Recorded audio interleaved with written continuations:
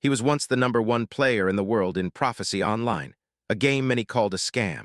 It promised unlimited riches to whoever managed to complete it, and he actually managed to finish it. But instead of a reward, what awaited him was the server's shutdown, and barely 3,584 yen in his account, which after all he had gone through, seemed like the cruelest mockery.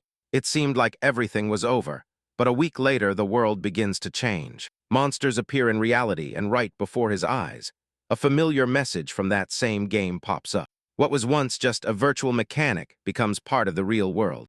And while everyone panics trying to understand what's happening, he realizes the most important thing. He knows that game better than anyone. Every mechanic, every strategy, and every opportunity. And to be honest, in a situation like this no longer looks like a catastrophe, but rather a perfect opportunity. Because when everyone is just starting to understand the rules, and you have already completed everything, there is only one question left: how to turn that advantage into money. This content is an original narrative retelling by the channel's author, created with their own style, structure, and focus. It does not literally reproduce the original material and constitutes a transformative work.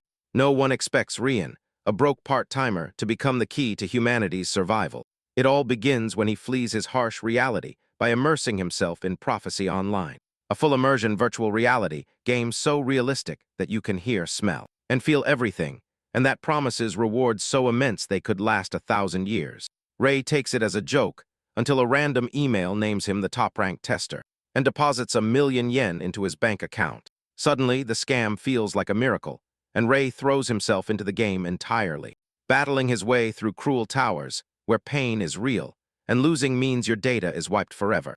He finally beats it, only to receive a thank you message and a shutdown notice. A week later, Ray wakes up to a status panel. Moscow has failed a test and has been eliminated. The news confirms it. A monster takes down a helicopter mid-flight. Japan is next, and there are only 43 days left to defeat the boss. Ray finally understands what the admin meant by an invaluable asset, as he is the only one who has ever completed the game. That means he's the only one with the power to save the world.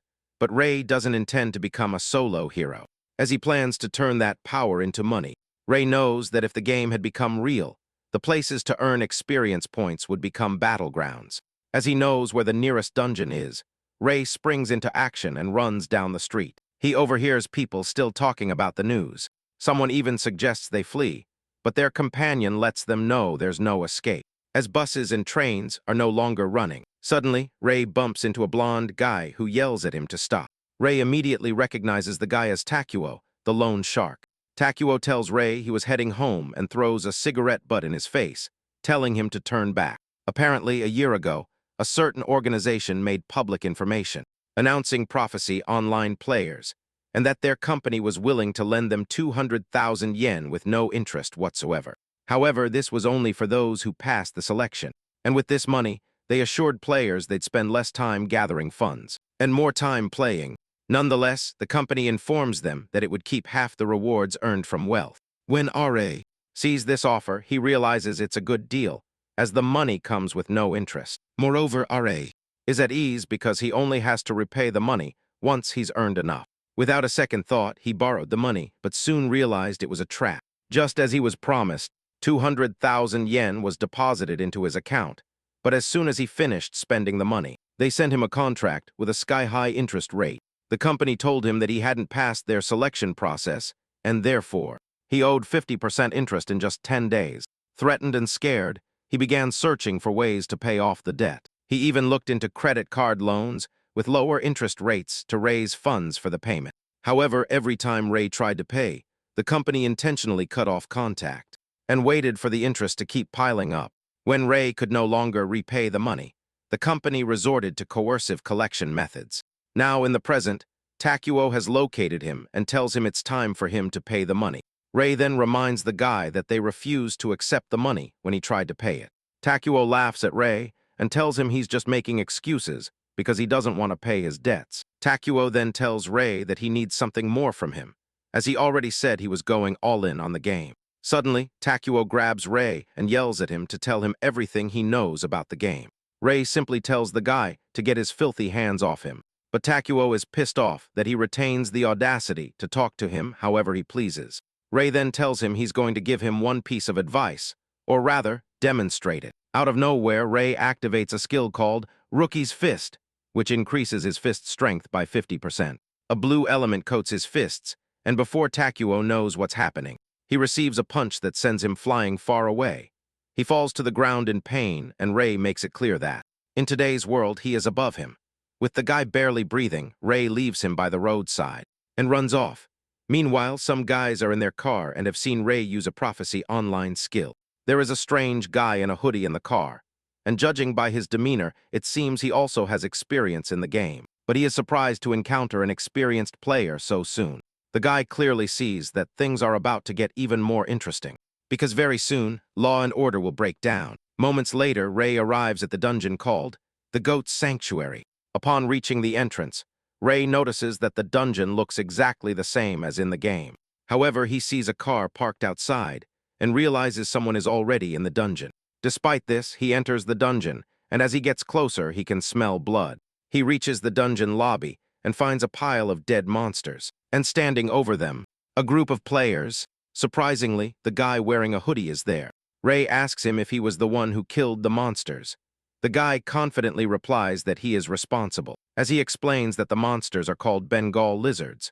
In fact, the guy believes he is the reason Ray is still alive, as Bengal lizards are dangerous. Ray is surprised to hear this because, as far as he knows, fire lizards are the weakest of them all. The guy finally takes off his hoodie and tells Ray to become his subordinate, as he has no friends. The guy tells Ray that all he has to do is give him half of his earnings, and he will protect him. Ray then calmly tells the guy that he is not interested because he likes to go solo. Ray then adds that he is completely sure that the group cannot defeat the boss in there. The guy in the hoodie gets pissed off upon hearing this and turns to his subordinates, telling them that once they are done killing the boss, they have to kill him too. The girl among them is surprised to hear this, saying that they are already going too far by doing this. However, the guy in the hoodie says that the other players are just obstacles, and that it is better that there are fewer people who know the game's information. He confidently tells them that what he decides is final, and whoever opposes him will suffer an accidental death. Apparently, the dungeon boss, known as the Smockin Goat, is not a difficult enemy, and once defeated, it usually takes 7 days to respawn. The guy tells his companions that they cannot let anyone else land the final blow. He then adds that Ray has to stay outside until they have killed the boss. They check the timer and realize there are just over 5 minutes left before the door opens. Ray suddenly realizes that 3 of the players, including the girl, are standing guard to make sure he doesn't get in. Ray jokingly asks them if their plan is to block him, and they reply yes. They suggest he wait outside, and although Ray could easily take them down, he decides to wait, because he knows what the final outcome of their stupid decision will be. Ray deduces that he will act once everyone has been massacred, and he simply lets them enter the boss room without confronting them. As they enter the boss room, Ray is busy savoring a cup of tea alone, waiting to see how far the guys will go. The moment the door closes, the team leader asks his companions if Ray didn't follow them, and they assure him that he didn't. He's glad to hear it, saying it's not beneficial for them to have any disturbances around. One of them mentions that Ray might have realized that they planned to make it look like an accident, but the team leader believes Ray isn't that perceptive. The team leader then addresses the shield guy and tells him to stay focused, and he assures him that with his shield, the dungeon boss is nothing, as he wields an epic-grade sealed shield. Suddenly, a terrible gust of wind hits them, accompanied by a huge fire. Fear grips the team leader as he realizes that something horrible may have just appeared. When the fire effect dies down, a giant goat with a human torso wielding a large hammer appears in the room. It turns out this fearsome beast is known as the Embracing Goat, and not the Smockin Goat they expected to see. The goat lets out a loud roar that sends the players flying in different directions. They all get injured just from its roar, and the team leader realizes they are in deep trouble. The team members start asking him what they should do, and he yells at them, telling them it's time to retreat. However, they soon realize they are doomed because the door won't open from the inside. As everyone scrambles for safety, the team leader tells the shield guy to stay behind and act as a decoy because his shield should be able to block the goat's attacks. The shield guy wants to argue this, but the team leader insists, and the shield guy has no choice but to turn around to face the goat. However, by the time the goat takes action, the shield guy realizes he's doomed. The goat's horn alone is large enough to pierce through 10 of his shields, and before he knows it, he is slammed into the ground. When the others see this, they cry out in pain and horror because they know what this means.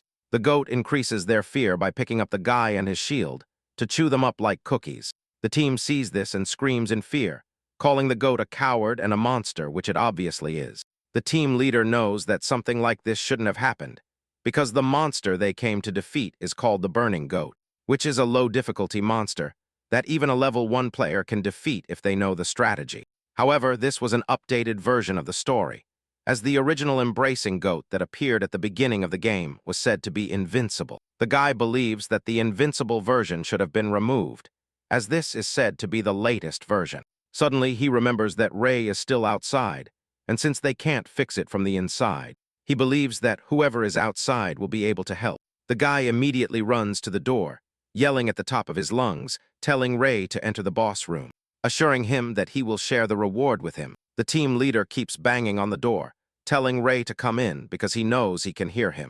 Just then, the goat swings its hammer again, knocking the team members to the ground just like before. As he looks at the goat from the ground, the team leader realizes they are going to die at this moment because the monster is too strong. Just then, Ray enters the room, mocking the team leader for talking so loud when he's just a piece of shit weakling. With a smirk on his face, Ray tells the guy that he's not cut out for the role of leader. The team leader is angered by the humiliation and decides to use Ray as a distraction to escape the boss room.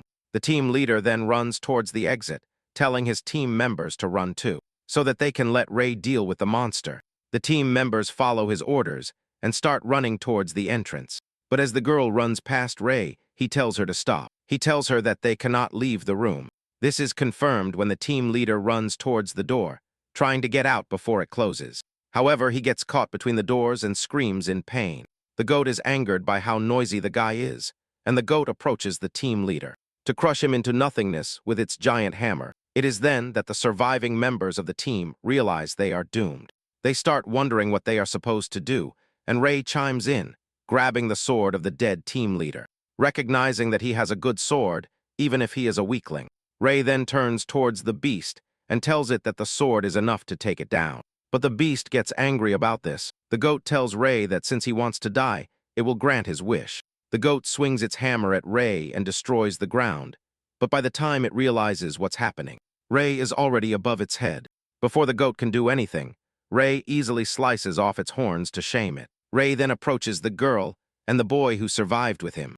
He lets them know that he is willing to save them as long as they pay him 10 million yen. The girl is surprised to hear this, and Ray repeats what he said, in case the two have gone deaf. The boy then replies that they don't have 10 million to pay him, and the girl supports him, telling Ray that he is basically taking advantage of them. Ray then tells the boy that if they don't have the money, they will have to work to earn it, as they won't want to die so young.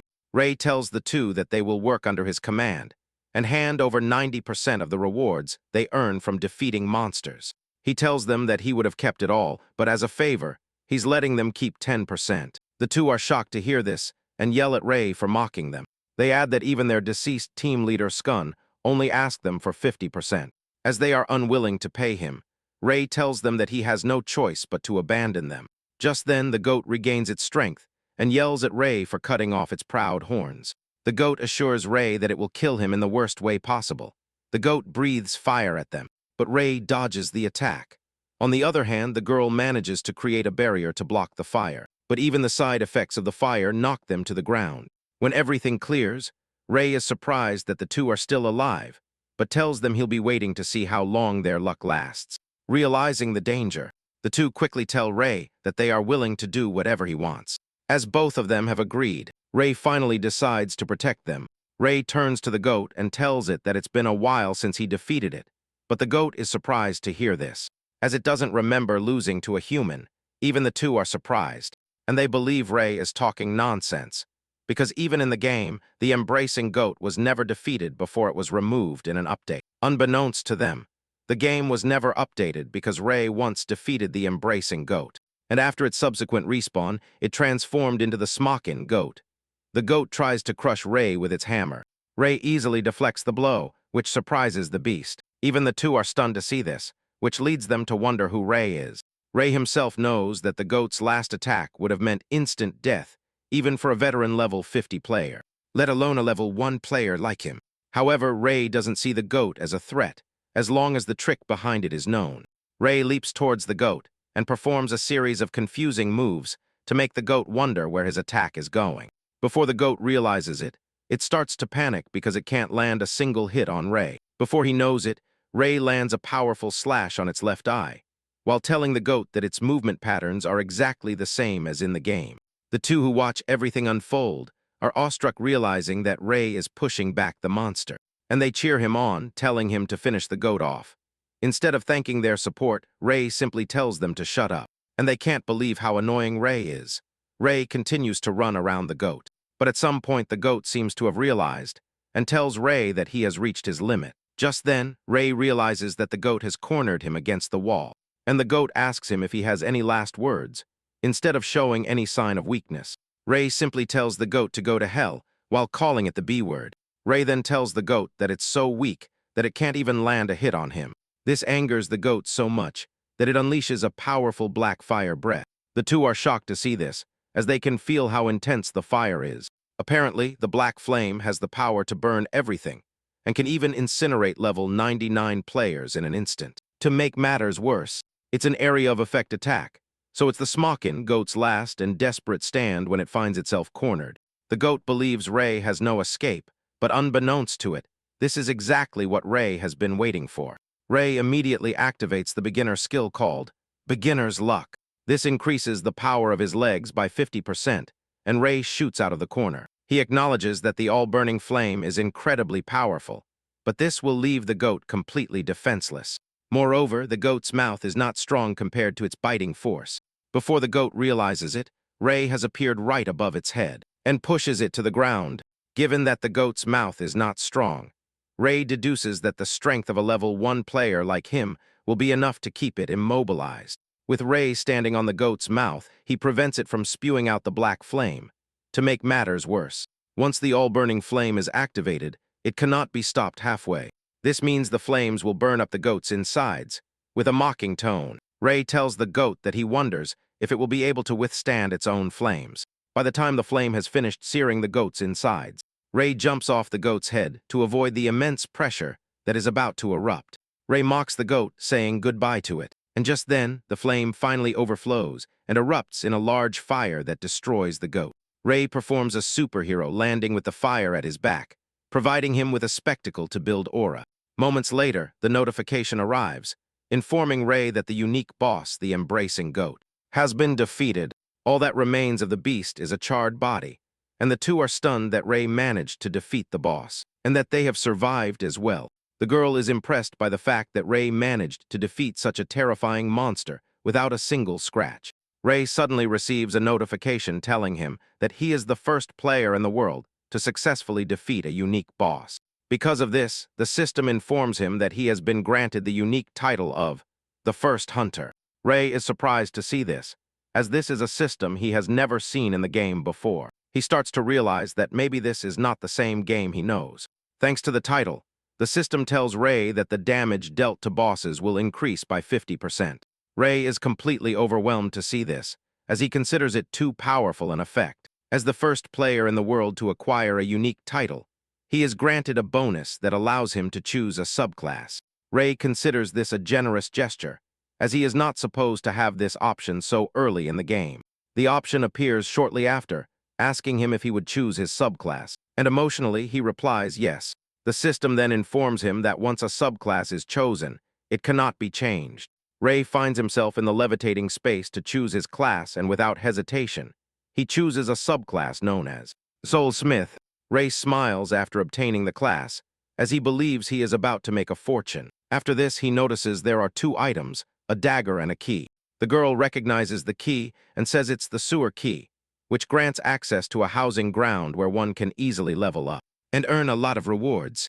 The boy confirms this, saying that their deceased leader had mentioned it. Apparently, the deceased was going for the key from the very beginning. Ray picks up the key, and as he twirls it around, tells the two that the key isn't a rare item because the embracing goat has a 1% drop rate for it. The girl and the boy can't believe that he nonchalantly treats such a rare item, which makes them realize Ray is on a completely different level. Ray then picks up the dagger, saying it's called Goat's Dagger, which he actually considers decent loot. Ray walks over to a rock to test the dagger, and without much effort cuts through it. The surviving idiots are stunned to see this, because it means the dagger is extraordinarily sharp for having cut through the rock so easily. Although the two are impressed, Ray still believes the dagger isn't enough, and hopes he can find the right materials. Moving on to the subclass, he knows that for others this is a secondary thing, but for him, he considers it the main subclass. Basically, most subclasses are useless, but some rare subclasses can have exceptional abilities, and Soul Smith is one of the best. This is a subclass that allows the user to extract soul fragments from anything, such as humans, animals, plants, and even minerals. These fragments can then be used to create and upgrade anything. It turns out that this is the only subclass that truly offers the possibility to complete the game. Ray then activates a skill called Soul Vision, which allows for item awakening.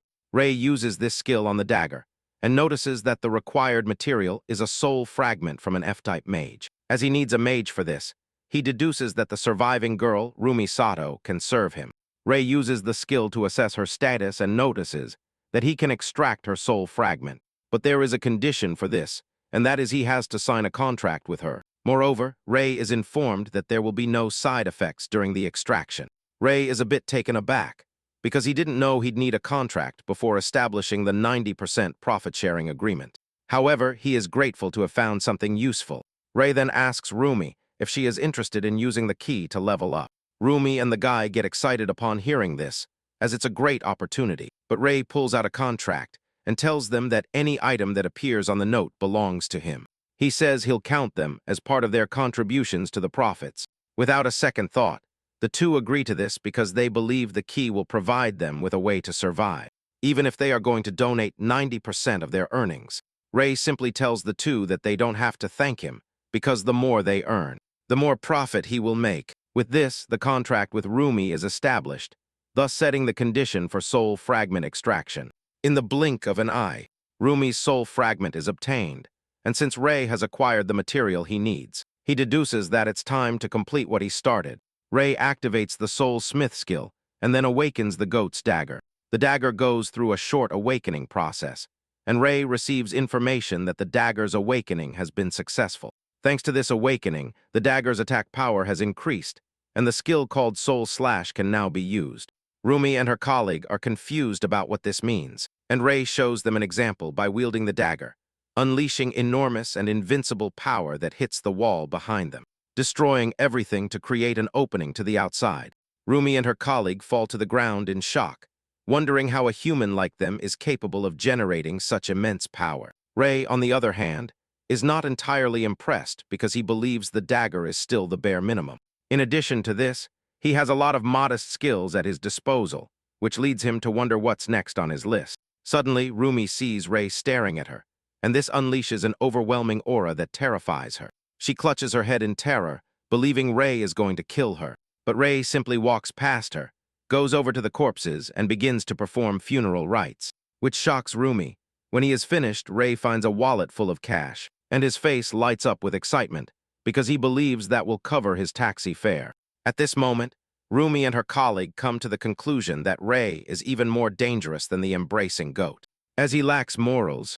Later, Ray heads to the outskirts of Komori, because there is a hidden dungeon deep underground, perfect for grinding experience points. The monsters in the dungeon are tough, and on a normal day, it would take a party of 3 or more people to face it. However, with the goat's dagger in his hands, Ray believes he has what it takes to face the dungeon.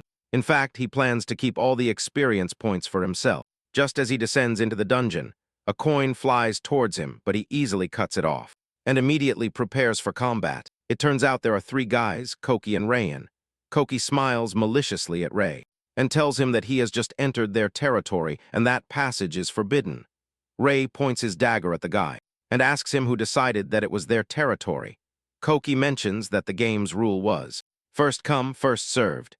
Ray then tells them that he is willing to point them to a better hunting ground for a good price, as there are 3 of them. Rayan replies to the guy, telling him that they don't need his help because they are fine right where they are. Rayan tells Ray that they are even willing to let him stay in the dungeon if he pays.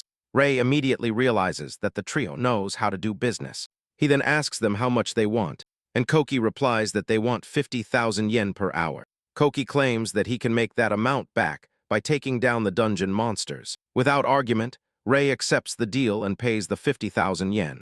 Koki collects the money and tells Rei that he now has exactly 1 hour from the time he paid.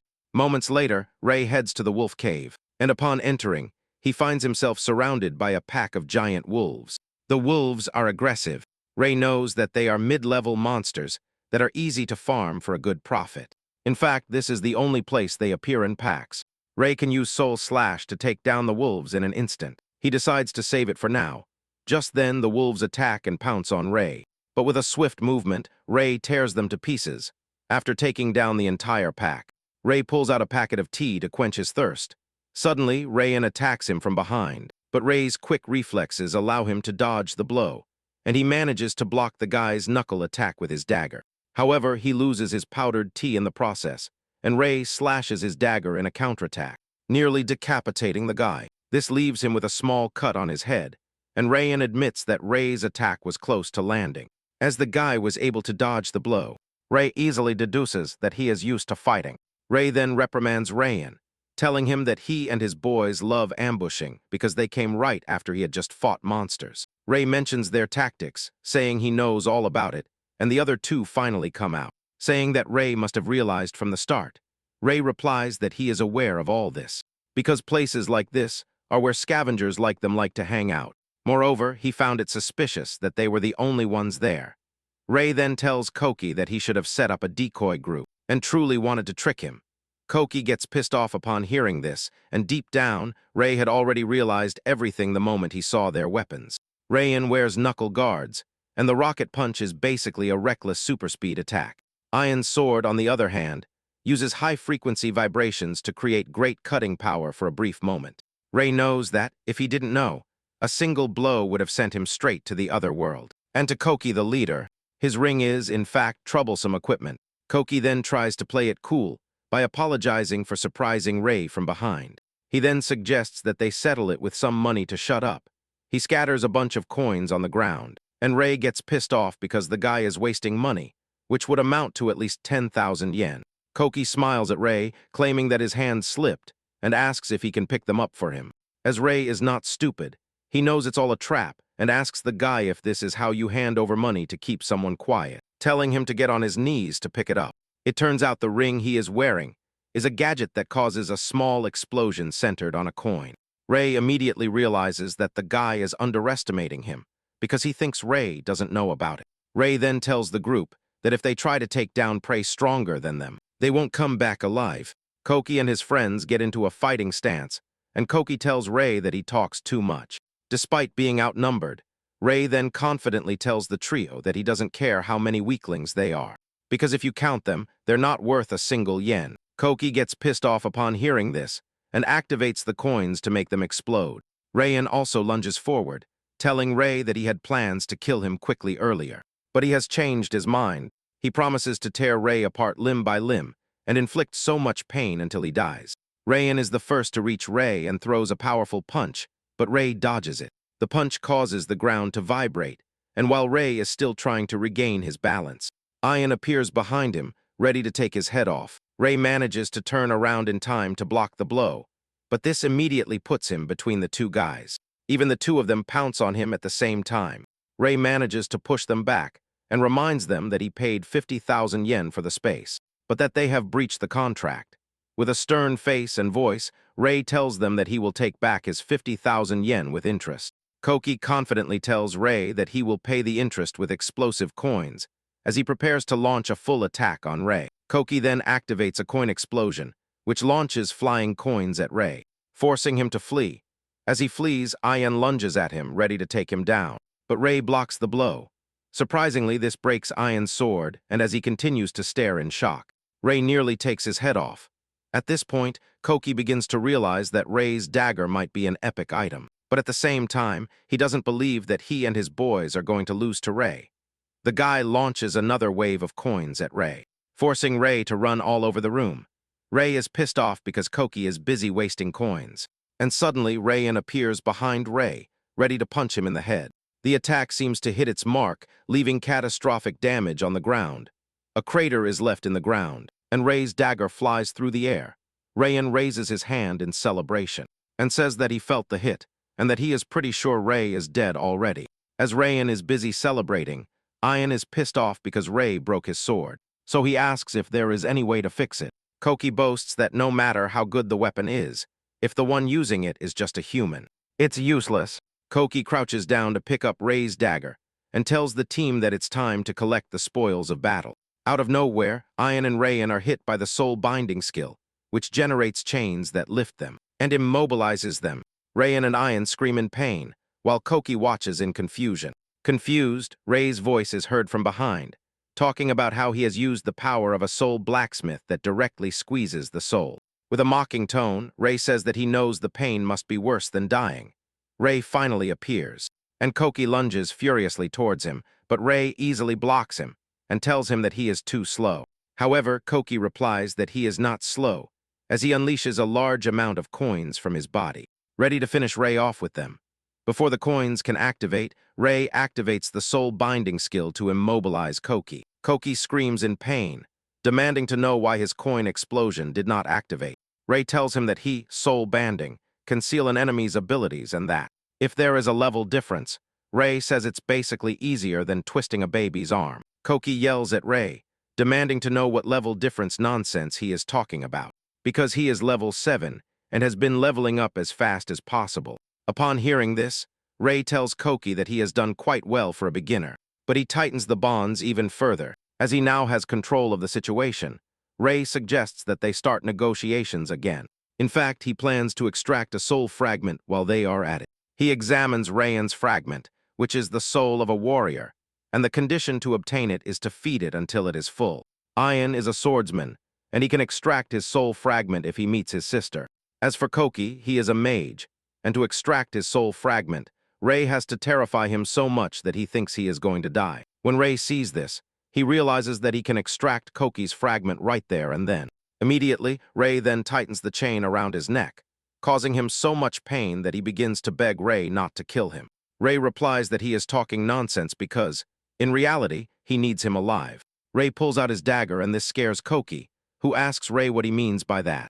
Rei begins to talk about his eyes, his blood, his organs, saying that there are people all over the world who would buy everything he just listed. Looking like a villain, Rei tells Koki that the 50,000 yen interest is quite high. With fear in his voice, Ian asks Koki if he thinks Rei would really do what he threatens to do. Deep down, Rei isn't even willing to bother doing it, because he believes it's not worth it. Moreover, he can't believe the guys are stupid enough to think that a part-time worker like him would have an organ trafficking ring. However, when Rei talks, he appears tough and tells Koki to think of a way to make more money than selling organs, and he wants to stay alive. Koki then replies that he can't think of anything suddenly, and begins to beg Rei, telling him that he would do anything. Tears of fear fall from his eyes as he begs Rei to spare his life. And as the tears fall to the ground, the condition for Koki to fear Rei from the bottom of his heart is met. Rei then extracts his soul fragment, and after this, he releases the trio from the chains that bound their souls. The trio falls to the ground in pain, and Rei pulls out some contracts for them to sign. When the trio reviews the contract, they can't believe that Rei is demanding 90% of their income with a clause that forces them to obey him always. Rei simply intimidates them with his terrifying aura, asking them if they have any complaints about it. The trio quickly replies that they have no complaints, and Rei praises them, saying that they are now his cash cows. Rei tells them that if they show any sign of rebellion, the operating table will become their grave.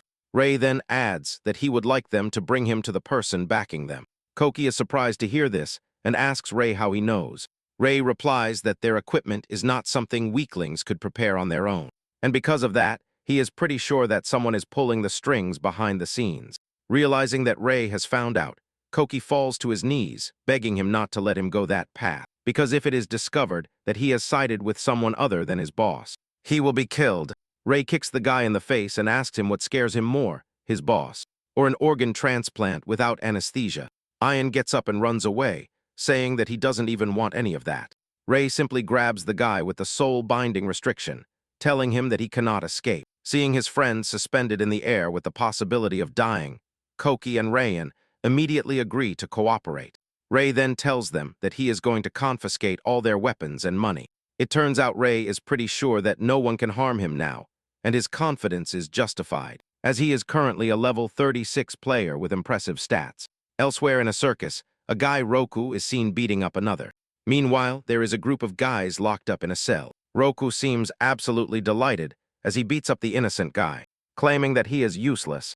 One of the guys in the cell yells at Roku, telling him to stop beating the guy, because he might die if he continues like this. Roku replies that the guy is free to die because they are all useless idiots who have been holding the boss back. Just then, the boss appears from behind the curtain with clown makeup on his face. He asks Roku if he is done training the guy yet, and as he approaches the guy, the boss claims that Roku has gone too far.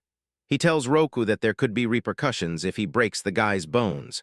The boss comforts the guy and tells Roku that the guild is already short-staffed and that even if the guy is useless, the boss doesn't think Roku has permission to break his bones. As the boss says this, Roku stares in shock, wondering if he heard correctly.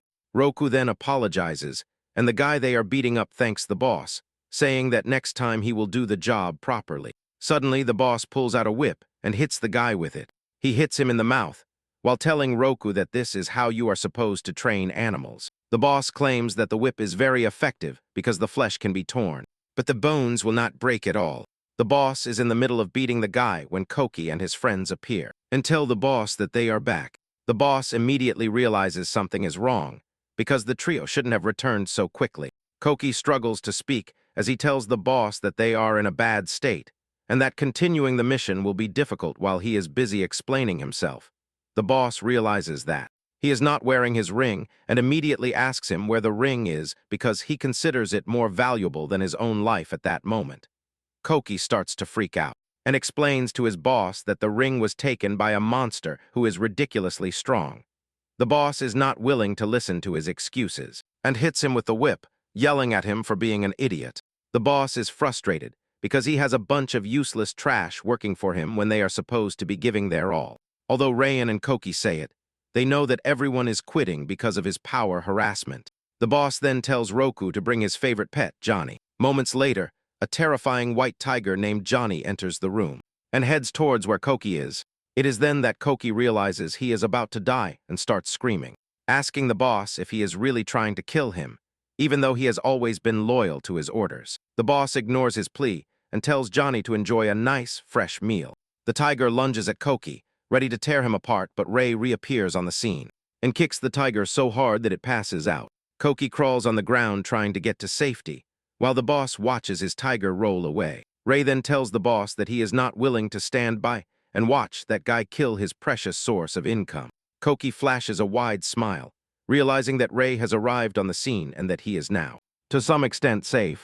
The boss runs to check on his terrified tiger and pets it. The trio quickly reunites with Ray and tells him that he arrived so late because Koki was about to become tiger food. While Ray is busy talking to the trio, the boss throws his whip at him, but this poses no problem for Ray as his reflexes kick in, and he cuts the whip into pieces, leaving the boss stunned. He immediately demands to know who Ray is, and Ray replies that he is the trio's new boss. Roku angrily yells upon hearing this and asks the trio if they have forgotten the favor the boss did for them. Koki replies by telling Roku that he owes nothing to the stupid boss. Rayan agrees with Koki and says that he was only following the boss because he was scared, but that he has met someone more terrifying than him. Ray then addresses the guy who was just beaten up and tells him that if he signs a contract with him, he will protect him from his clown boss. The guy is stunned to hear that they have the option to escape the hell they have been living in. Ray assures the guy and those in the cage that he can free them, but all they have to do is give him half of their earnings.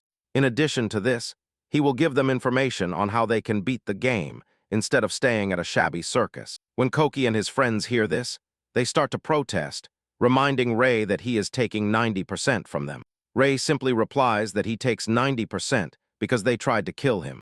The boss soon loses his temper, saying that Ray has beaten up his tiger, and that he is also trying to steal his subordinates. Angered, he vows to kill them all and send them straight to hell. Ray mocks the guy, telling him that he is in Japan and that such barbaric behavior is not allowed. The clown then replies that whatever he does is allowed, as long as he carries the golden card with him. He pulls out a golden card, which is a guild operation permit, giving the clown, Andrei Lukic, The right to be guild master. Apparently, the permit is granted by the Ministry of Internal Affairs and Communications, the Player Association Management Office, and Director Kenso Yamano. When Rei hears this, he immediately realizes that the Japanese government is desperate following the incident in Moscow. Andre mentions that he has been granted guild master authority, which is above the law just so he can complete dungeons. In fact, as long as he has the cards, not even the police can mess with him. Andre tells Rei that power is everything and that, as things stand, he could kill him without suffering any consequences. Rei can't believe that so much has happened while he was exploring dungeons. Rei then pulls out his dagger and asks Andre if he could do shady business like him once he becomes a guild master. Andre picks up his gun from Roku and tells Rei that he is a fool because to become a guild master, you need to be recognized as a rank B player or higher. However, Andre believes that Rei doesn't need to know this, as he is about to die. He aims his gun at Rei and fires like crazy, ready to put several holes in his body. As the bullet approaches Rei, he activates a unique skill, Soul Barrier. This is a skill that can only be activated by players of rank 25 or higher, and it requires a mage's soul fragment.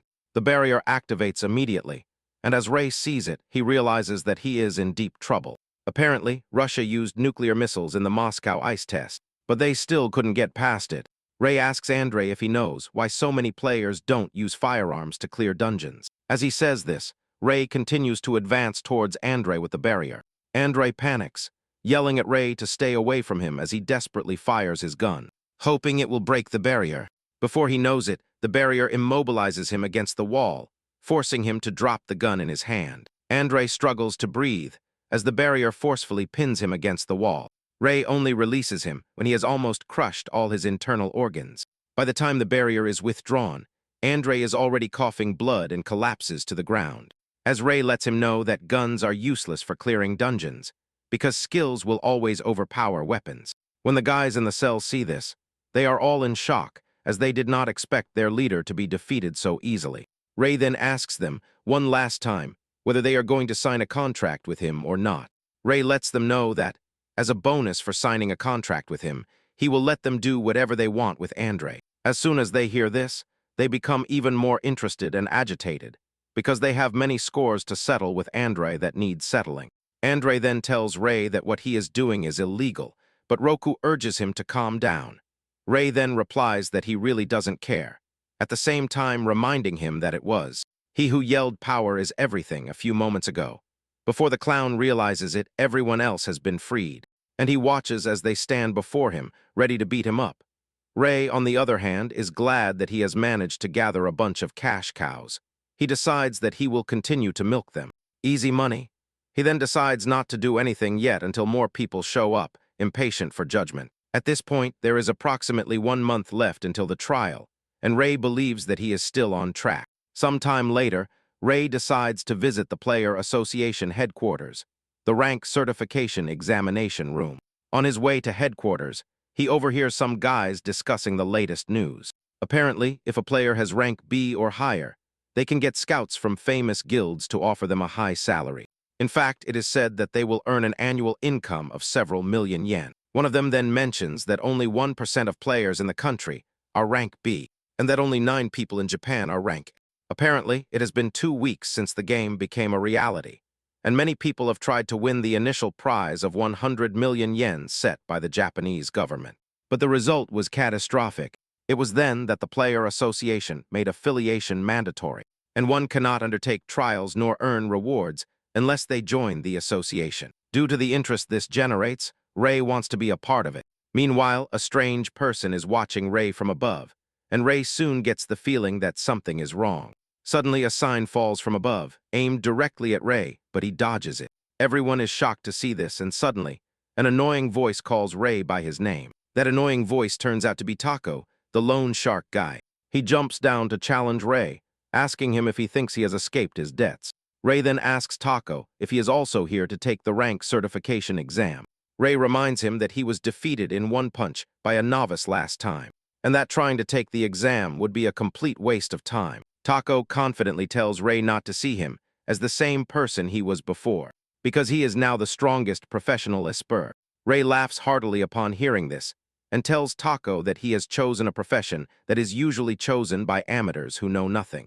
Rei tells Taco that the profession is strong at first, but later stages become a burden because it cannot keep up with inflation. Taco gets angry upon hearing the taunts and asks Rei about his own profession. Rei replies that he is just a beginner, and Taco almost dies of laughter upon hearing this. Taco tells Rei that he is practically unemployed, and Rei assures him that he is not lying when he says he is a beginner. Taco then decides to punish Rei one last time. He pulls out the signpost and throws it at Rei using his lance power. Surprisingly, Rei didn't even break a sweat before dodging the attack, and before Taco realizes it, Rei appears in front of him. Although Rei has no intention of causing trouble before the exam, he cannot stand idly by because, in reality, Taco attacked first. Without putting too much effort into his blow, Rei sends Taco flying far away, humiliating him in front of everyone. Rei doesn't care because he acted in self-defense. He then heads to headquarters, where he learns that the fee for the rank certification exam is 8,000 yen. He pays the money, and after a while, an assistant appears to tell him that it is time for his rank certification exam. The assistant leads Rei to a room where there is a giant purple crystal. Rei is expected to place his hands on the crystal, and without wasting any time, Rei reaches out towards the crystal. As he gets closer, an electrical signal interacts with the contact, and this unleashes a bright white light that shocks both the assistant and Rei. She is left wondering what is happening in front of her. When they return to the office, the assistant frantically tells him that the test shows his rank is equivalent to rank A. The assistant then tells Rei that players can change jobs to various professions, such as sword master, archbishop, and magic master. She lets him know that if he wants to change jobs, the association will fully support him. However, Rei doesn't even think twice before refusing the offer, as the profession he really wants has not yet been unlocked. The assistant is curious and asks Rei what profession that is, and Rei replies that he has no intention of telling her. Normally, a special item is needed to change professions, and it is surprising that the association says they will prepare such items. However, Rei is not worried, because he can obtain the items himself. The assistant then asks Rei if he is sure about his decision, and Rei replies yes. The girl is surprised by this, and asks Rei if his decision will not cause him any trouble. Rei asks her why she says that, and the girl reveals that Rei's power surpasses that of any rank a player they have confirmed so far. Apparently, if he refuses to change classes, he will be assigned rank E. By international standards, rank E is basically for beginners, and beginners have restrictions, such as not being able to create a guild. The assistant tells Rei that his decision will be unfavorable for him, and Rei simply replies that the government loves making nonsensical rules. Since there is a restriction on guild creation, Rei thinks about having someone from his money-making gang level up to rank B, and then appointing him as guild master. However, he is not willing to change professions because, as far as he knows, there is only one profession capable of passing the final test of prophecy on man. Rei then asks the assistant if he is entitled to the 100 million yen for passing the test. Even if he is rank E, the assistant tells him yes, but before she can say anything else, Rei tells her that he doesn't really care. The assistant then decides to proceed, while telling him that his registration has been issued as rank E. Upon leaving headquarters, Rei notices several guild representatives standing outside trying to recruit players. Two representatives soon approach him and inform him that they are recruiting from rank D upwards.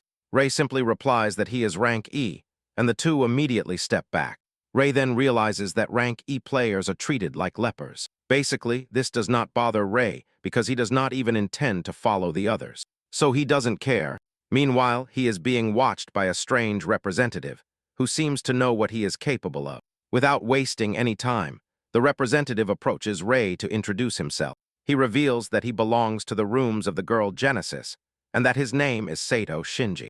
Those nearby hear the name and immediately realize that Sato is the same person as Fyodor. Rei becomes interested in knowing why they call him Fyodor. Sato then reveals that Fyodor is the nickname he used when he played professionally online. When Rei hears this, he realizes that he might be dealing with a famous person, and that it might be wise for him to be nice to him in order to make money. Rei then asks Sato what he wants from him, and suddenly Taco appears out of nowhere, saying that he is the person that the guild Janus Swains has been looking for.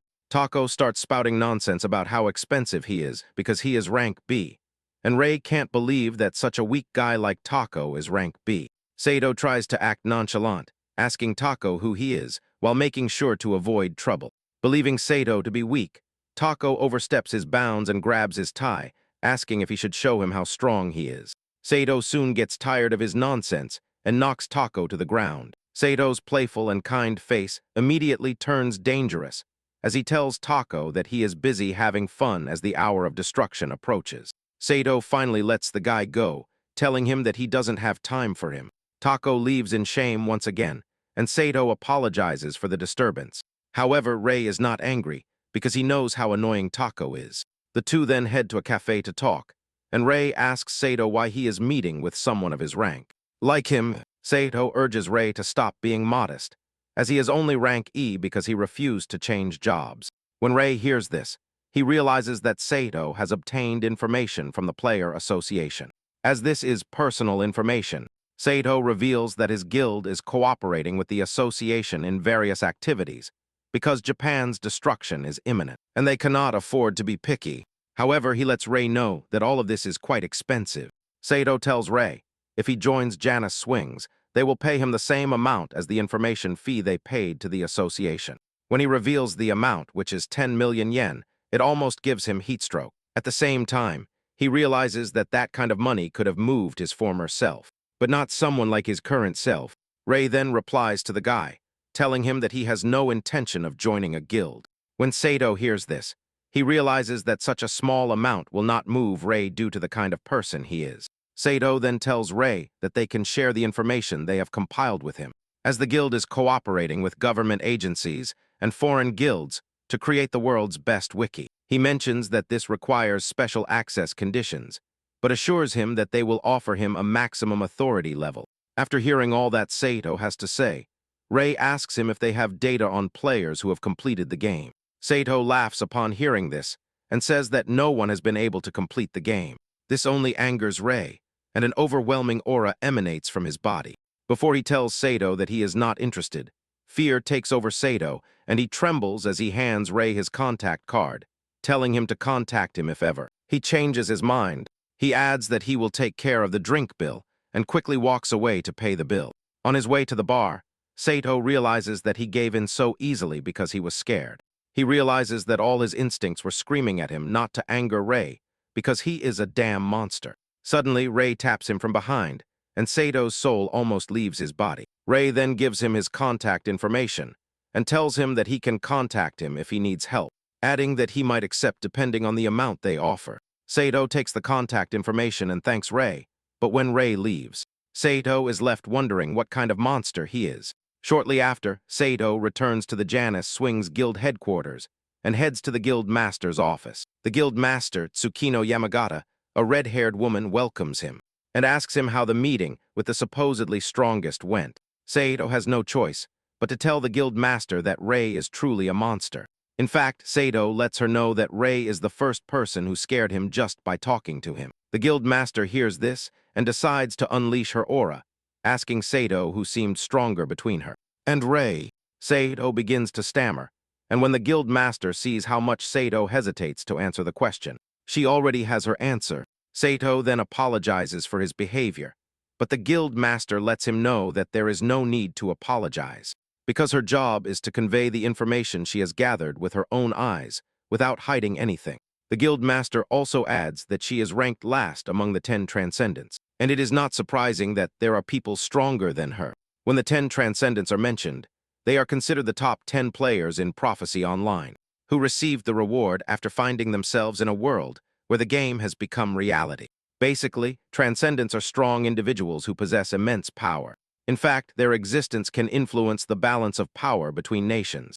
And since Sato returned alone, it indicates to Tsukino that Rei rejected the invitation. Sato mentions that Rei doesn't seem interested in the information Janus Swains provides. Tsukino then says that, as Azara is one of the Transcendents, he would not need money or fame, as he already has them. Tsukino adds that she doesn't think there is any way for one of the 10 Transcendents to still be a beginner. She believes there are players who obtain their powers using dark items that increase stats in exchange for severe side effects. Tsukino then tells Sato that she fully trusts his good eye. And what? If what he says is true, then Rei is truly the strongest in the world. Apparently, there is only one name left among the 10 transcendents. And that is number 1. It turns out that the United States used electronic espionage networks to locate 9 of the 10 transcendents. But the data on number 1 is corrupted, so his name is unknown. However, there have been reports that the United States is lying about the data corruption because they are hiding the last person. Sato tells Tsukino that he didn't believe this rumor until he saw Rei. However, after meeting Rei, he is convinced that he might be the last one. Tsukino then says that, judging by Sato's report, the probability that Rei is the last person is quite high. Tsukino then tells Sato to notify the guild members, letting them know that. From that moment on, all hostile actions towards Rei are forbidden. Tsukino considers Rei a nuclear bomb about to explode that must be handled with care. A few weeks after this, Rei rented an office in a shared building, which is basically the hideout of the money-making gang. The entire gang gathers to work on the new office and ensure that it is well furnished. Koki also shows up and tells Rei that he has gathered the day's tribute. Rei reviews the money and admits that it is quite good. He then asks Koki how the group's strengthening is going, and Koki assures Rei that everything is proceeding as and how he wants. He mentions that leveling up, using the underground channel key, is going swimmingly, and earning $1 million a day. In fact, newbies are earning at least $100,000 a day, and Koki thanks Rei for the help provided so far, because he didn't know they could earn that much money. Rei smiles and reminds Koki that he had already told him that he would make him money, because the more they earn, the more profit he will make. Rei then tells Koki that the tribute is for the information fees. Deep down, Koki admits that the fees are high, but at the same time he believes it's worth it, because Rei has a lot of information to provide. Koki then reminds Rei that the land trial will end in 10 days, and asks him what he plans to do. He adds that the cash prize has increased to 400 million. Rei replies that he would like to wait a little longer. Just then, the news begins, which shows a live report from the location where the land trial is currently taking place. However, the situation does not seem to be progressing, and if it continues like this, it is obvious that Japan is doomed. Suddenly, the reporter receives a new update from the government, stating that they have increased the prize money for the trial to 1 billion yen. The reporter believes that the government has run out of options, and they can only pray that a player capable of passing the trial will appear. When Rei hears this, he realizes that foreign clans might start showing up if they delay the whole thing any further. He picks up his shirt and decides that it is time to face the situation. Koki is surprised to see Rei leaving to take on the trial alone. Rei tells Koki that he is offering to go alone because he cannot endanger his gang, which is his source of income. The gang hears this and starts to blush. Of course, Rei doesn't waste time breaking their hearts by reminding them that the prize is 1 billion yen, which means he will take it all and conquer the dungeon alone. Shortly after, Rei arrives at the dungeon, where the trial is being held. He finds Sato, who is happy to see him, and Rei quickly makes it clear that he is not here to cooperate with his guild. Sato immediately tells him that he has actually brought a lucrative proposal. Rei, being the businessman that he is, asks what it is. Sato tells Rei that they have been asked to transport a cargo worth 100 million yen. Rei is surprised to hear this, and asks Sato what exactly he is supposed to transport. Sato points to a backpack and tells him that he wants him to deliver it to one of his members who is inside. Rei can't believe he's delivering a backpack for 100 million yen and demands to know what's inside. Sato replies that what is inside the backpack is food. Rei checks it himself and realizes that Sato is not lying. Rei sees a special chocolate bar inside the backpack and asks what it is. Sato replies that the chocolate is Tsukino's favorite dessert. After this, Sato explains to Rei that his team is at the entrance of the 5th floor. Sato mentions that clearing has taken too long, and because of this, the team has run out of food. Rei then asks Sato if there is some sort of hidden secret, because if they are offering 100 million yen for delivering a backpack, many people would be willing to take the job. Sato then replies that he wished he could say that the guild is generous, but that would be a lie. Sato admits that they are currently in a bind. Apparently, they have asked 39 different groups to take on the transport mission, and all of them ended up annihilated. Rei is confused by what he means by annihilation, as the first 4 floors of the land trial should have been a formality. This makes Rei wonder if the game and reality are different. The moment he says this, Sato confirms that Rei knows something. Sato then tells Rei that, as far as they know, the mechanics of the dungeons are the same as in the game. However, almost no group has reached the 5th floor, and those who are currently waiting for supplies. Sato then looks at Rei and tells him that he and Tsukano are the only ones who can consider the first 4 floors a formality. Rei picks up the backpack, wondering if they are really short-handed, but at the same time, he can't complain because he's going to make money. Rei then asks Sato if there will be additional compensation if he manages to deliver the backpack quickly. Sato cannot answer this and walks away to consult with superiors first. While Sato is busy making calls, Rei thinks about how to get more money out of the guild. Sato soon returns and tells Rei that they have promised him an additional 50 million yen, and if he manages to deliver it within a day. Rei is happy to hear this and realizes that it was a good idea to ask. Rei smiles ear to ear because he plans to deliver the backpack within an hour, not a day. Moments later, 2 players are seen struggling on the 3rd floor, and just when all hope seems lost, Rei passes through the 3rd floor and cuts the monster to pieces as if it were nothing, while simply continuing on his way. The 2 adventurers are stunned to see that someone just saved them, but before they can properly thank him, he has already run off. In the blink of an eye, Rei reaches the 5th floor, and upon checking the clock, he realizes that it only took him 42 minutes to get there, meaning he has earned 150 million yen in less than an hour. Suddenly, a player appears and asks Rei if he is the real one they have been waiting for. Rei also asks the guy if he is from Janice Swain's, and he confirms this. Rei then asks for the person in charge, as he has brought the food that Sato entrusted him with.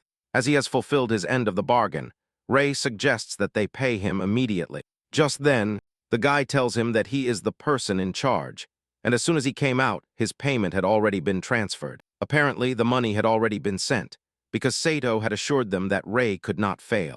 Rei then pulls out his phone and realizes that the money has indeed been sent. Rei confirms the transfer and thanks the guy. The guy immediately calls his companions to tell them that the food has arrived. Everyone pounces on the food, commenting that they have been saved, as they thought they were doomed. Moreover, it turns out that there are many people at the party, and suddenly a group of guys pounces on them. They believe they have managed to get to safety, and one person asks them what they are running away from. Suddenly, a loud noise shakes the area, and before they realize it, a swarm of insect monsters appears in the distance. Rei is still preparing to engage in combat when a cloud of fire appears from behind, and it burns all the monsters. Rei is surprised to see this, and upon looking around, he sees that it is Tsukino who just launched the attack. Apparently, this is an advanced skill from the elemental bladder class called half-air slash. Rei is impressed to see that there are still people capable of defending themselves. After finishing off the monsters, Tsukino approaches Rei and thanks him for accepting the transport mission. With a bright smile on her face, she introduces herself and reveals her enthusiasm for working with Rei. At first, Tsukino appears like a fierce tiger, with her aura overflowing everywhere as she approaches Rei. But she trips and soon finds herself engulfed in a cloud of aura. Rei manages to catch her before she falls to the ground, and she attributes this to the fact that she hasn't eaten for 3 days. Rei then tells Tsukino that he heard that she and her group are having trouble with supplies.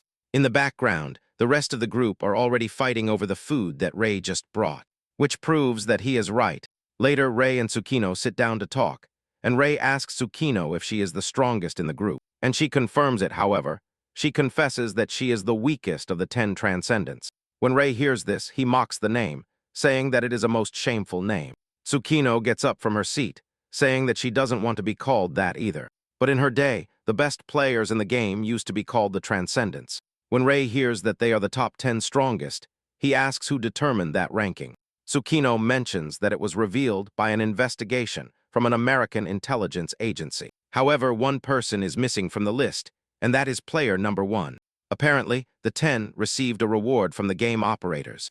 Tsukino asks Rei if he also received one. Rei is bewildered and asks Tsukino how much the reward was. Tsukino replies that the reward depends on the country, but in Japan, it was 1 million yen. When Rei hears this, he realizes that it was those 1 million yen that he received. That got him hooked on the game and almost turned him into a bum. Nevertheless, Rei decides that it would be better to keep quiet if he is indeed player number 1. He knows that it will be difficult for him to move if this information gets out. Rei finally speaks up and says that the reward is quite small compared to the rewards for completing dungeons. Tsukino admits that the reward is small from an economic perspective, but that the knowledge gained from the game was far more valuable than the reward. However, not even her experiences worked on all the dungeon bosses. And Rei is surprised that not even the top 10 players could overcome the land trial. Tsukino replies that no matter how skilled they are still mere humans, and if they had the level and the equipment from the game, perhaps they could have overcome it somehow. However, she believes that completing the dungeon under the current conditions is impossible. Rei then gets up and reminds Tsukino that her mission is over. He urges her to let him know if anything else comes up, and that he might consider accepting it, depending on the reward. Rei then prepares to leave the shop with the intention of defeating the boss of the 5th floor, so he can get the 1 billion yen reward. Suddenly, Tsukino shouts at him, telling him to stop. She asks him if he would like to cooperate to defeat the boss of that floor. Tsukino's subordinates are surprised to hear this, and tell Tsukino that they can handle the boss themselves. They all believe that Rei's intentions are clear, and that they cannot trust him. Tsukino immediately reminds the group that she has already forbidden any form of hostility towards Rei. Tsukino assures her subordinates that she understands how they feel, but lets them know that she is not willing to lose any more comrades. Apparently, the group has been through a lot and suffered many losses in the process. In fact, the shield user of the group had to sacrifice himself so that Tsukino and the others could escape the front lines when things got really intense. Tsukino watches in horror as a monster tears her comrade apart, and she can do nothing about it. With pain in her voice, Tsukino lets the surviving members of her group know that the more of them survive, the better. She tells them that she is willing to bet on the possibility that Rei can overcome the trial. Tsukino stands firm as she addresses her comrades, letting them know that overcoming the dungeon and bringing peace to Japan would be the best tribute to their comrades who gave their lives. Tsukino manages to motivate them to believe in what she believes in, but Rei speaks harshly, telling the group that he doesn't want any dead weight on the team because he can handle the boss himself. Tsukino is impressed by Rei's confidence and realizes that this increases the probability that he is the last of the 10 transcendents. As she is curious about all of this, Tsukino is eager to see how Rei is going to fight in battle. Once everyone is ready, Rei suggests that they get going.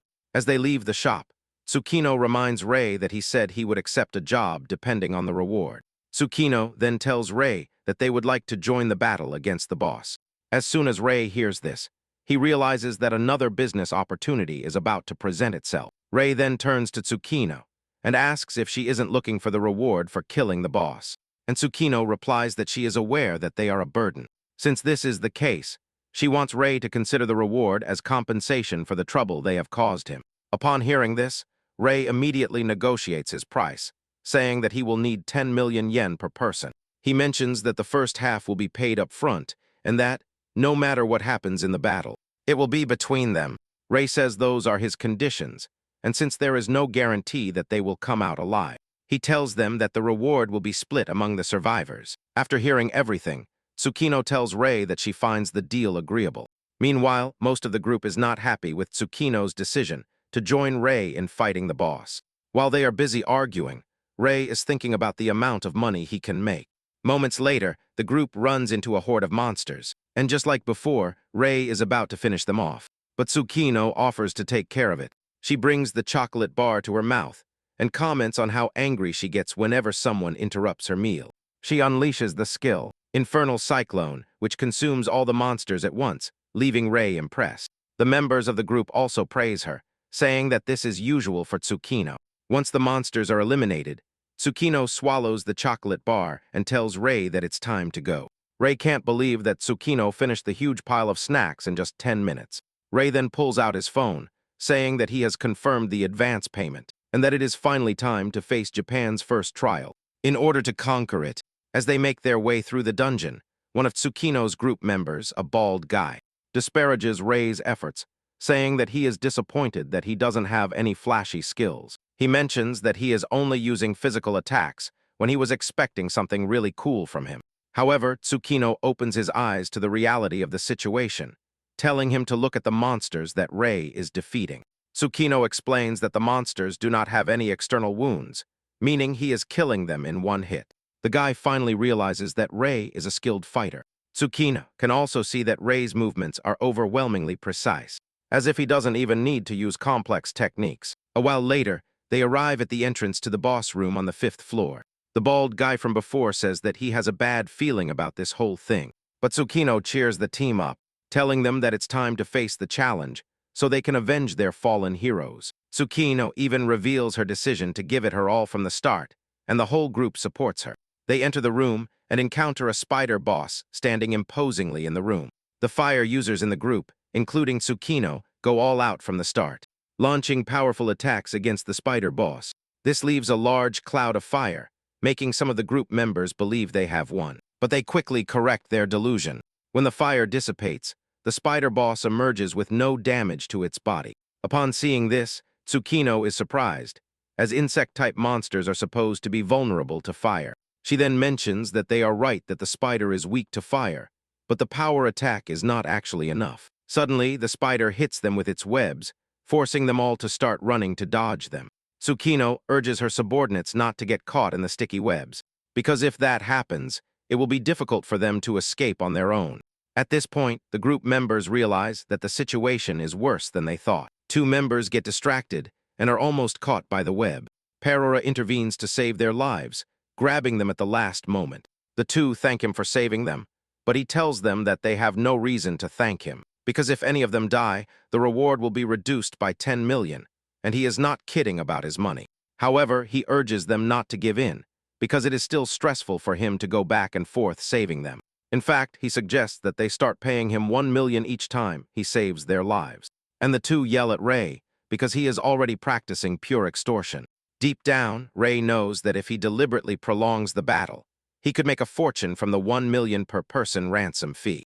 But at the same time, the group is part of a large guild linked to the government. He realizes that taking it too easy could affect his future money-making opportunities. He then reactivates the soul vision skill and realizes that if he surprises Tsukino, he could get a battle bonus. Apparently, the condition for extracting Tsukino's Detsukino-type swordsman soul fragment is to give her the biggest shock of her life. Ray then decides to do something flashy and finally joins the battle. He jumps towards the spider and with a single blow cuts off one of its limbs. Ray finds himself in front of the spider and it hits him with one of its legs, which seems to be a direct hit. Because the ground beneath Ray shatters, this leaves a cloud of dust in the air. And when Tsukino sees this, she starts to panic because she believes there is no way they can defeat a monster that even Ray couldn't beat. Just then, they hear Ray's voice from amidst the dust, and it seems he has easily caught the spider's leg with one hand. Ray had used a skill called Soul Strength to block the blow as if it were nothing. The group members are stunned to see what Ray just did.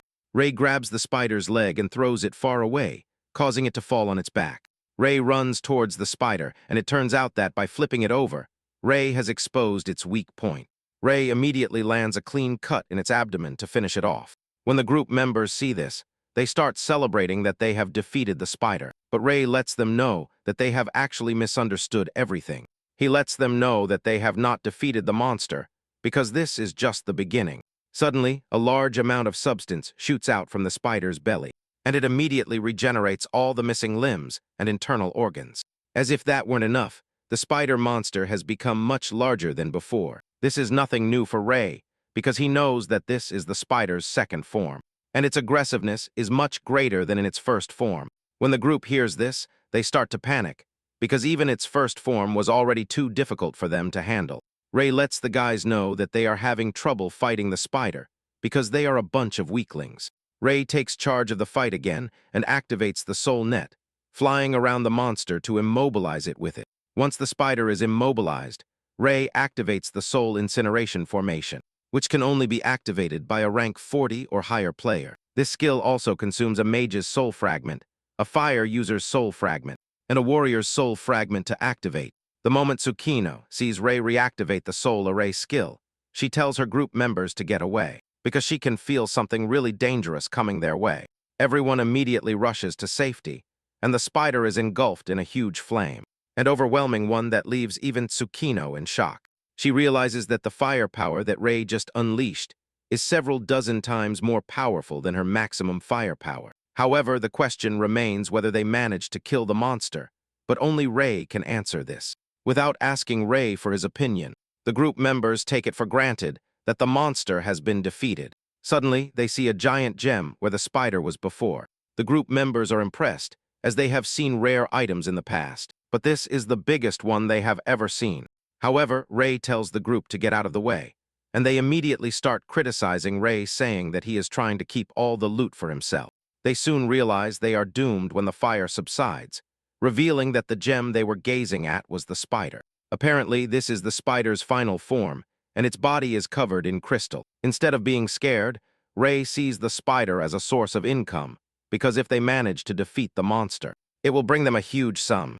The group starts to panic, because they can't believe that, after all, the fight is not over yet. Tsukino then tells her group members to prepare, because the monster is about to attack them. Suddenly, the spider lashes out its long limbs like a whip, lashing the entire room. Tsukino manages to escape the first wave of attack, but she realizes that the monster is faster than before. Rei realizes how dangerous the situation is and tells Tsukino and her group members to run towards the entrance if they don't want to die. As they flee, Tsukino asks Rei what he plans to do, but Rei replies that it's obvious what he plans to do. Rei tells Tsukino that he is going to crush the monster and keep everything it can offer. Rei mentions that the spider's final form attacks mercilessly until the opponent dies. Rei urges Tsukino and her people to get out of the way as fast as they can. This leaves Rei facing the spider, and he knows he can dodge its dangerous limbs, but the problem now is defeating it. Rei tries to cut off one of the limbs, but his dagger bounces off, and this indicates to Rei that, even with the strength of the goat dagger, he cannot pierce the crystal. Since this is the case, he decides to attack the spider's weak point. Rei activates the soul reserve and remains motionless in the sky. The group members, who are safe behind a barrier, wonder what Rei is doing since he is clearly exposed to attack. Unbeknownst to them, that is precisely what it requires. Rei soon gets caught by the spider's legs, causing a pool of blood to gush from his body. Tsukino and her group watch in horror, because they know they are doomed if the spider kills Rei. The spider lifts Rei into the air, and Tsukino screams in horror, believing Rei is dead. Suddenly, Rei lets out an evil laugh because he has finally trapped the spider right where he wanted it. As he uses his left hand to hold onto the spider's leg, Rei activates the rampage skill and wields his dagger with such force that he unleashes a powerful slash, which reduces the spider to its last atoms. The crystal shatters, and Rei also falls to the ground. Rei realizes that he needs to heal quickly because he is on the verge of death. Rei is checking his skills when 3 of Tsukino's group members, who are healers, approach to heal him. The trio succeeds, and their magic fully heals Rei. Rei thanks them for it, as he didn't have to use his own skills. Tsukino soon notices the smile on his face, and immediately asks Rei if he took the hits on purpose. Rei replies that she is right, because in the game, taking hits to the point of not dying is a basic technique. Rei's nonchalant behavior eventually surprises Tsukino, who reminds Rei that they are not in a game. But in reality, Rei admits that Tsukino is right, but he still believes that when it comes to combat, the same strategy works in both the game and reality. For Rei, reality and the game are not different. When Tsukino hears this, she has a mental block because she now sees Rei as a crazy guy. Ultimately, this serves as the surprise condition for Rei to extract his soul fragment. Rei is glad it turned out this way, because he actually had another method in mind to surprise Tsukino. Since the trial has been cleared, the system requires them to enter the name of the winning party. As they have 5 minutes before the dungeon disappears, the group begins to celebrate, and everyone concludes that Rei was the one who saved the day. Rei, on the other hand, is more concerned about how to split the reward before the dungeon disappears. Given that the entire reward had been promised to him, Rei wants Tsukino to collect it on his behalf and then transfer it to his account. When Tsukino hears this, she realizes that Rei is basically passing the credit on to them. She reminds Rei that the whole affair will get a lot of press coverage, and Rei says it would be better if it was reported as a guild victory, so that the reward for the next trial will increase. Deep down, Rei just doesn't want his identity to be revealed, because he believes that, if that happens, it will be more difficult for him to make money. Tsukino thanks Rei for thinking about the money, but she finds it quite strange that she would take the credit for the kill. Rei assures Tsukino that he doesn't mind. He tells her that she can simply say that Janice Swains hired her for 1 billion. And Tsukino agrees with this. With both parties agreeing, Genesis Wings introduces its name as responsible for the kill. Rei is confident that, with this method, no information from Genesis Wings will be leaked. Because, if it were to, it would be like announcing that someone else's credit has been stolen. With this, everyone basically receives the notification that disaster has been averted in the target area of the trial, which is Japan. Journalists waste no time and head to the scene, to live stream the dungeon's disappearance and the evacuation of the players. All surviving players are led through a portal and then safely transported to the surface. The moment everyone steps on solid ground, a huge celebration erupts, as most have been trapped in the dungeon for days. A monument appears at the site, which will bear the name Janice Swen as the conqueror of the trial. As if it were a race, journalists are seen flocking to the scene because they all want to know the name of the guild that has overcome the dungeon. Before Tsukino realizes it, she sees hundreds of journalists lining up for a statement. Tsukino calls Rei because she wants to confirm if he's really that great without revealing that he did it all. However, when she turns around, she realizes that Rei has disappeared from the scene. Nevertheless, he left a note telling Tsukino to contact him if a lucrative deal comes up. Upon seeing this, Tsukino believes she's starting to understand a little bit about who Rei really is. Tsukino finally agrees to speak to the journalists, and they bombard her with a series of questions all at once. Tsukino takes a deep breath before telling everyone, including those watching the broadcast from their homes, that it was Janice Swains who overcame the trial. However, she lets them know that this was not achieved by the guild alone, as there are other people who supported them and helped in the defeat. Meanwhile, Rei has reunited with Koki, who has come to pick him up. After giving her speech, Tsukino bows to thank everyone, and this impresses the journalists. As she is very humble, when Rei hears this, he realizes that Tsukino is doing really well. He knows that being in the spotlight like this could bring him huge profits if handled well. However, he is not prepared to deal with the media paparazzi, and deduces that preparing a public image that is different from his original self might be the only way to handle it. A few moments later, Rei tells Koki that he is starving and urges him to stop anywhere they can eat. Soon, the news spread that Janice Swains had overcome Japan's dreaded trial. Apparently, this is the second time a national-level trial has been overcome, and the first was in the United States. Later, Rei creates his own guild, which he calls Gold Farm, while sitting in his office. He receives the 1 billion yen income and smiles wholeheartedly. Some of the guild members learn about this and are dismayed because Rei hasn't even given them a penny of all that money.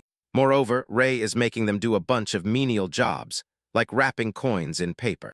Even though they have no idea what they are doing, one of them urges his comrades not to dwell on it too much. Because in the guild, Rei is the president, but he quickly corrects himself. Surprisingly, Rei has taken on the role of an employee, but everyone knows that he has absolute authority. It turns out that Rei appointed Rumi as guild master, which comes as a shock to Rumi herself. She is forced to ask Rei if he is sure about appointing her as guild master. Rei replies that only rank B players or higher can found a guild, and since Rumi is already rank B, he had to appoint her as guild master. Nevertheless, Rumi believes that there are much more competent people than her in the guild, but Rei lets her know that he chose her for her suitability. Apparently, all members of the Cash Cow team have reached rank B or higher, thanks to the information he provides them on where to level up. However, there are still differences in aptitude among them, and judging by this, Rumi is the least suited for making money, but she is resourceful, and she is very good at dealing with people. For this reason, Rei concludes that she is perfect as the guild's image. Koki soon appears with an article, telling Rei that Rumi is going viral on the internet. When Rei realizes that they are all rank B, he concludes that the best decision was to appoint himself secretary. Koki then asks Rei why he would create a guild if he wasn't going to be the president.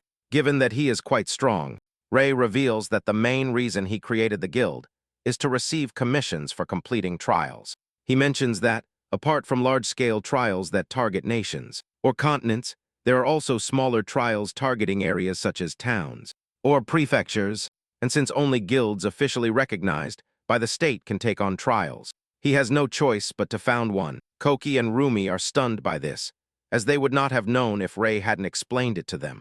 After the brief chat, Rumi tells Rei that she has made a list of trials with low difficulty and high rewards for him. However, Rei tells her to discard those first and gives her a trial request that she is supposed to accept. Rumi reviews it and realizes that it is a small trial with a reward of 5 million yen. Rumi is surprised to see this, because there are other trials that offer better rewards than the one Rei is choosing. Koki whispers in John's ear, asking him if Rei has gone mad for choosing a trial that has the lowest reward. John quickly reminds Koki that he is dead if Rei hears what he just said. Rumi is the first to realize that Rei must have a reason for choosing that trial, and suspects that there is something more valuable than the reward in it. Rei confirms this, and with an intimidating air, tells Rumi to make sure to accept the trial. Shortly after, Rei heads to the trial site, and on the way, Rumi calls him to tell him that the requested task has been successfully accepted, and that the reward is still 5 million yen. Rei congratulates her on the good work, and tells her that he will arrive at the trial site in about 30 minutes. Later, Rei receives a call from one of his guild members, Yuhai, who has been monitoring the trial site as instructed by Rei. Yuhai mentions that some suspicious people have entered the trial site, and Rei asks him how many there are. The guy replies that there are 5, and Rei asks him if they have noticed his presence, but he assures him that they have not. With this, Rei tells Yuhai to leave the area and leave the rest to him. When Rei realizes that some people have entered the trial unauthorized, he deduces that they are not normal people. He then decides that it is time to hide his face. The process of creating an enigmatic mask begins, and the system prompts him to select materials for item generation. Rei plans to use the swordsman's soul fragment of Type D that Tsukino gave him. The system informs him that he has the option to automatically generate the enigmatic mask, but that the success rate is less than 1%. The system asks him if he wishes to proceed with the process, but Rei refuses, saying he will do it manually. The system informs him that the success rate of manual creation is indefinite. Furthermore, a failure could lead to both mental and physical adverse reactions, and the system asks him if he still wishes to continue, to which Rei replies yes. Rei is then taken to the world of souls, where he will be asked to harmonize the soul. There are soul fragments scattered everywhere. Will Rei have to collect them all? He is informed that the base success rate is less than 1%, which increases the difficulty. Rei is then given 60 minutes to put it all back together. And in the last second, Rei finishes harmonizing the fragments. This turns out to be a success, and he has returned to the real world, where he is informed that the enigmatic mask has been created. Once the mask is created, Rei tells Ian to drop him off just before arriving at the trial site. Rei then puts on the mask, which immediately transforms his appearance into that of a blonde guy. With it, Rei heads to the trial site, and from the entrance, he finds monster corpses everywhere, and realizes that the burns are still fresh. This indicates to him that someone else has entered the trial site before him. Just as Yugi said, he continues on and realizes that the hidden door is open. And with this, Rei realizes that the group is after the hidden trial. Basically, trials are classified by their scope, and those that target nations are large-scale trials. However, those that target towns or villages are small-scale trials. Although small-scale trials are easier, the rewards are rubbish. However, there are exceptions, as there are hidden trials. These are secret trials, generated within small-scale trials, and their difficulty is higher than that of the main trial, although rare items can be obtained within the trial area. As this is a hidden trial, Rei deduces that the players who have infiltrated it are players with quite a lot of information. A few moments later, Rei runs into a group of suspicious guys dressed in black robes. The leader of the group has a cool aura and asks Rei if he is from Gold Farm. Rei takes a minute before answering and pretends not to know what Gold Farm is. The team leader then tells Rei that it doesn't matter if he is from Gold Farm or not. Rei lets the guys know that he has no intention of clearing the hidden trial for them. But the team leader tells Rei that he doesn't have to clear the trial because they have already done so. The team leader pulls out an item he calls the evolution box, which is the reward for clearing the dungeon. When Rei sees the box, he realizes that the team has gotten ahead of him to get the item. Just in case, he hides his right hand behind his back and activates his weapon. Just then, the team leader throws the box at Rei, and he catches it. With a smile on his face, the team leader tells Rei that they are willing to give him the box as a token of goodwill. However, in return, the guy wants Rei to perform a task for them. He asks again what the task is, and the team leader tells him that they want him to prevent a small-scale trial from being completed.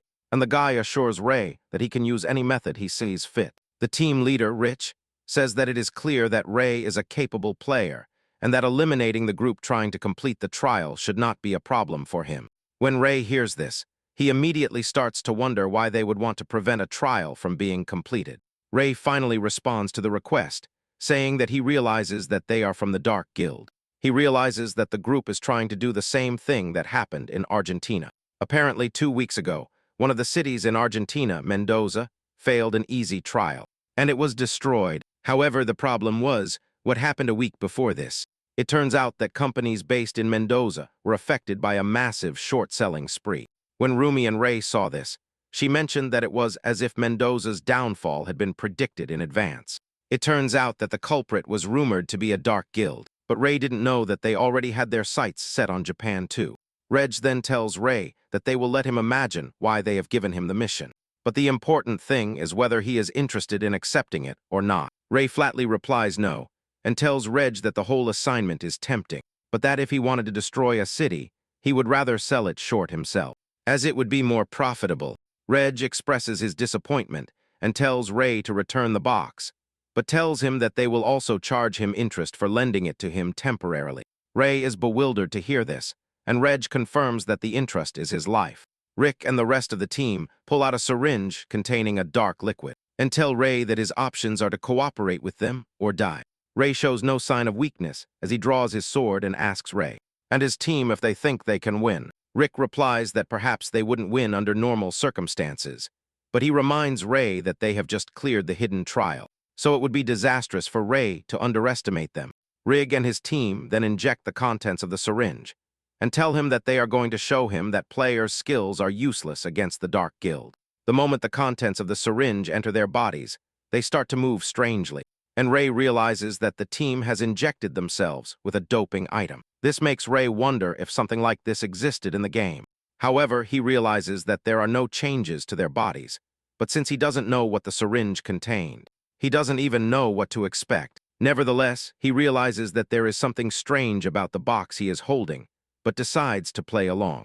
Just then, Rich reaches into his pocket and activates a remote-controlled device, which immediately detonates the box Ray is holding. Ray is engulfed in a cloud of fire, and Ray and his friends start laughing maniacally. They mock him for falling into such an easy trap. Rich explains how they diverted Ray's attention to their bodies so that he wouldn't notice the small box, which is what really matters.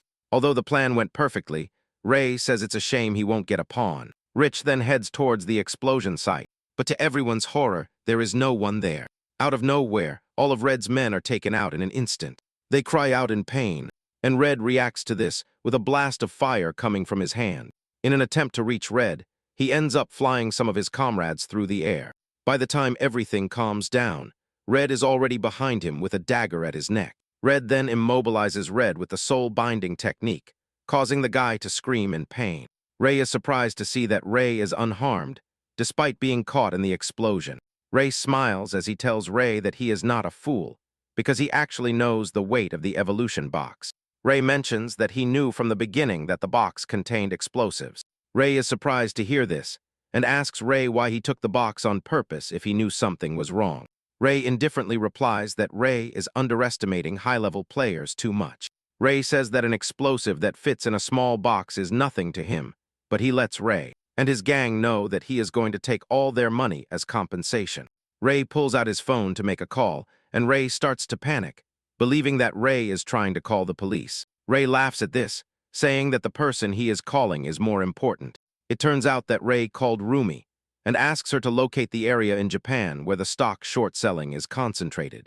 Ray tells Rumi that there is a possibility that that area has become the target of the Dark Guild, so they will have to protect that area. When Ray hears this, he smiles and tells Ray that he is trying to play the hero. But Ray smiles because Ray is talking nonsense. Ray explains that the Dark Guild is short-selling like crazy, which means the stocks are dirt cheap right now. Ray plans to buy them all up, and then clear the trial to make a huge profit from it. Ray panics upon hearing this, and asks Ray if he really plans to go against the Dark Guild. And Ray replies that, for money, he doesn't mind making enemies with the Dark Guild. However, he tells Ray that he will have to cooperate with him. But Ray demands to know why Ray is so sure that he will cooperate. Ray ignores him and calls Rumi again to ask if the re-education course is ready. It turns out that the education course Ray is talking about is a bunch of torture devices that he plans to use on stubborn enemies. Even Rumi is skeptical about using them on humans. Tarora assures him that he has acquired a suitable test subject and will deliver it to him later. Ray also uses the evolution box to evolve the sorcerer's soul fragment from type F to type E. Later, Ray heads to the Museum of Modern Art, which is the target of the Dark Guild. As before, Ray is wearing the enigmatic mask to hide his identity. It turns out that he was able to obtain this information after the dairy cows tortured Ray and his friends into submission. However, Rumi is worried that Rei is putting himself in danger, even though they don't know how many enemies there are. Rei assures Rumi that she doesn't have to worry about anything, but urges her to be aware of his movements. Apparently, a guy named Takesa posted a request for people to gather to protect the city, but he let them know that there would be no reward.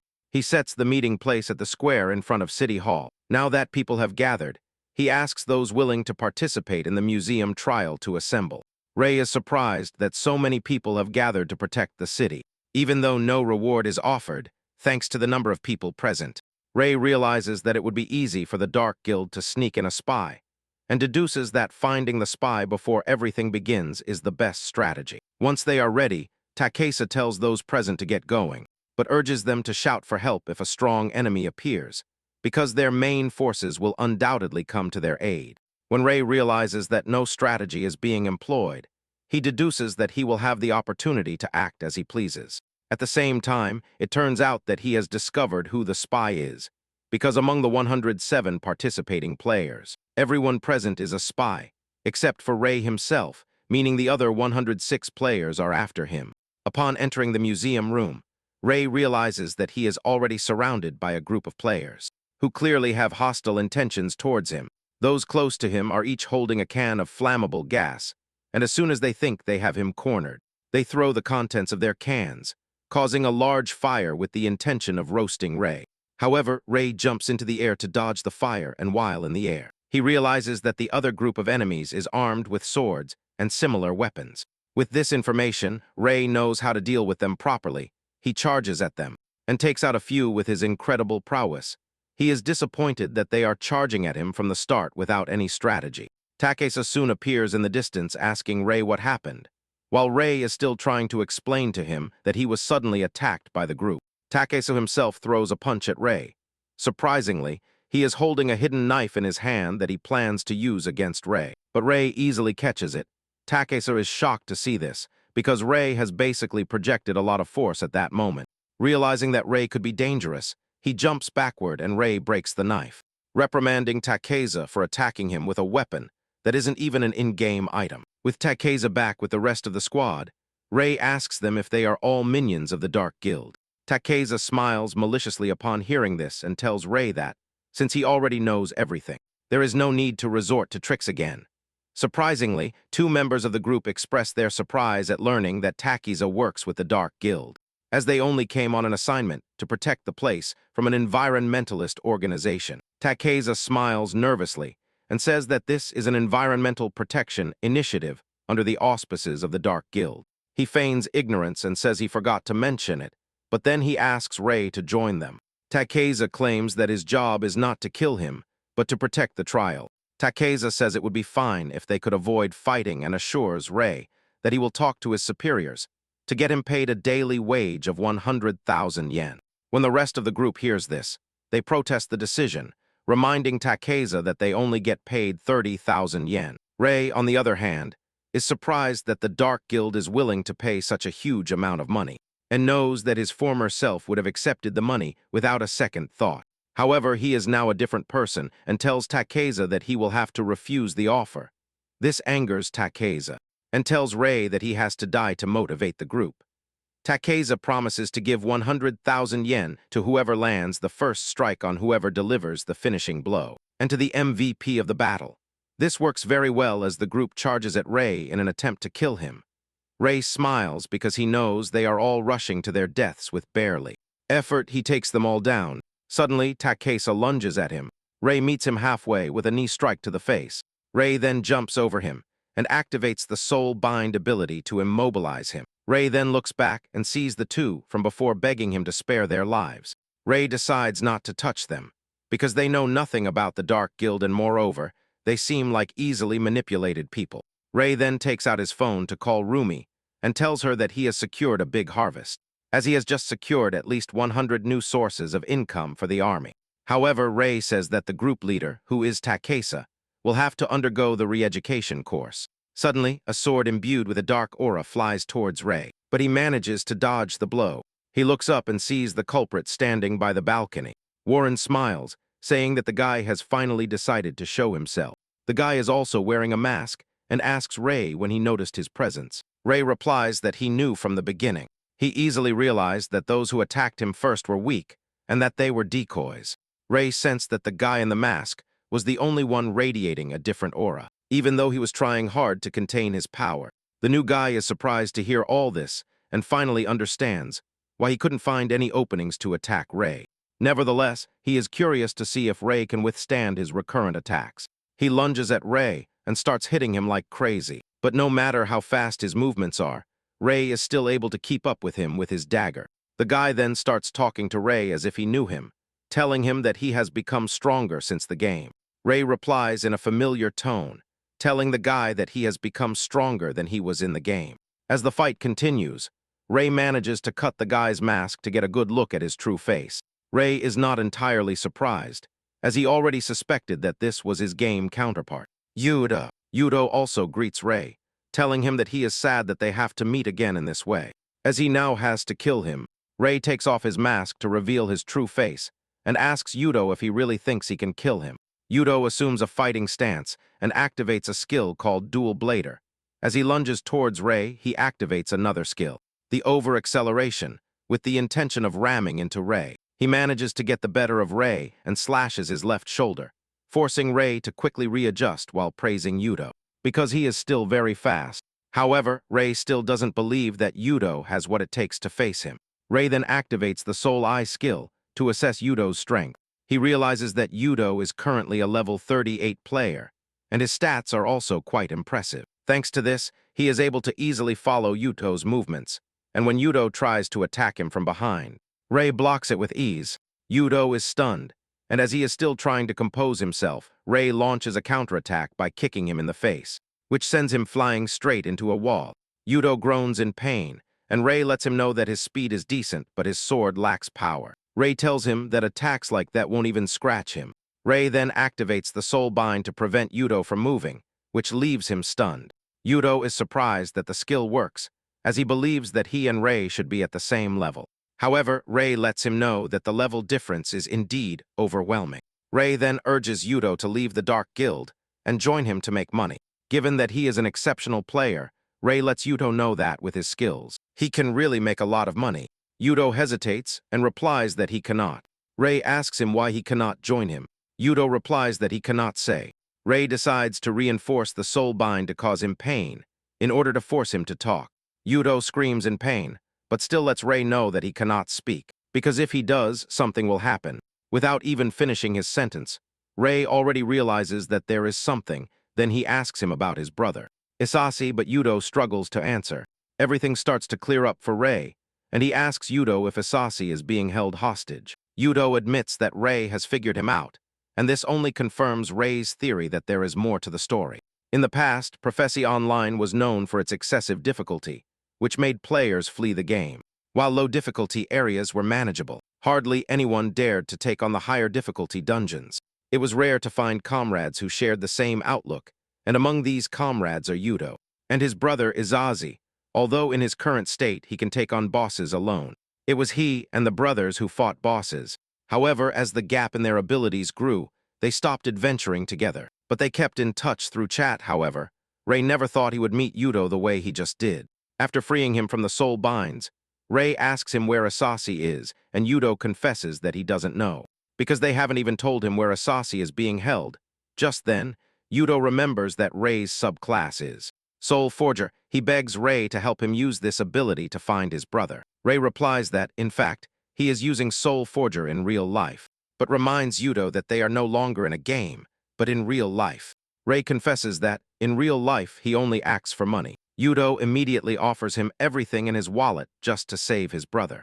Rei then asks Yudo if he has anything related to his brother that he can use for the search. Yudo pulls out a baseball cap and hands it to Rei. Rei takes the cap and activates his soul search ability. And to his dismay, the system reveals that Isasi is already dead. Yudo cannot believe his eyes, but the system doesn't stop there, as it reveals that Isasi's killer is a guy named Raven. Yudo almost goes crazy upon seeing this. Rei asks Yudo if he knows who Raven is. Yudo replies that he knows Raven because he was the one who held his brother hostage, forcing him to work for him. Yudo gets really enraged and declares his intention to kill Raven for what he did. Yudo tells Rei that he will work for him for as long as he wants, but he wants Rei to help him kill Raven. Rei admits that he is angry about Hassie's death because he was also like a little brother to him. Yudo already believes that Rei is going to accept the task, but Rei simply walks past, telling him not to jump to conclusions because he is busy making money. As he walks away, Rei tells Yudo that he doesn't have time for battles that don't bring him profit. Yudo is shocked and horrified to hear this, and just then, Rei receives a text message from Tsukino. Tsukino says that she knows Rei fought the Dark Guild in the museum trial, and Rei wonders how Tsukino knows. Tsukino then asks Rei if he has accepted any other assignments, but Rei doesn't understand what she is referring to. Tsukino mentions that there is a government assignment to take down the Dark Guild's headquarters, and that the reward is 1 billion yen. Rei almost goes crazy upon seeing this, because he didn't even know such an assignment existed. Rei then asks Tsukino where she learned about the mission, and she mentions that it is an unofficial mission for Wanes of Genesis. She urges Rei to keep the information confidential. Rei asks if he can leak the information, but Tsukino panics and tells him that she is only getting the information because of who he is.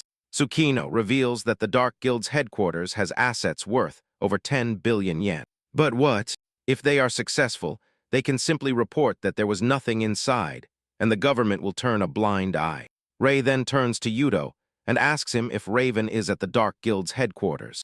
Yudo confirms this, saying that Raven is the head of the Japanese branch of the Dark Guild, so he hardly ever leaves the main base. With a smile on his face, Rei tells Yudo that he has changed his mind and will help him get revenge. Without wasting time, the Gold Farm Guild steps up to participate in the mission. Shortly after, Tsukino contacts Rei to tell him that the police have identified the Dark Guild's headquarters, and that the local authorities seem to be investigating the place.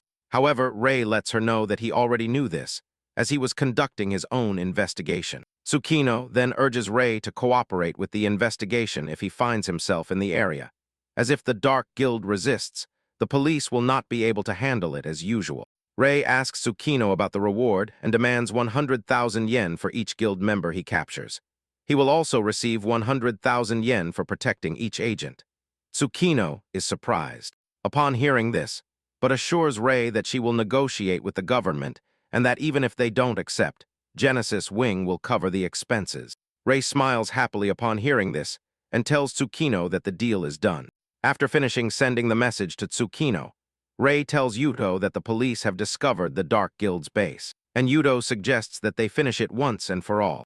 However, Rei tells Yudo not to go with him, because to the guild, Yudo is dead, and he would like it to remain that way for the time being. Yudo agrees with him and tells him that he will wait for him while he resolves the mission.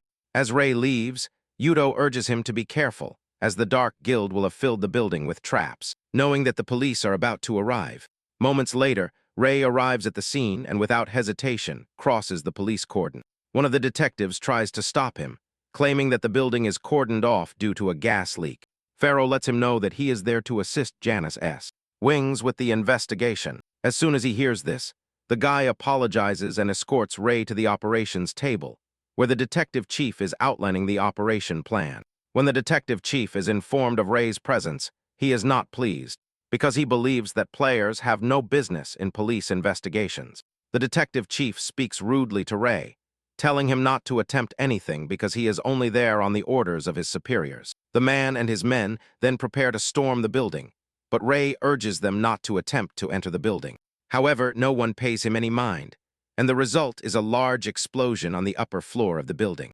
This scatters debris everywhere, but in order to save the police officers, Rei activates the Soul Thread ability. Thanks to it, he manages to catch all the debris, thus saving the police officers. Rei then proceeds further into the building to save the police officers who have stormed it. However, he does not do it out of kindness, but because he has been promised 100,000 yen. For every police officer he saves, using the Soul Thread, he rounds up all the police officers as if he were Spider-Man, and lowers them down the building. Once he finishes saving the police officers, Rei lets them know that he is done, and leaves. Rei's brief stay with them immediately changes their opinion on how they view players. When Rei returns to where Yudo is waiting for him, he tells him that the building was empty because the Dark Guild knew about the police's movements. Rei then asks Yudo if he knows of any other base where the Dark Guild might be hiding. With a look of disappointment, Yudo reveals that the building they just raided is the only place he knows. Yudo confesses that he got rid of everything the Dark Guild gave him the day he met Rei, including his smartphone. However, he believes that they might find clues if they go back to the trial museum. Rei objects to this, claiming that there is a high chance that they will discover their location. Moreover, Rei reveals that he has already narrowed down the possibilities of where the hideout might be, which surprises Yudo.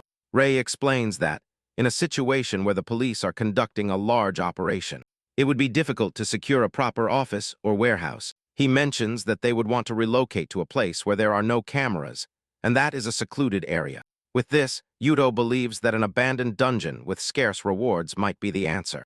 Rei confirms this, saying that he already has the Gold Farm Guild investigating possible locations. Yudo is bewildered upon hearing about Gold Farm, and Rei explains that Gold Farm is his guild. Rei tells Yudo that he is now a mandatory member of the guild, and that he had better start earning his keep. Yudo then asks if his group members will join the fight. Rei says no, because he has left them in charge of other things. And by other things, he means that they are all stuck in the office wrapping coins in paper. Rei explains that he can summon them whenever he wants, but he doesn't want anything that interferes with his earnings. Shortly after, Rei receives a text message informing him that the Butcher's Castle, located in the Chiva Mountains, is the one that best fits his search criteria. And since there is no official address, the map location is attached. When Rei checks it, he agrees that the location will be a convenient base, as they will be able to control the spawn points. Although the difficulty and rewards are scarce, no one goes there, so it is the perfect place to hide. Rei then asks Yudo if the special request he made earlier is ready, and Yudo assures him that it is. Yudo is surprised that Rei has already arranged something like this, as if he knew where the hideout would be. Yudo takes Rei to where an all-terrain vehicle is loaded, assuring him that the car can handle the steepest mountains. Without wasting time, the two set off on the journey to the mountains, and Rei tells Yudo to go as fast as he can, assuring him that he will pay for any speeding tickets he gets. Yudo nods and excitedly floors the accelerator, launching the SUV from the parking lot onto the road. Rei then inputs his destination into the map and tells Yudo to focus on driving while he takes care of other things. Rei then puts on his enigmatic mask, just in case, in preparation for the battle ahead. Yudo proves to be a reckless driver by driving the car in the most extraordinary way. He takes corners and drives through bushes as if it were nothing, to the point where Rei puts his hands on his head, frustrated because he did not expect Yudo to be so reckless. At one point, he drives off a cliff, but the landing is too harsh for the tires. As the tires finally give out, Rei almost faints from Yudo's reckless driving. In Yudo's defense, he believed that the enemy would be less likely to see them if they drove straight off the cliff. Yudo tells Rei that they must make the most of the car. After parking the car, Rei picks up the luggage and tells Yudo that he has to carry something. Yudo cannot believe that, after having just finished driving, he also has to carry heavy luggage. Yudo is curious to know what is inside the luggage. Rei tells him that the suitcases are full of weapons. He reminds Yudo that there are only two of them and they are facing a large group, which means they have to be prepared. A few moments later, they arrive in the vicinity of their target and see a group of guys guarding the dungeon entrance. Even the guards are already bored of being at the door, because they don't think anyone will come to a place like this. Nevertheless, they wish for intruders so they can beat them up, unbeknownst to them. Rei and Yudo observe them from a distance. Yudo reveals that he knows the guys from the last base, which means they have managed to find the right place. Rei mentions that he would like to attack the dungeon immediately, and for that, he would like to know its security system. Yudo explains that the last base was disguised as a private office, so they didn't have any guards. However, he clearly sees that the new place is different, as they have destroyed the other bridges leading to the location. Moreover, they have put up a barrier over the walls using a skill. With everything he has seen so far, Yudo mentions that the only way into the dungeon is through the main gate. So the enemy has concentrated their firepower on the narrow entrance. This basically means that, as long as they control the gate, they will be able to block any intruders. Yudo urges Rei not to let his guard down, because there are likely more enemies lurking besides the 5 guys at the gate. Yudo reveals that at the last base, there were at least 30 people coming and going. Rei asks Yudo about their strength, and Yudo mentions that the grunts are not that strong. However, he knows at least 3 people in the guild who are as strong as him, and those 3 are Jack, Cloak, and a Raven.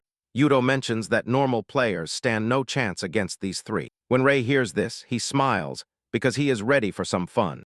However, Rei tells Yudo that it would be bad if others in the building managed to escape, while they were busy fighting the three strong ones. As there is a reward of 1 million yen per head, he suggests that they block off the base to ensure no one escapes. It is then that Yudo finally realizes that Rei is serious about the mission for the money. Rei teases him, asking if there is any other reason why he should do so. The two then take a moment to think about their strategy, and Yudo speaks in a stern voice, telling Rei that they should opt for the containment strategy so that none of the enemies escape. Rei agrees, but says that they might need reinforcements from Janus Swains, as they are opting for a prolonged battle. However, he is worried that information might leak if they contact Tsukino. Yudo asks if they should ensure they contain the enemies until Janus Swains arrives, and Rei replies yes. Sweat drips down Yudo's face upon hearing this, because he doesn't know if the two of them alone will be able to do it. With a smile on his face, Rei asks Yudo if he thinks the two of them are not enough for the mission. Rei then pulls out his phone to contact Tsukino.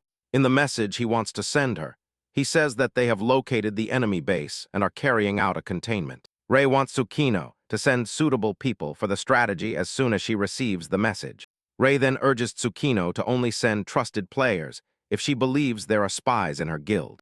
Rei then tells Yudo that, as soon as he sends the message to Tsukino, they need to eliminate the guards at the entrance, which will immediately mark the beginning of the containment. Rei starts counting down from 5, and as soon as he reaches 1, he sends the message. Yudo springs into action and activates the acceleration skill. He crosses the bridge in the blink of an eye and reaches the gate before the 5 realize what is happening. Yudo attacks the 5 and eliminates them all mercilessly. Rei is impressed because Yudo is still quite fast despite carrying heavy luggage on his back. Yudo takes advantage of the moment and tells Rei that the luggage is nothing to him.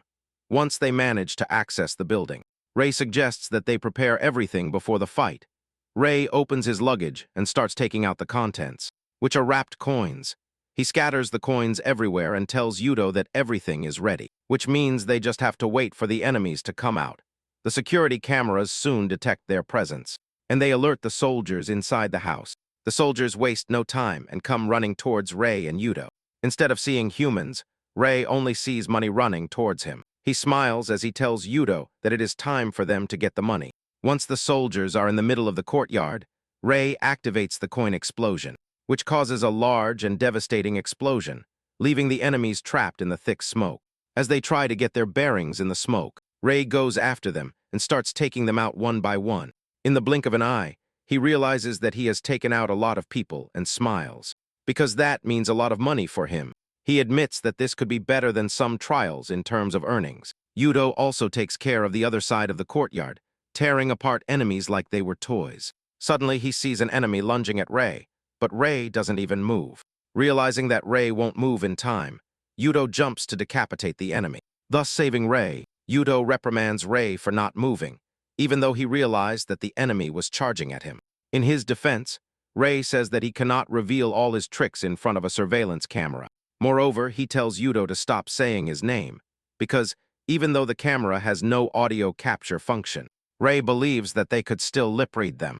After issuing this warning, Rei tells Yudo that they have already provoked the enemy enough, and that it would be fine if they destroyed the camera, because it is in the way. With a single blow, he takes down the camera. Meanwhile, Raven and his companions watched everything unfold from the outside. They were able to recognize Yudo, who in their organization has been given the codename Mouse. However, they failed to identify Rei despite having cross-referenced his face with their entire database. Given that Yudo has come to visit them, Raven deduces that Yudo already knows about his brother's death. In a flashback, Izazi is seen arguing with Raven in his office. Izazi told Raven that he had some questions about the upcoming mission they had been assigned. Raven is surprised that Izazi, whose codename is Rat, is asking questions when the job should have been a piece of cake for him. Annoyed, Izazi says that it is not about the difficulty of the mission, but that he is concerned about the murder. Izazi says that the client who commissioned the task claims that it is a commission from a wealthy individual who holds a grudge. But Izazi mentions that he is not stupid and cannot believe such a thing. Raven is pissed off because Izazi is questioning his cause when his job is to kill and get paid. Izazi then asks Raven if the client is trying to destroy Janice Swains. But Raven does not take his concerns seriously. Izazi continues to say that the target of the murder is a friend from their video game days. He adds that the guy was a good person and doesn't seem like someone who would hold a grudge. Izazi believes that there is no reason to kill this person unless the grand plan is to destroy Janice Swings. Izazi explains that healers are rare and easy targets, so their influence is significant when they leave an organization. Raven indifferently asks Izazi what he thinks he would gain from killing such a weakling. Raven tries to evade the truth, but Izazi brings it out, saying that they are trying to block the trial advancements. Apparently, the country relies heavily on Janice Swings for trial advancements, and if the guild is destroyed, they will be able to halt the trial progress as they please, given that the Dark Guild knows perfectly well how to profit from the trial's failure. Izazi believes that that is their plan. After hearing what Izazi has to say, Raven admits that he is right, but lets him know that his way of putting it is wrong, as it would be much faster to eliminate an entire nation.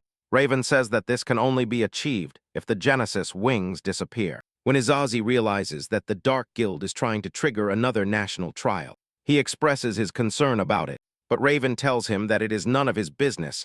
Unbeknownst to him, Raven's power was already taking over him, and before Izazi could make a move, Raven trapped him with his shadow ban. Izazi lets Raven know that he is not afraid to die, because that would mean Yudo would be freed from his control. Basically, they were holding him hostage, so Yudo would do whatever he wanted. However, Raven reminds Izazi that he expressly forbade him from hiring his brother precisely because of a situation like this. Raven drives his large spear into Izazi's chest and tells him that even if he dies, he will be able to keep his death a secret and continue to use Yudo as he wishes. With this, Izazi was killed by Raven for realizing certain things he shouldn't have known. When Clocky and Jack finally hear the story, they both tell Raven that he should have kept Izazi alive so they could play with him. But Raven says that he had to leave because he cannot afford to have anything leaked. Clocky admits that Raven is right and talks about how much he looks forward to living a peaceful life in a resort once they destroy Japan. However, Jack tells Clocky that he might get tired of resorts, so he should stick to his bad habit of collecting toys. The tension between the two immediately escalates, but Raven tells them to calm down. One of the others sitting at the table suggests that Clocky accept a promotion to an office position, but he refuses, saying that he prefers killing people because it is more fun and better for his health. Raven then asks his assistant how the soldiers are doing, but she informs him that they have all been annihilated. Raven then decides to intervene, saying that Yudo is not just some guy that normal grunts can handle. Raven picks up his weapon from the wall and tells Clocky and Jack to join him. The two excitedly jump out of their seats, as they are psychopaths who like to kill. However, Raven tells them not to underestimate Yudo, because a cornered mouse will bite the cat. Moreover, they must be careful as they still do not know how strong Ray is. He lets Clocky know, and Jack that they must crush the enemy with overwhelming force. Moments later, Raven exits the building, and Yudo is the first to see him. As soon as he lays his eyes on Raven, his mood changes and Ray notices it. He asks him what is wrong, and Yudo tells Ray that the guy in front of them is Raven. Raven is nonchalant with Yudo, welcomes him to the base and tells him that he obviously knows everything, and that is why he has come. Yudo confirms this, telling Raven that he is here to avenge his brother. Without a second thought, Yudo tries to activate the acceleration skill, but it does not work. He receives a system response, indicating that the skill has entered cooldown mode, and that it will be available again in 3 hours. Despite not having the acceleration skill, he still commits the recklessness of charging at Raven. As he lunges towards Raven, Ray notices that the guy has lost his composure, but decides to retreat for the time being and let Yudo do as he pleases. Just as he is about to reach Raven, Jack appears out of nowhere, wielding his giant scythe at Yudo. Yudo is almost hit, but manages to jump backward just in time to escape death. Looking up, he sees that Jack is also present at the scene. Jack taunts Yudo, telling him that he has come to the base only to die. Realizing that Jack and Clocky are present, Yudo finally understands how dangerous the situation is. Ray asks Yudo about the two guys who just entered because they are in the way. Yudo does not have time to answer his question because he is busy with Raven. He shouts at Raven, asking why he had to kill Izazi. Raven replies that it was not for any important reason, but because Izazi was already growing wings, so he had to cut them off. Yudo cannot believe that Raven killed his brother for defying him. Raven makes matters worse by comparing Izazi to a lab rat that is no longer useful, and therefore must die. This only enrages Yudo further, but as he is still processing everything that has happened, Jack and Clocky charge at him. However, Ray blocks their path with the soul barrier ability, causing the two to crash into the ground. Ray then tells Yudo to take on Raven while he deals with Jack and Clocky. Yudo then charges towards Raven with the determination to kill him, but Raven tells him that he stands no chance without his acceleration skill. Before Yudo can even reach Raven, he has created a wall of ice to block his path. However, Yudo is burning with vengeance and is not willing to let a wall of ice stop him. He resorts to a skill called Overheating Blast, and with it he tears down the ice wall, which gives him direct access to Raven. Yudo believes he is about to kill Raven, but little does he know that there is more to it. Even though Ray is busy dealing with two strong guys, he notices what is happening. Just as Yudo is about to charge headfirst towards Raven, Ray activates the coin explosion, which sends Yudo flying backward. Yudo shouts at Ray, asking why he did that, but Ray urges Yudo to stay alert, because something disastrous would have happened if he had not intervened. Suddenly, a giant ice spear falls from above and lands exactly where Yudo was moments before. It is then that Yudo realizes that he would have died if not for Ray's intervention. Ray being Ray tells Yudo that he just saved his life, which means that he now owes him 100,000 yen. Ray also assures Yudo that he will make sure he wins, because if he dies, there will be no one to pay him the money.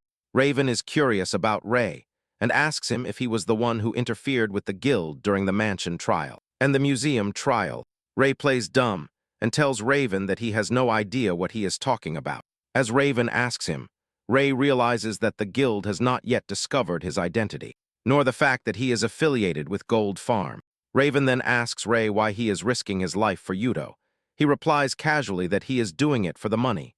Raven is surprised that Ray is willing to make enemies with the Dark Guild for money, but Ray tells Raven that money is the most important thing in the world. While talking to Raven, Ray naturally fights Jack and Clocky with one hand. Ray then explains that those guys are worth 100,000 yen each, and that this also gives him the chance to hire Yudo to work for him for free. Ray gets serious as a blue aura surrounds his body. He tells Raven that he killed Izazi for the Dark Guild's benefit, but it is time for him to die too for his own benefit. Ray then activates the skill, Soul Lamer Prek. The moment he does, Yudo receives a notification that Ray is trying to use the skill against him. The system warns Yudo that the skill comes with a strong side effect, but Yudo doesn't care about the cost, as he immediately accepts it. Yudo immediately accepts it.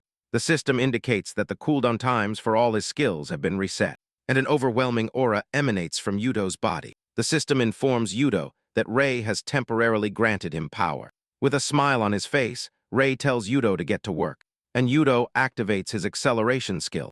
Yudo lunges towards Raven, but Raven does not seem scared. Just as Yudo is about to reach Raven, he suddenly realizes that he is surrounded by ice spikes.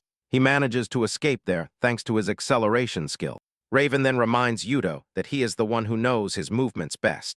Raven admits that Yudo's speed and dual swords are impressive, but lets him know that he has 3 weaknesses. Raven says that Yudo's first weakness is his short range. Yudo soon finds himself struggling against Raven's incessant attacks. Yudo realizes that Raven's spear is a direct counter to his speed due to its range. Raven continues to say that Yudo's second weakness is his lack of power. Raven demonstrates this by swinging his spear at Yudo, releasing a wave of energy that pushes him back. Raven then mentions that Yudo's last weakness is the time limit on his skill.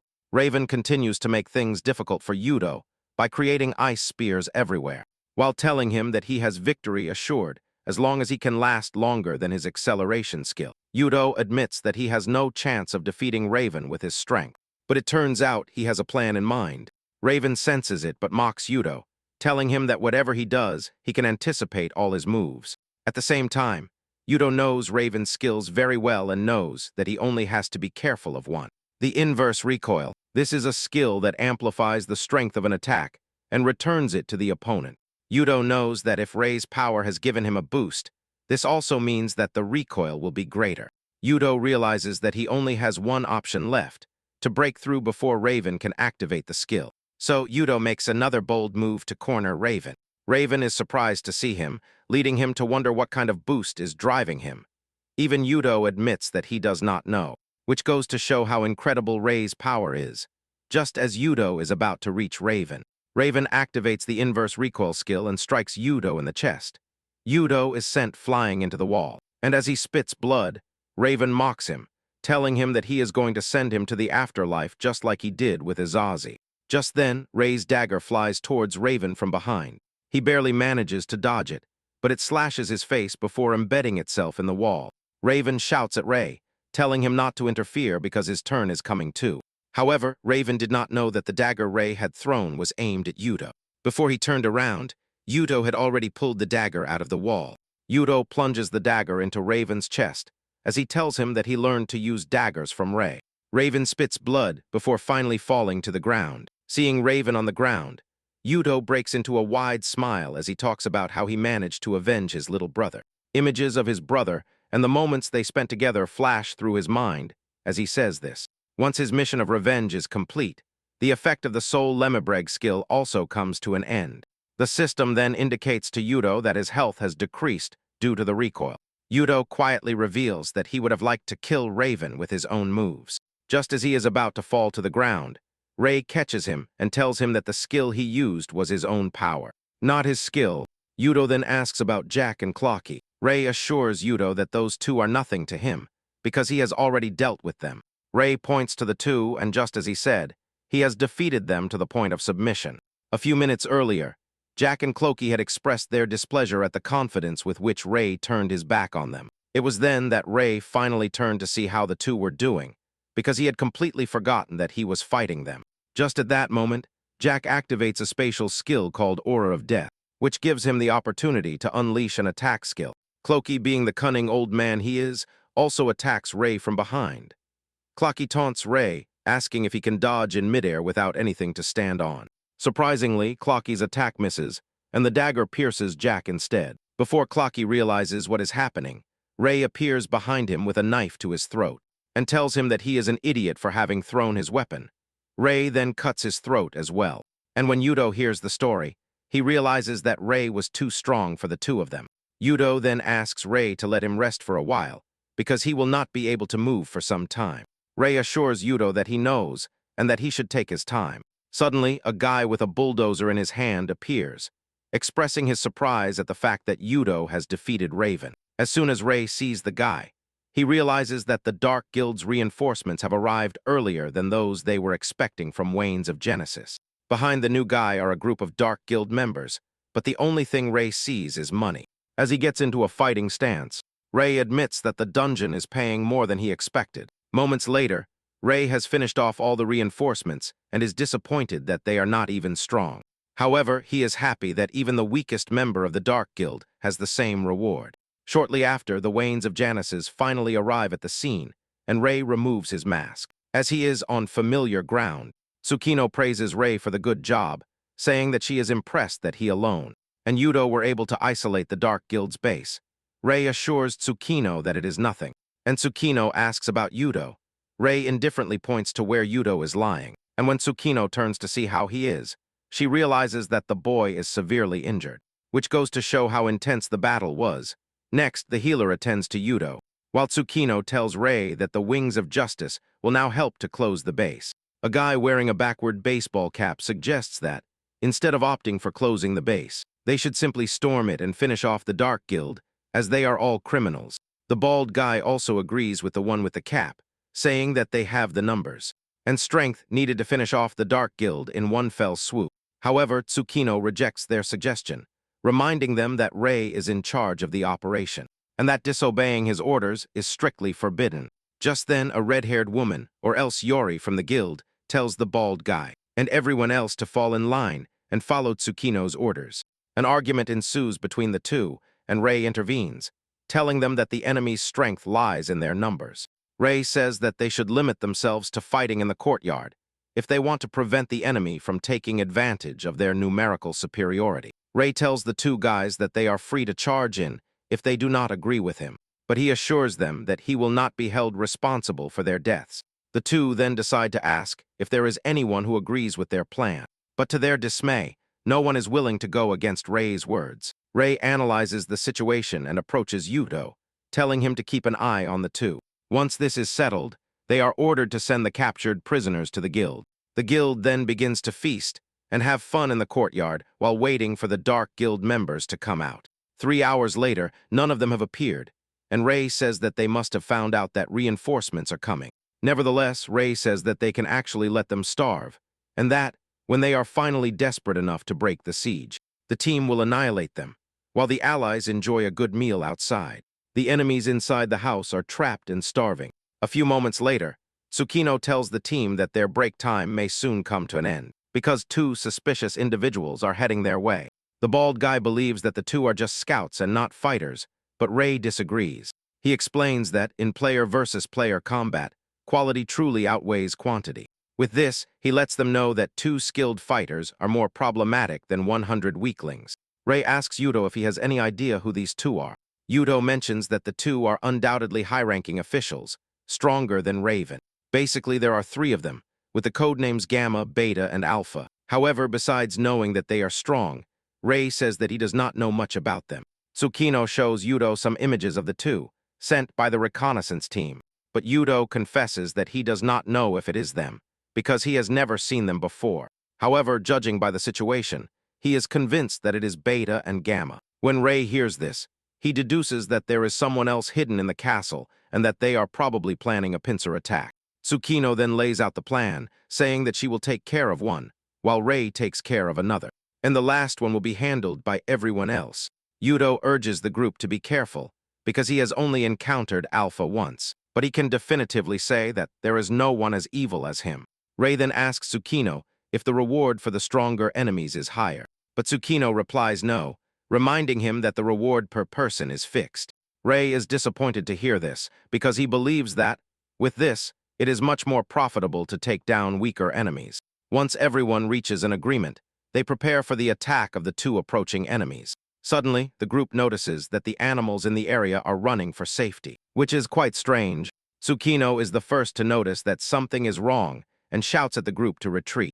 Out of nowhere, a large lightning bolt strikes the courtyard, destroying everything in its path, creating a burning crater on the ground.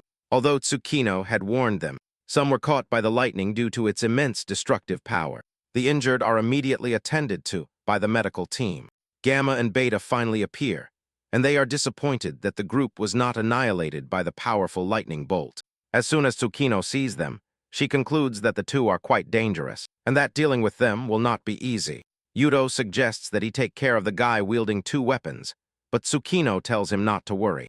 Tsukino then jumps into the air and launches a powerful fireball at the 2. With the amount of fire Tsukino just generated, she believes she has taken care of the 2. Meanwhile, Ruff is lying on the rooftop behind them and waits for the opportune moment to join the fight.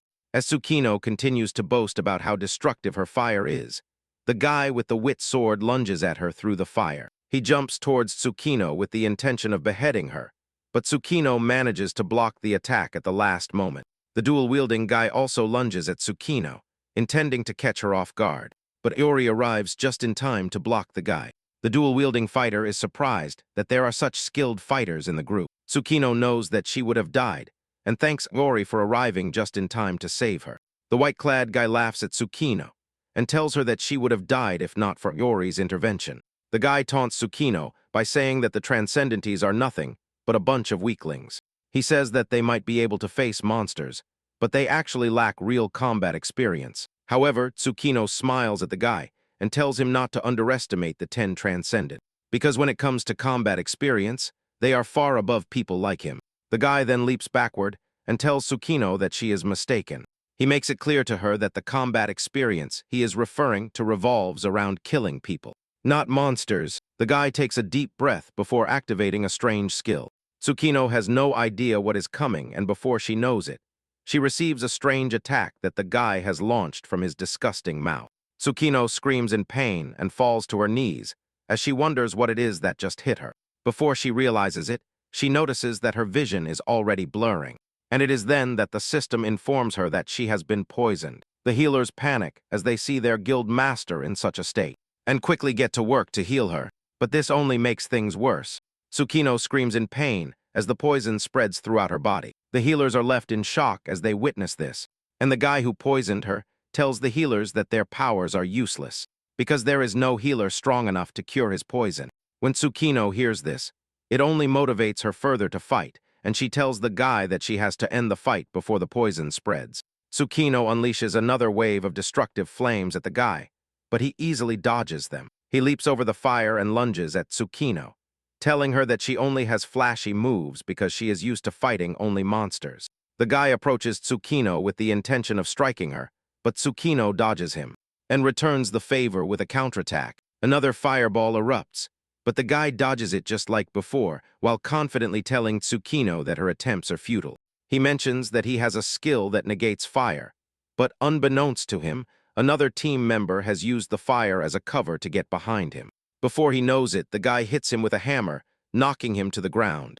As he is still trying to recover from this, 3 other guild members lunge at him at once. The guy tries to flee, but their ranged attacks hit him, causing a large explosion. Tsukino smiles as she tells the guy what his mistake was. Tsukino finally loses mobility and collapses to the ground as her guild members rush to her. Fortunately, the guy who poisoned her died with the last attack, which finally removed the poison he had inflicted on Tsukino. The hammer guy lifts Tsukino and tells her that the distraction spell worked very well, and Tsukino agrees with it, while adding that her training also paid off. She mentions that the guild's strength does not lie in individual strengths, but in their collective. Meanwhile, Yudo and Yori confront the dual-wielding fighter, and he is being pushed back. He is surprised that Yudo is getting the better of him, as he knows he is stronger than Mouse. However, he soon realizes that Yudo is able to corner him, thanks to Yori's influence in the fight. However, he is also confused, because the information he has on Yori is that her class is an elite thief, and that her physical ability is, at best, average. Although she is Tsukuno's right-hand woman, she has had no notable achievements. He begins to wonder if there was any error in the information they obtained from the spy, because he cannot even land a blow on Yori. At first, he thought he was the one controlling the game, but he finds himself constantly drawn into Mouse's non-reach attacks. Without even realizing it, he is left utterly speechless because he never thought Yori's combat prowess would be so remarkable. Realizing that he is already exhausted from the battle, he makes a desperate move to put some distance between himself and the two. He is suddenly caught in the soul thread, which surprises him. He knows that, according to the information they obtained from the spy, Yori should not have this skill, as it is Rei who possesses it. He is left wondering why Yori has it, but before he knows it, Yori activates Rei's flame, which ends up reducing the guy to ashes, causing him to scream in agony. After defeating the guy, the supposed Rei is seen in the background calling out to Yori, "Rei!" This confuses everyone, because they have no idea what is actually going on. Just then, Yori deactivates a skill known as visual exchange, leaving a bright light that nearly blinds those who are watching. By the time the process is over, Yori has regained her face, and Rei has also regained his original face. Yori recounts how nervous she was while impersonating Rei. Baldy is left utterly bewildered by this, as he cannot believe that Yori has transformed into Rei. Yori mentions that she has a skill called visual exchange, which allows her to swap faces with Rei. Given that the guild specializes in dungeon strategies, they decided to let a professional like Rei handle player versus player battles. Rei smiles and says that it was all Tsukuno's idea, and Iori's, but he is glad that it turned out well. Once they finish marveling at what the visual exchange skill can do, Rei heads to the rooftop and tells Alpha to come down, because it is time for him to stop underestimating them. He urges Rei not to get complacent, as they are a bunch of weaklings whose fate has already been sealed. He assures Rei and his subordinates that the courtyard will become their graveyard. The guy then leaps onto them and unleashes a powerful barrage of fire with his sword. This forces the group to scatter, and Rei tells Tsukino and Yudo to get everyone to safety. Before Rei realizes it, Alpha has thrown his swords at him, forcing him to jump backward once again. However, Rei soon realizes that he has to deal with a lot of swords coming at him at a crazy speed. Rei is forced to run, while Alpha taunts him, telling him that he has no escape. Surprisingly, Rei manages to dodge most of the swords and block the ones he can. When Alpha sees this, he praises Rei by saying that he is truly an incredible player.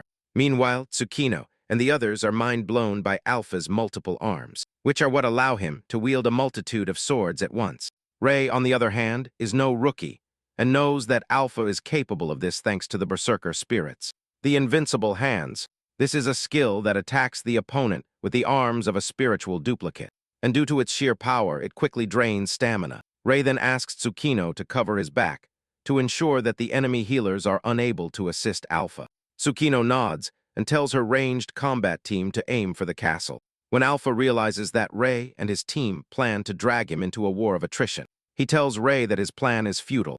Alpha proves his point by launching a long-range attack at Rei, which forces him to flee once more. Rei even sustains a cut to his face while trying to escape. Rei knows that the Berserker spirit is considered one of the most powerful skills, because its number of attacks is always overwhelming. Alpha soon begins to taunt Rei for running away, asking if all he knows how to do is escape. Even Tsukano and the others are stunned to see Rei being pushed back, which only goes to show how incredible this guy's power is. However, Yudo tells them to look closely, because he does not think Rei is being pushed back. Yudo explains that Rei is confidently blocking all the attacks that could be fatal. On the other hand, Rei knows that the Berserker drains stamina as the fight progresses, but he believes that, the moment they let their guard down, they will be unable to block his attacks. At this point, Alpha is also getting frustrated, and angrily he unleashes a flurry of swords at Rei, telling him that it is time to end the fight.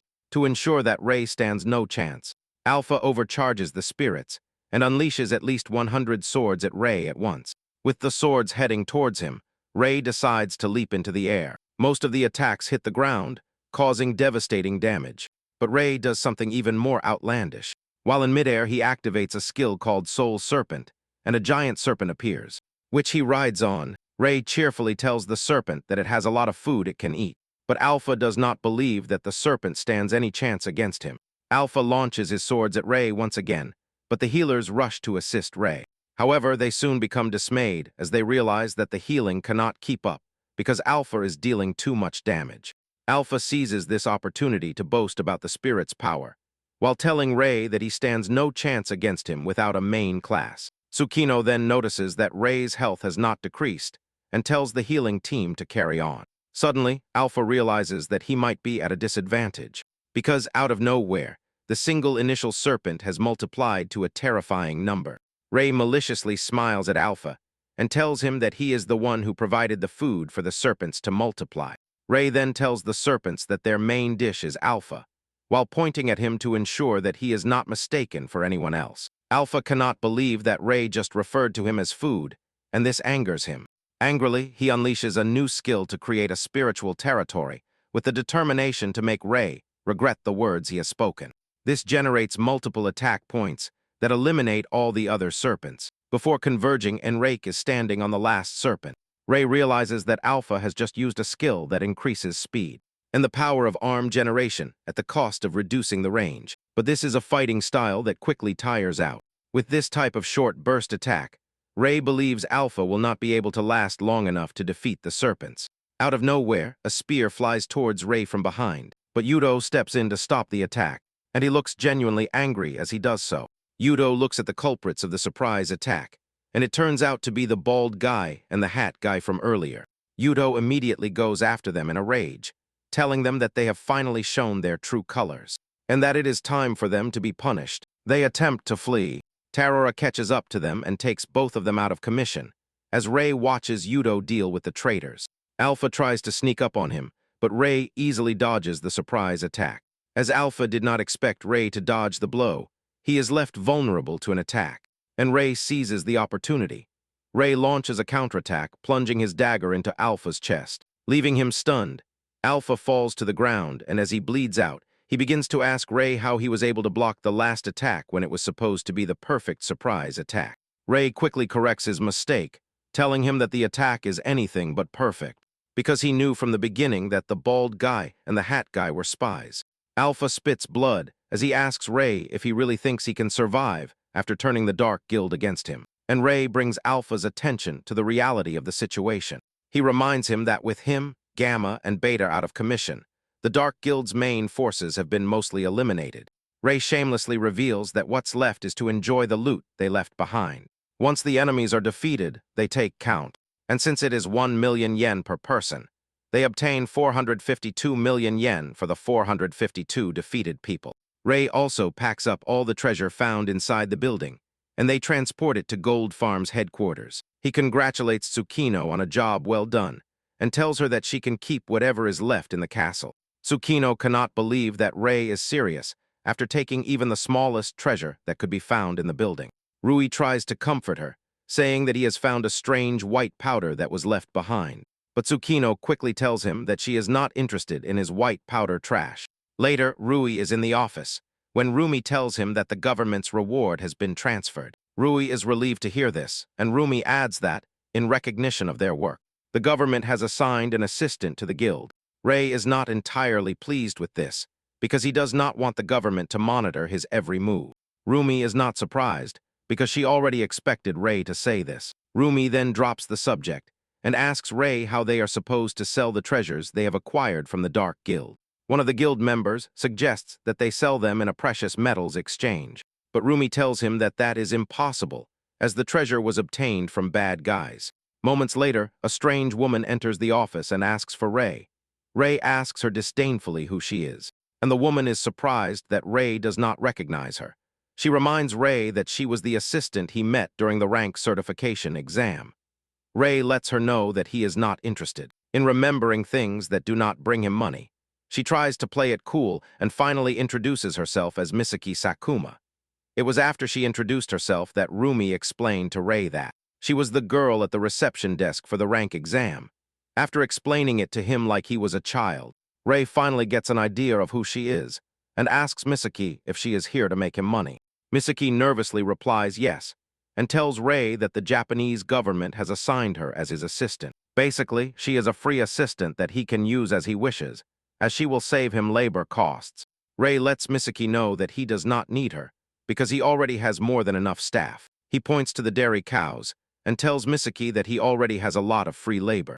However, Misaki is not willing to give up and lets Rei know that she will do anything. Koki and the others already feel threatened just by her presence and her promise to do anything. Misaki assures Rei that she can do anything, from cleaning the office to laundering untraceable assets. She is sure that she can even procure explosives and weapons while covering up illegal activities. She tells Rei that, as long as it is something useful, she can do it. Rei then asks her if she would be able to launder untraceable gold bars. Misaki takes a moment to think and tells Rei that she would have customs confiscated as contraband and sell it before returning the money to Rei under the table. Misaki lets Rei know that if she processes the funds as a special commission from the Gamblers Association, it should not seem suspicious. Misaki looks at Rei with a gold digger expression and asks him if she should try what she just said. Rei expresses his concerns, saying that he does not trust her. Misaki tries to repair her image, asking Rei if she will raise 6 billion as an advance payment for the gold so that he will give her a chance. Misaki knows that the value of the gold will be higher, but assures Rei that she will transfer the difference to him later. Rei is surprised to hear this and asks Misaki if she is authorized to do all that she just said. Misaki replies that she is authorized to manage funds up to the specified amount without having to ask for permission. She asks Rei to give her a minute while she figures it out, and Rei immediately pulls out a stopwatch to show Misaki that time is of the essence. Misaki gets to work on her tablet, and after working her magic, she tells Rei that the Gamblers Association has sent 5 billion yen. In doing so, Misaki confidently approaches Rei and tells him that she is quite useful. Later, Misaki also manages to exchange the gold and informs Rei that the difference of 1 and 200 million has been transferred to him. She shows him the report, and after reviewing it, Rei admits that Misaki is quite useful.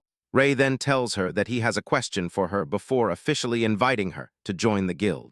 Rei asks her what the government's true motive is for assigning her to his guild. Misaki has no choice but to be honest, as the truth will obviously come out very soon.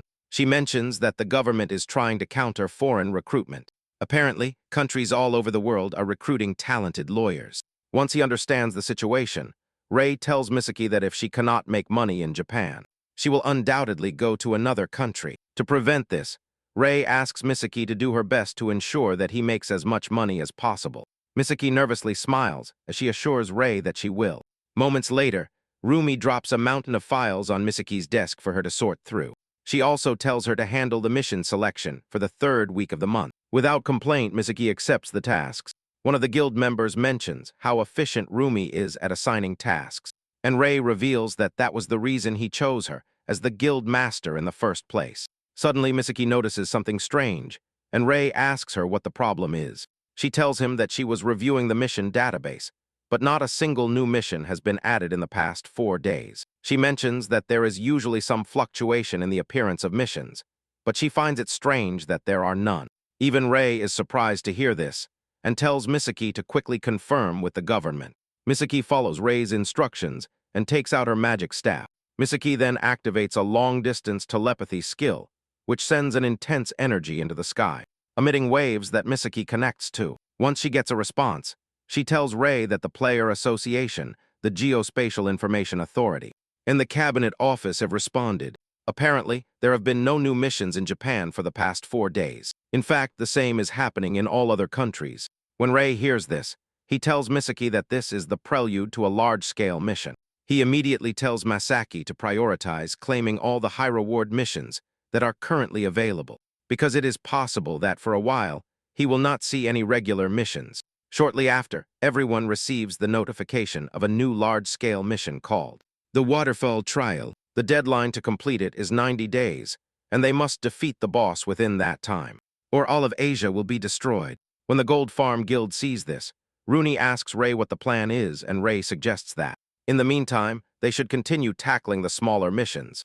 Given that the Waterfall Trial encompasses all of Asia, Rei says that there are many countries involved, and organizing the rewards and sponsors will take time.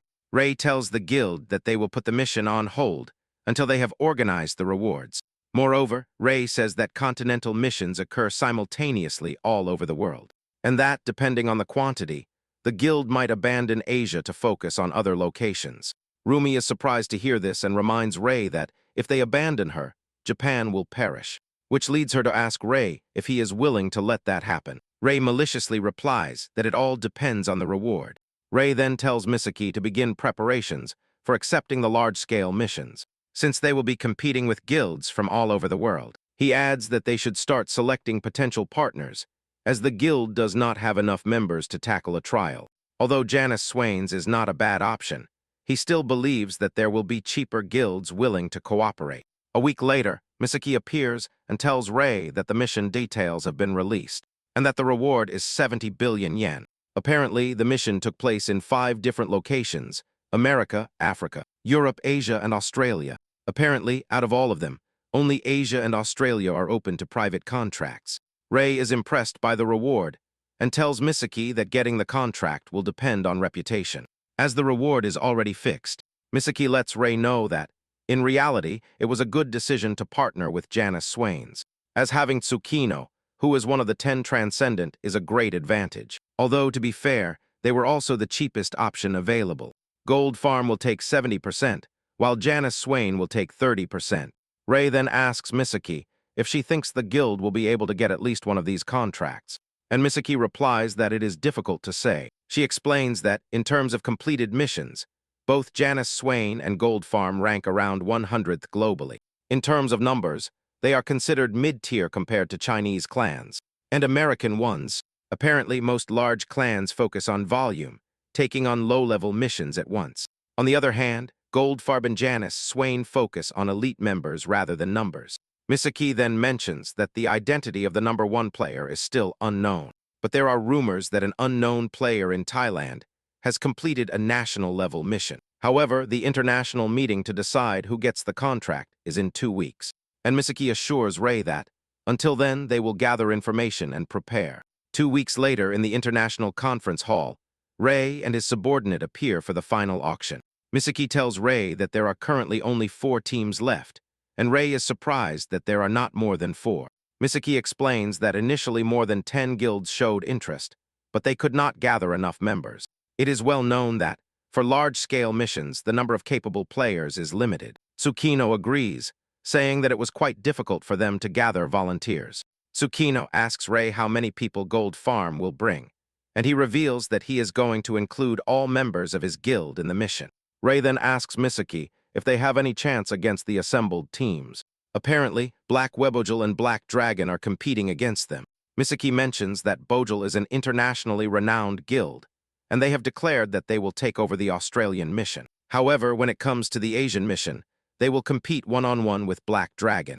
although Rumi believes they will win easily because Black Dragon does not even have a history of completing national-level missions. Misaki is a bit skeptical about the whole affair.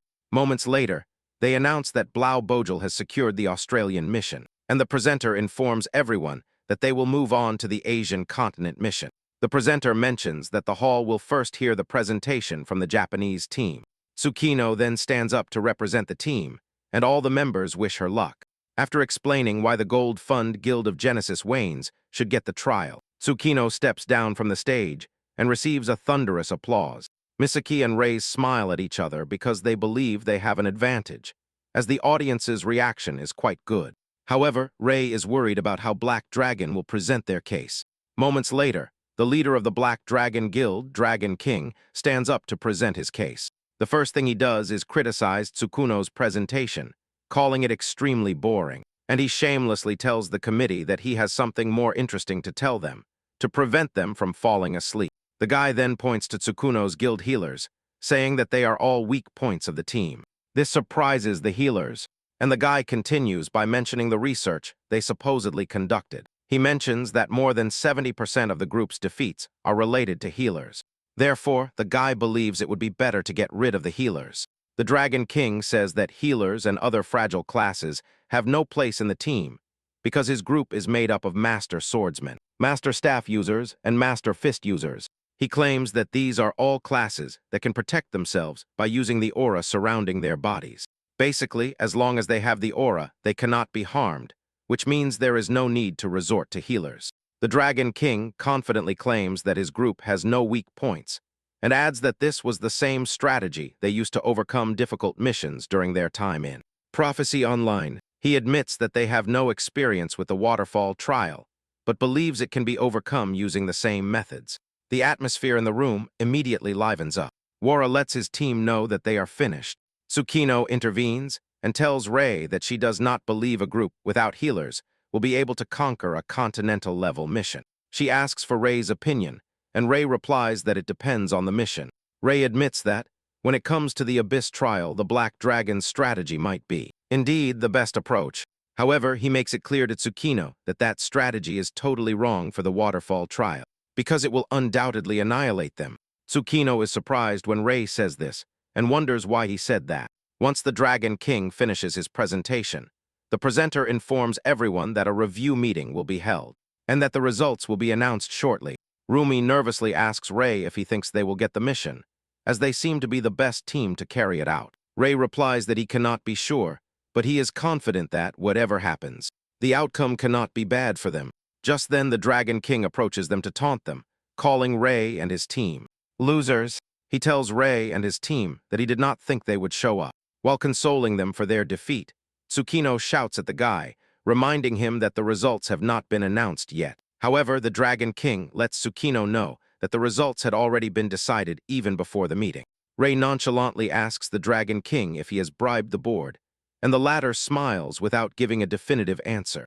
The dragon tells Tsukino and her team that all of this is a blessing in disguise, because at least this way they can avoid dying uselessly. This angers Tsukino, and she tells the Dragon King that he is arrogant and boring, but even so, she admits that their guild has completed missions and protected villages where people live. Therefore, she tells the Dragon King that it would be a great loss for their guild to be annihilated by a reckless attempt, and suggests that he retire. This annoys the Dragon King, and he shouts at Tsukino for underestimating them, assuring her that they have no intention of backing down. The guy loses his composure and prepares to attack, but Tsukino is ready for anything he throws at her. Suddenly, Rei appears next to the guy and grabs his hand, telling him to calm down. The Dragon King is surprised, because he had not even perceived Rei until he approached him. Rei then apologizes for Tsukino's behavior, and urges the Dragon King to ignore Tsukino's request to back down. Tsukino is surprised to hear this, and asks Rei what he is trying to do. Rei is forced to draw Tsukino's attention to the contract terms. The terms state that if the contracting party loses their ability to complete the mission due to casualties or other reasons, the second chosen party will take over the contract. In such cases, the reward amount will increase depending on the remaining time of the mission. After pointing this out, Rei tells Tsukino that they will just earn more. The Dragon King laughs, saying that a guild led by a woman stands no chance.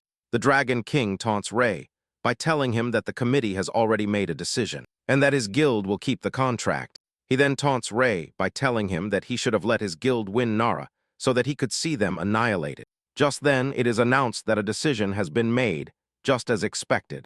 It is announced that the Black Dragon is the contracting party for the waterfall trial. Seeing this, Rei congratulates the Dragon King and tells him to take his time in failing, because the longer it takes, the more the reward will increase with the remaining time. However, the Dragon King is confident that he and his team will be able to do it. When Rei and his team return to the control room, Tsukino asks Rei what they are supposed to do. She asks if they should return to Japan, but Rei says that they will head to China because they have completed all the admissions of the contract, requires them to stay near the waterfall trial site and wait for the Black Dragon to fail. Rei then addresses Misaki and tells her to book cheap flights to China for the team, but Misaki says that, instead, she is going to book ones that are safe. Suddenly, a blonde girl bursts into the room, urging the team to calm down because she has a request to make of them. Rue observes her with disgust before asking who she is, and she reveals her name is Marie, and that she is from Blahua Bojal. Tsukino notices that Marie is having trouble speaking Japanese, and encourages her to speak in her native tongue, as they have the linguistic knowledge needed to understand her easily. Marie thanks Tsukino for the warm welcome, and says she will speak in German. Marie then reveals something shocking. She tells the team that they would like them to take over their mission. Misaki is surprised to hear this, because she knows that Bojal has 3 members of the 10 Transcendent, which means they should have no problem completing the mission in Australia. Rei knows that this is why the guild accepted the mission, but he is quite sure that something else happened after they signed the contract. Marie confirms this, saying that they find themselves in a bit of a pickle. As soon as Rei hears that Marie and her guild are in trouble, he decides to teach her a Japanese proverb. Marie asks him what the proverb is, and he quotes that even the judgments of hell depend on money, which, according to him, is the most famous Japanese proverb. Marie hears this and realizes that Rei does not mind taking on the mission, as long as he gets paid. Shortly after, Marie takes the team to see her brother, Daniel Keller, who is the guild master of Bojal. Tsukino also introduces herself as the guild master Janice Swains, but Rei simply says that he is from Gold Farm. Daniel then tells the team that they want them to take over the mission in Australia, while assuring them that they will officially notify the UN of their withdrawal. Rei is surprised that they are simply passing the mission on to them and demands to know what happened. Daniel decides to be honest, as the truth will eventually come out. Daniel reveals that the United States has recruited 2 of the 3 members of the 10 Transcendent they have.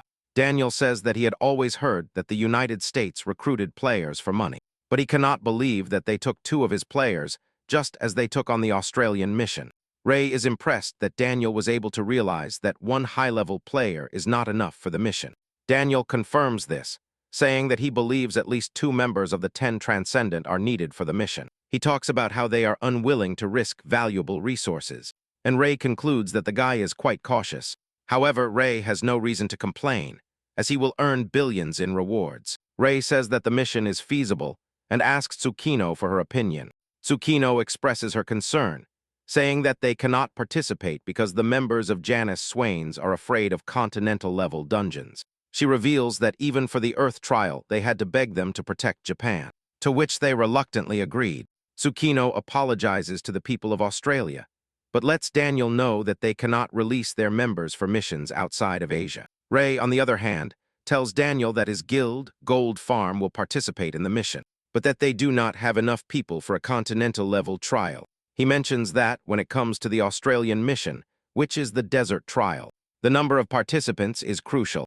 Rei says that they will need at least 200 B-rank players, but his guild cannot contribute such a number of players, given that Bojal is a mercenary group.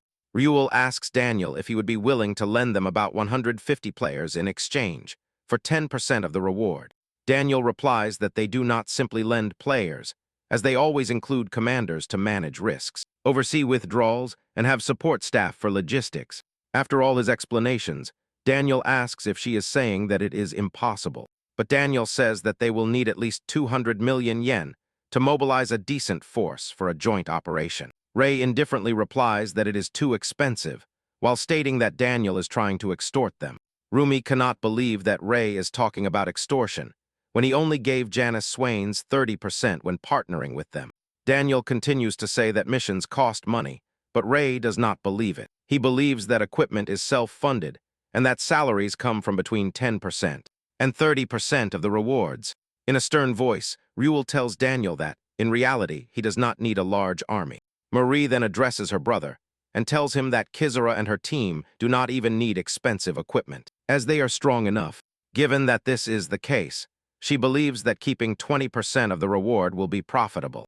Daniel confirms this, but asks Marie if she thinks the team is really strong. Daniel says that he is quite sure that Tsukuno and Janice Swain are strong, but he cannot say the same for Gold Farm. Daniel lets his sister know that Gold Farm is a guild, without a single member of the 10 Transcendent. Marie then tells Daniel that she is quite sure that the team is quite strong, especially Ray. Marie confidently tells Daniel that Ray is stronger than her, and Ray agrees with her. Daniel, on the other hand, does not want to believe it and tells Ray that Marie is quite strong. Ray assures Daniel that he knows Marie's situation, as she is obviously the last of the 10 Transcendent who has not been recruited. Apparently, Marie ranks 7th among the 10 Transcendent. Marie smiles upon hearing this and says that Ray is correct. Suddenly, Marie activates her skill and attacks Ray with thorny vines. Ray manages to dodge the vines and even grabs one of them, which he uses to drag Marie to the ground. Daniel watches in horror as his sister is easily defeated. Juan Moray takes this opportunity to explain to his brother that he launched a surprise attack on Ray, but that he still dodged it. In fact, he even had the strength to pull her to the ground without using any skills. Daniel, on the other hand, is horrified, as he is worried that things could have gotten worse if Ray had been hit. Marie then tells her brother that she definitely would not have hit Ray, because anyone who could not dodge her blow would stand no chance against the vermilion spider that was defeated in the Earth trial. Marie mentions that those who passed the Earth trial were Janice Wings, but she is quite sure that it was a lie because she has a knack for judging people. Marie reveals the truth by saying that she is quite sure that Tsukano was not the one who passed the Earth trial, because the one who actually passed it was Ray. With a confident smile, Marie tells Daniel that they have nothing to worry about, as long as Ray is with them. Shortly after, Ray joins Daniel and Marie at the trial site, where they await the requested mercenaries. All the mercenaries are surprised that Daniel is handing over command to Ray, no one from Gold Farm. Most believe that the fact that Ray is the commander of the operation is just a formality, as they are only trying to compensate for defectors who have left for money. Daniel then takes the stage to inform the players that Bojel and Goldfunk will be carrying out a joint operation and introduces Ray to the squad, telling them that he will be serving as the commander of the operation. Ray then tells the players that their first and most important priority is to ensure that no one dies in the upcoming battle. He tells them to prioritize saving lives if they have any doubts about their decisions. Most players do not believe in Ray's idealistic approach, as they think they cannot conquer a continental-level dungeon that way. Basically, their reward has been set at $5 million, not counting Bojel's expenses. However, it seems that for every death on Bojel's side, $10 million will be deducted from the reward. Ray does not want to lose anyone for this reason. Ray informs them that the desert trial has a much larger scope than usual trials, occasional, and that as they advance further, monsters are likely to start appearing. Ray then repeats that safety should be the priority above all else. After delivering his speech, he orders the squad to move out, and as they approach the trial site, they suddenly feel the ground tremble as if there was an earthquake. Suddenly, a monster lunges at the squad, and the team immediately deploys cannons to confront the monster. They fire a series of projectiles at the monster that set it on fire, but despite the first wave of fire, they fail to bring it down. The squad is forced to continue firing cannons at the monster, and even players with long-range capabilities join the battle. While they are busy doing this, Ray is thinking about something else. He soon asks the squad leader how much each of the projectiles they are firing costs. The guy mentions that he is not sure of the amount, but that they are using the cheapest projectiles, as they were ordered not to use expensive weapons. The squad leader reveals that the contents of the projectiles are simply 5 franc coins, and as soon as Ray hears this, he contacts Misaki, who is in the control room. Ray then tells her to check how much Bojel's mortar projectiles cost, while informing her that they are filled with 5 franc coins. Misaki then takes out her calculator to calculate the cost, and informs Ray that the basic projectiles cost around 300,000 yen. However, when they take into account the Swiss franc coins inside, the value skyrockets to around 1 million yen per projectile. Ray almost faints upon hearing how much the projectiles cost, and they are busy firing them in large quantities at the monsters. Ray quickly tells the squad leader that he and his team will take care of the monster from this point on. He tells the guy to inform them of the locations, and the squad leader does as instructed. Ray is informed that 3 monsters have just appeared in front of them, and Ray leaps towards the monsters. Ray easily takes care of the monsters. Pharaoh Ray only sees a stingy guy who cannot afford to spend projectiles that cost only $1 million. Daniel says that saving money is fine, but at the same time, using skills would cause cooldown times. Therefore, he believes that the main player should save their skills for truly strong enemies. Marie then tells her brother that Ray is not using any skills.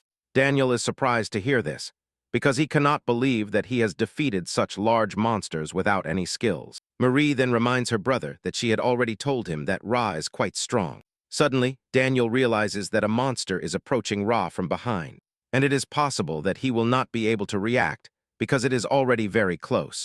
Out of nowhere, Koki and his team appear to take out the monsters. Ra joins them to take out the monsters, and with a smile on his face, the Gold Farm players annihilate the monsters. When Marie sees this, she tells her brother that Ra is not the only elite player in the guild, because the rest are just as capable as him. Daniel has no choice but to agree with his sister, and expresses his surprise at how strong an unknown guild from the Far East is. Daniel is forced to admit that, as long as Ray and his boys are there, they have nothing to worry about. Marie notices her brother's mood and urges him to calm down, assuring him that his time will also come.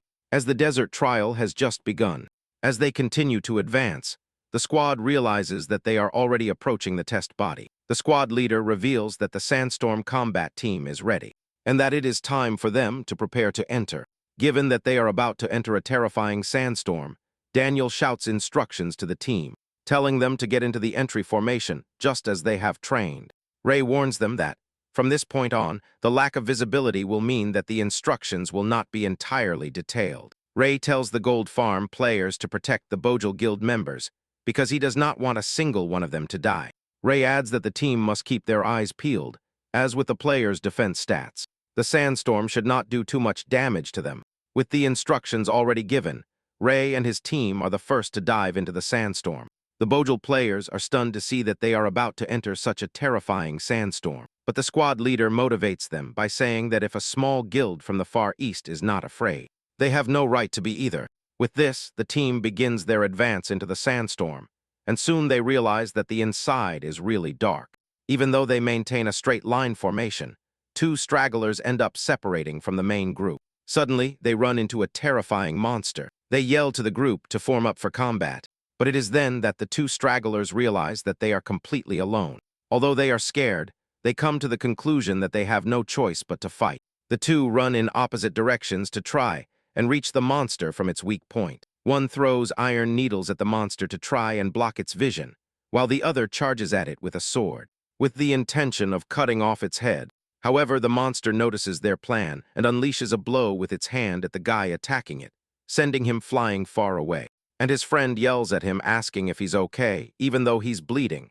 He tells his companion that he's okay. Suddenly the monster lunges at them, ready to turn them into food. The 2 scream in fear, believing all hope is lost, but the monster suddenly loses its head. The 2 turn around and saw that they had just been saved by Ray and his squad. Ray is not happy with the fact that he almost lost 2 assets, and tells his squad to make sure there are no gaps in the defense net. Ray tells his squad that the Bojal players are not as capable as them, so they have to protect them. Ray's healers quickly attend to the injured players, and he tells them to think of the Bojal players as a bundle of $10 million, so they must protect them with great care. The entire team takes his instructions very seriously, and assures him that they will do as they have been told. Daniel then orders that the formation be reorganized, and that those who cannot defend themselves should form a compact group. Marie adds that, no matter what, they must not lose sight of the companions next to them, because separation means death.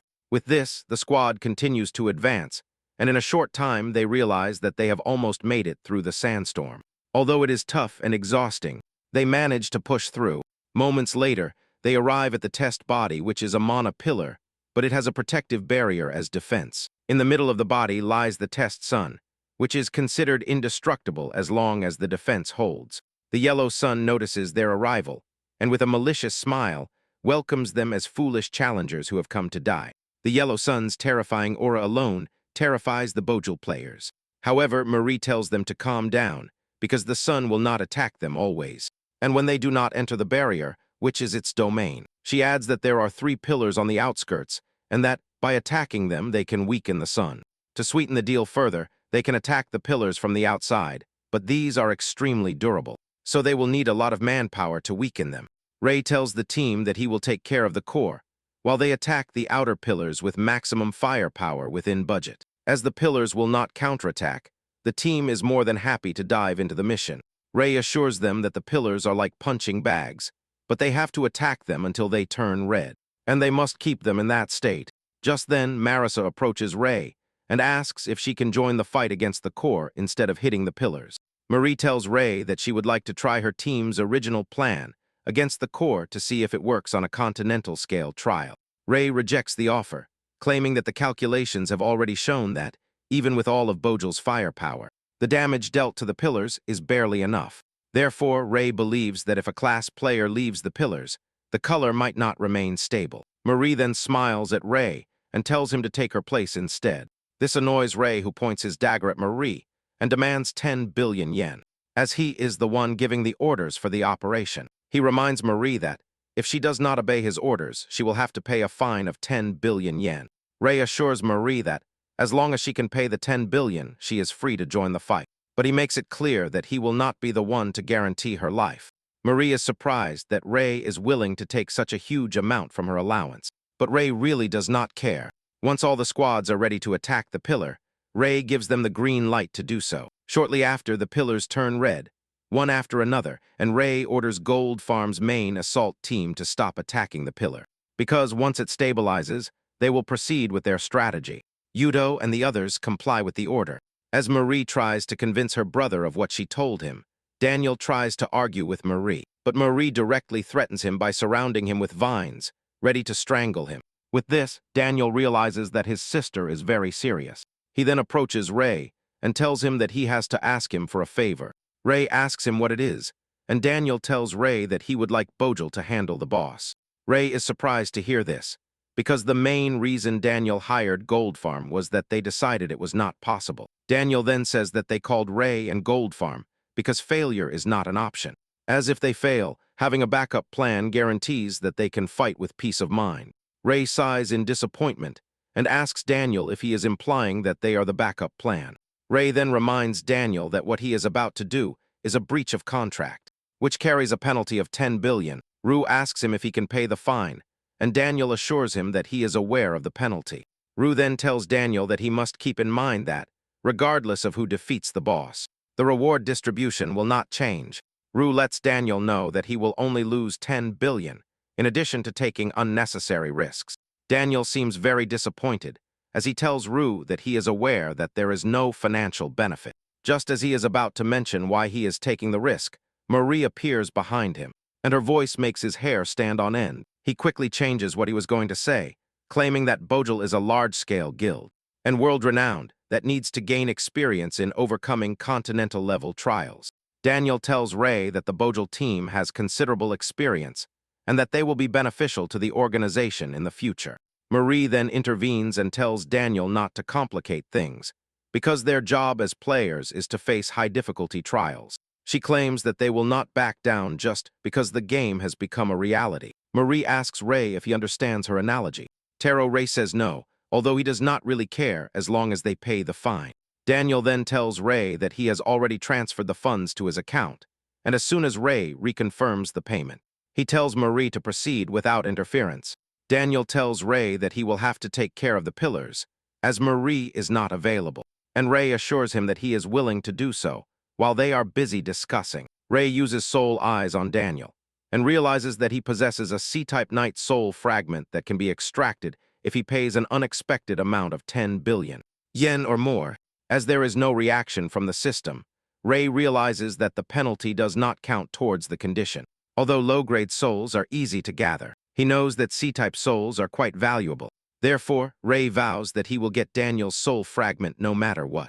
Ray then asks Daniel if he would like to take out insurance. He tells Daniel that, If he pays an additional 10 billion, he will save Mary if things get dangerous. When Daniel hears this, he considers it a good deal, and just as he is about to ponder it, Marie intervenes, saying that there is no need for that.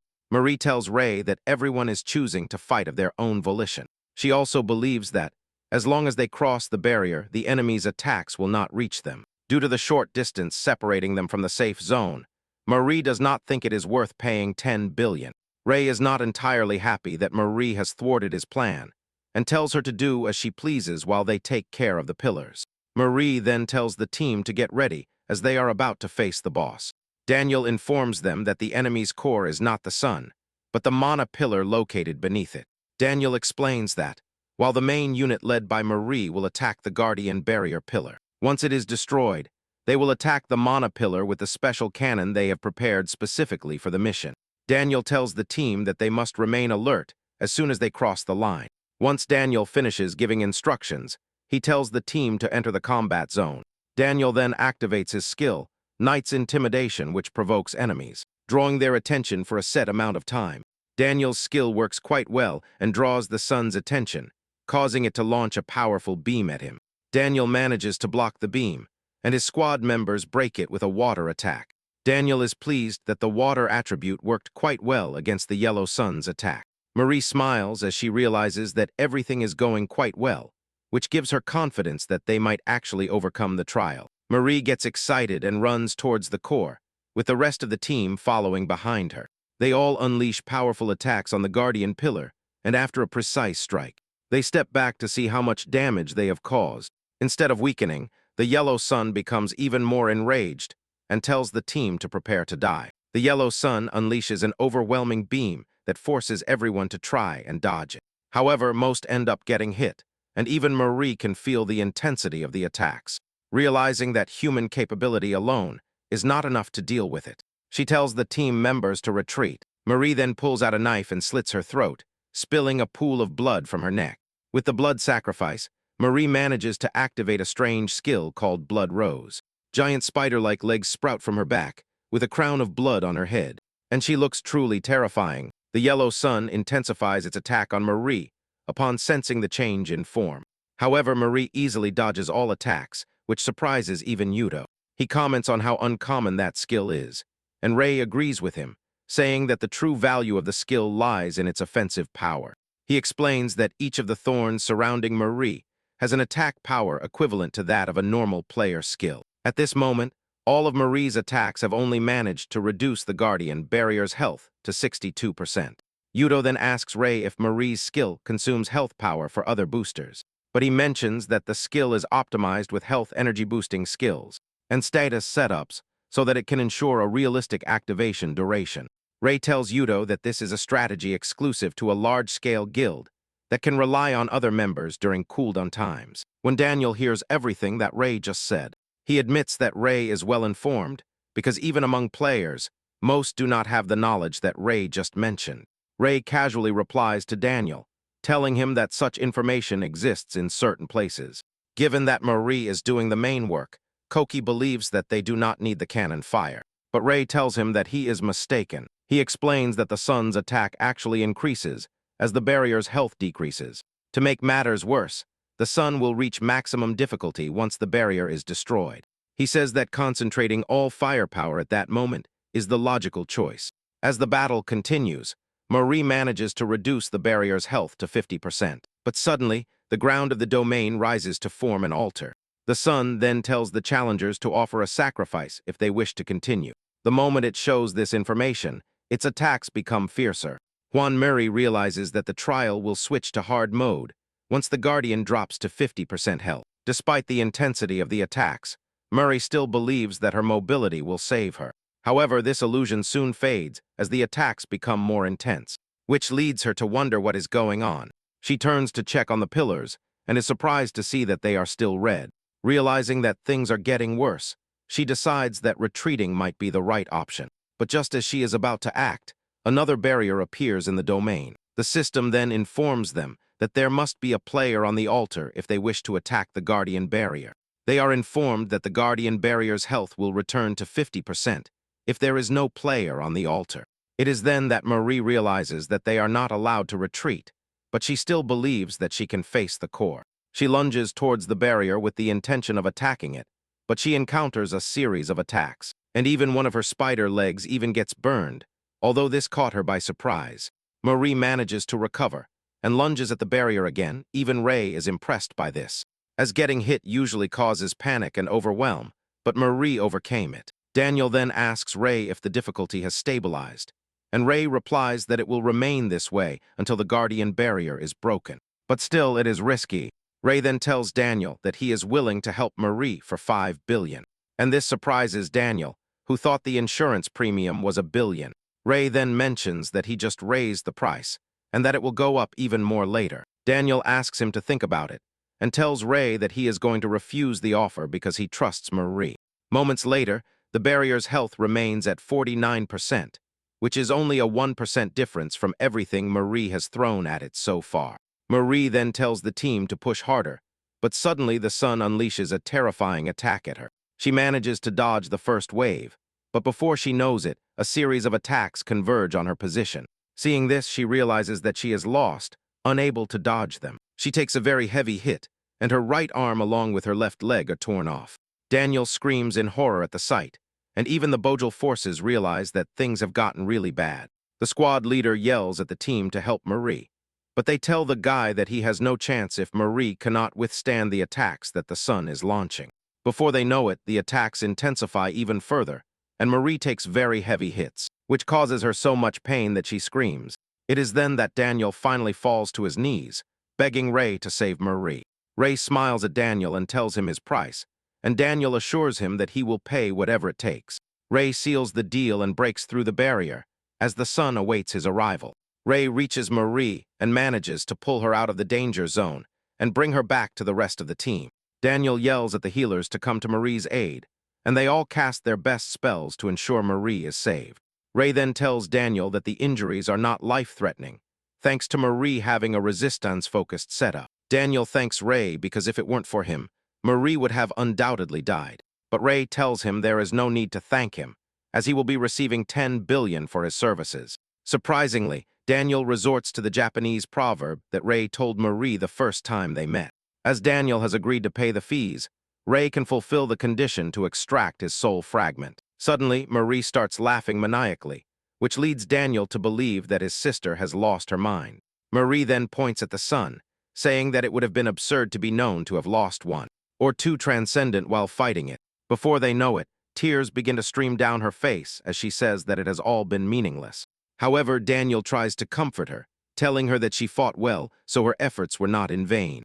Daniel lets her know that they were able to get this far because of her sacrifice. Marie tells her brother that, after fighting the sun with all her might, and not being able to even scratch it, she does not believe it is something humans should try to handle. However, Ray disagrees with her and tells her that trials are meant to be overcome. Marie is surprised that Ray thinks they still have a chance, and Ray lets her know that this is why they have come. Ray confidently tells Marie that fighting the core is Gold Farm's job. As Ray and his team prepare to face the core, Marie asks her brother to take her to one of the pillars. Daniel asks her what she plans to do, and she assures her brother that she will not do anything dangerous, because she only wants to attack the pillar. She lets Daniel know that the pillar will maintain its weakened state if she is able to contribute. Daniel is worried about her condition, but she assures her brother that she can still use her skills as long as she is alive. She mentions that her lost arm and leg can be regenerated later, and Daniel finally agrees to take her to the pillar. Meanwhile, Ray has put his plan into motion and tells the team that, as long as there is a sacrifice on the altar, the attacks from the outside will be able to penetrate it. However, it is up to the sacrifice to keep dodging, which in this case is him. Rumi tells the team to focus their attacks on the guardian barrier. While Rak acts as a decoy, however, he tells them to save cooldown skills until the barrier has been destroyed. The team then begins their assault on the barrier, and in the blink of an eye, they reduce its health to 45%. Seeing how Ray and his squad are handling the core, Marie asks Daniel if he thinks they would have been able to overcome it if they had used the same method as the team of Ray. Daniel tells her that they still wouldn't have been able to, because even though it looks simple, it's not. Daniel explains to Marie that whoever is inside the altar would have to dodge the attacks in real time. Marie admits that she would have run out of stamina if she had tried to do the same with the blood rose. Daniel then asks her if she thinks the level difference is the key. But Marie says no. She claims that her mobility is, in fact, higher than Ray's.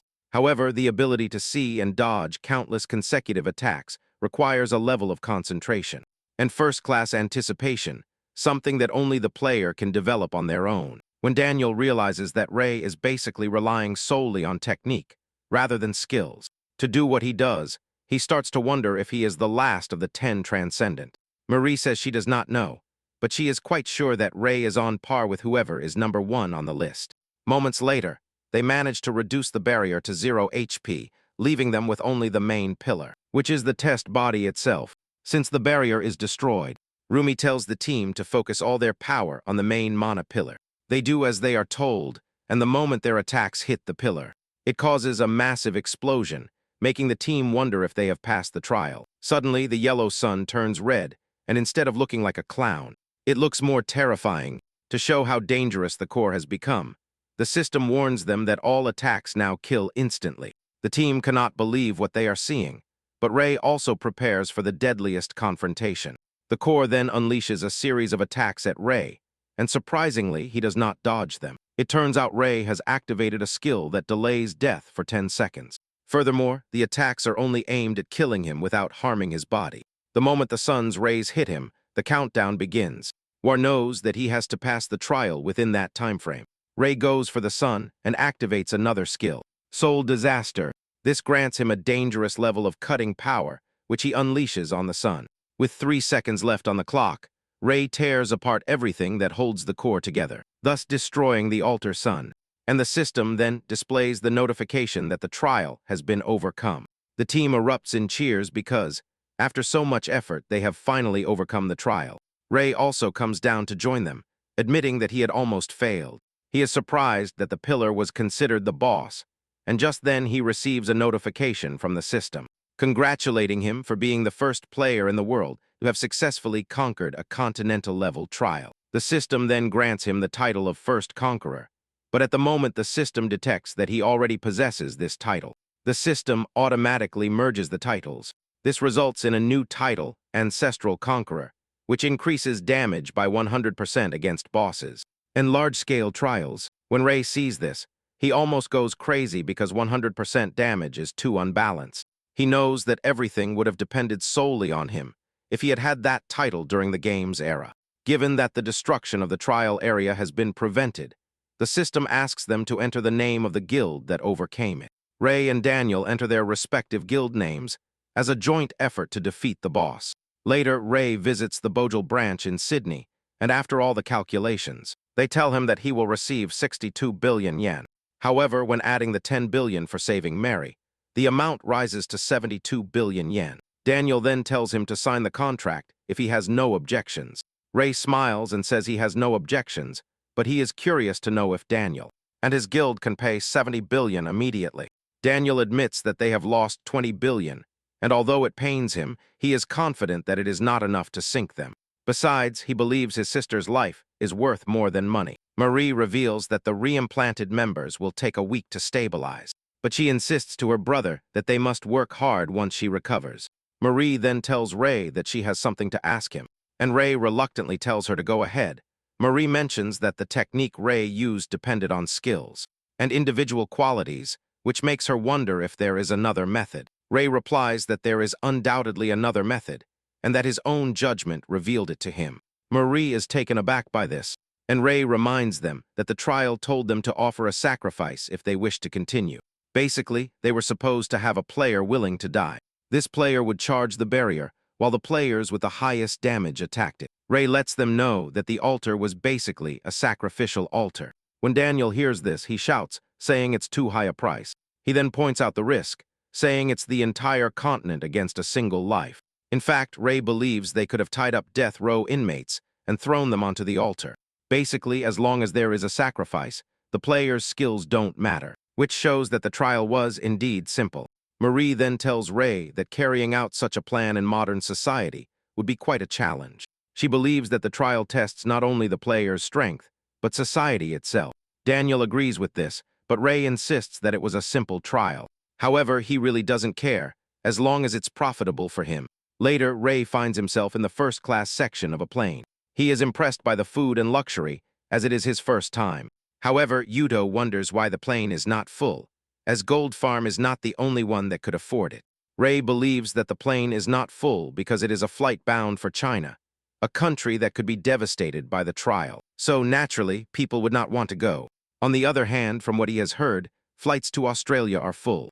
Ray is not surprised, as Australia is the only place not at risk of being destroyed by a trial. Yudo then says that perhaps they are the only ones leaving the country. A flight attendant appears, asking Ray what drink he would like. Ray tells her to serve him the most expensive drink they have. Suddenly, the plane shakes violently, surprising all the passengers. The alarm sounds, and the fasten seatbelt sign illuminates on the plane. Ray asks the attendant if they have entered turbulence, but the attendant says it looks different from normal turbulence. She decides to go and speak with the pilots to find out what is going on, and urges them to buckle up in the meantime. But Ray could not care less. The situation worsens even further when the plane begins to tilt upwards, which causes panic among the passengers, and the flight attendant says that the plane might stall if this continues. Ray asks Rumi if she has any skills that can help stabilize the plane, and she says no. Rumi passes the question to Yudo, who also replies no, as the only thing he knows how to do is run fast. Yudo passes the question back to Ray, who reveals that his powers allow him to dodge objects. But the mass of the plane is far too great for what he can do. Ray then runs towards the cockpit, as none of his guild members can help with the problem. He asks the pilot what the problem is, and the pilot reveals that the elevator is stuck in the upward position. No matter how much he pushes on the control lever, it simply will not reset. Ray then deduces that they are referring to the flap at the back of the plane. Ray leaves the cockpit, asking the pilots if all he has to do is push down the elevator. The pilot realizes that Ari is trying to go outside and tells him that he must have gone mad. He mentions that it is minus 30 degrees outside, and that, furthermore, the atmospheric pressure would probably crush him. Even if he were to survive that, the wind speed currently exceeds 1,000 kilometers per hour. Ray ignores them and heads towards the door. He knows that high-level players could survive if the plane were to crash, but novice dairy cows definitely will not, and he is not willing to lose any of his money-generating humans. He grabs the lever and tries to pull it with all his might. The attendant sees this and tells Ray that, at the current altitude, coupled with the pressure difference, the door will not open. He adds that even if it did open, Ray would simply be dragged away by the wind.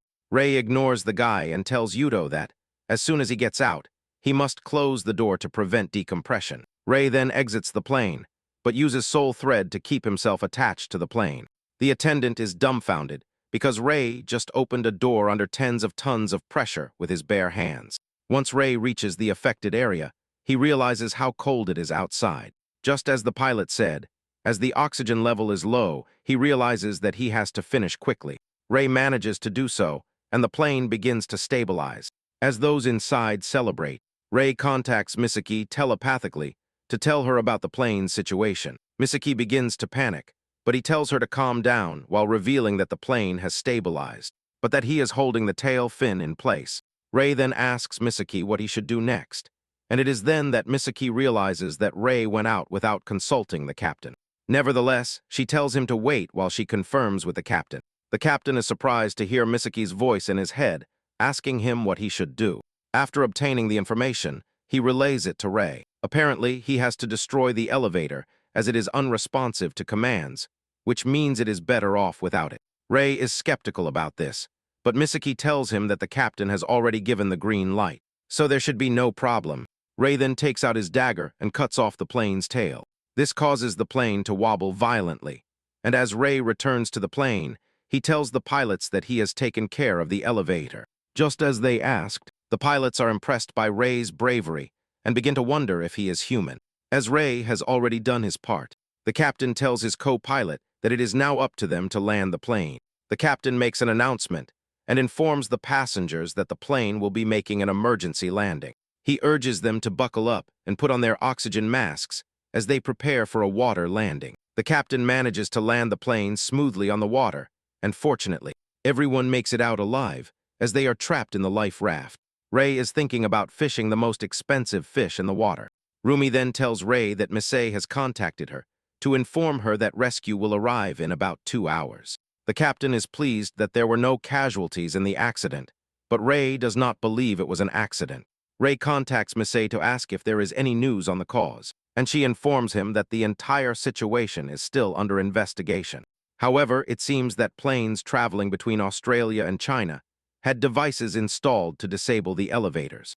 Misei tells Ray that if the plane was indeed the target, this means that the attack was directed at Gold Farm. Ray is curious to know how the perpetrators bypassed airport security, and Misei says that it should not be difficult for a player. Fortunately, the plane was not brought down mid-flight. Yuto then mentions that carrying out something of this magnitude can only mean that there is a large organization behind it. Rumi expresses concern, saying that the Dark Guild might be trying to sabotage the Asian trial. Ray says that is the most obvious assumption, but he believes that the short-selling profits derived from trial failures should have already been addressed with countermeasures. Nationally, this makes Ray wonder if another method has been devised to obtain profits. But Misei says no. According to the latest report she has, Misei states that, for the attack to be of this magnitude, it shows that whoever is behind it is serious, which makes her wonder if this is revenge from the Japanese Dark Guild that they destroyed. Ray replies that, even if it is revenge, attacking the plane is going too far, as even if the plane exploded mid-flight, the high-level players would still survive, and he is sure that the Dark Guild knows this too. This leads them to wonder who it could be, and for what purpose they tried to crash the plane. Deep down, Ray believes it was done to delay the team's arrival in China on time.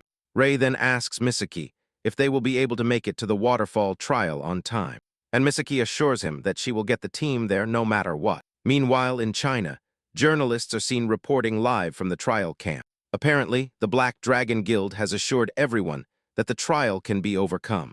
With only 3 days left, people are already panicking.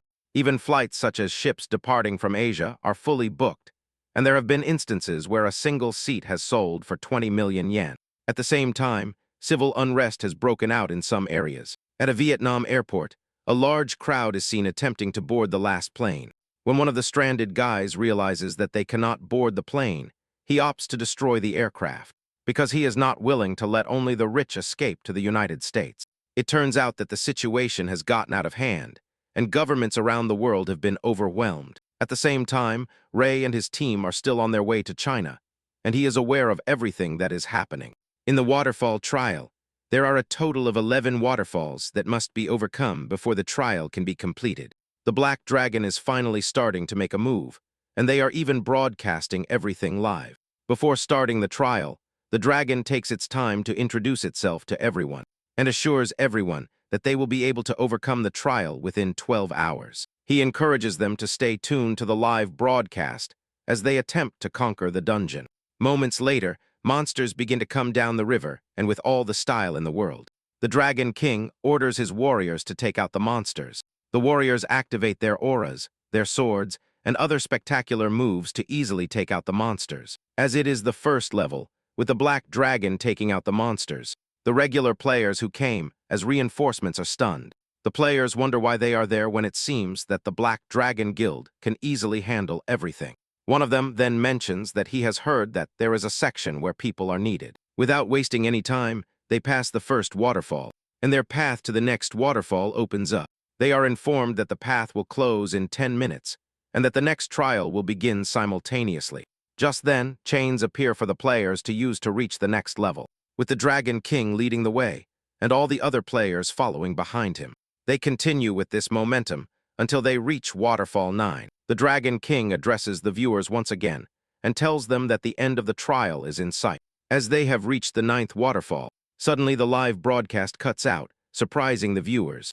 Rumi asks Ray if it is impossible to communicate during the waterfall trial, and Ray replies that normally signals come through without problems. He believes that what just happened is signal interference, as it was suddenly cut off. Yuto is curious upon hearing this, and demands to know who would do such a thing and what the motive is.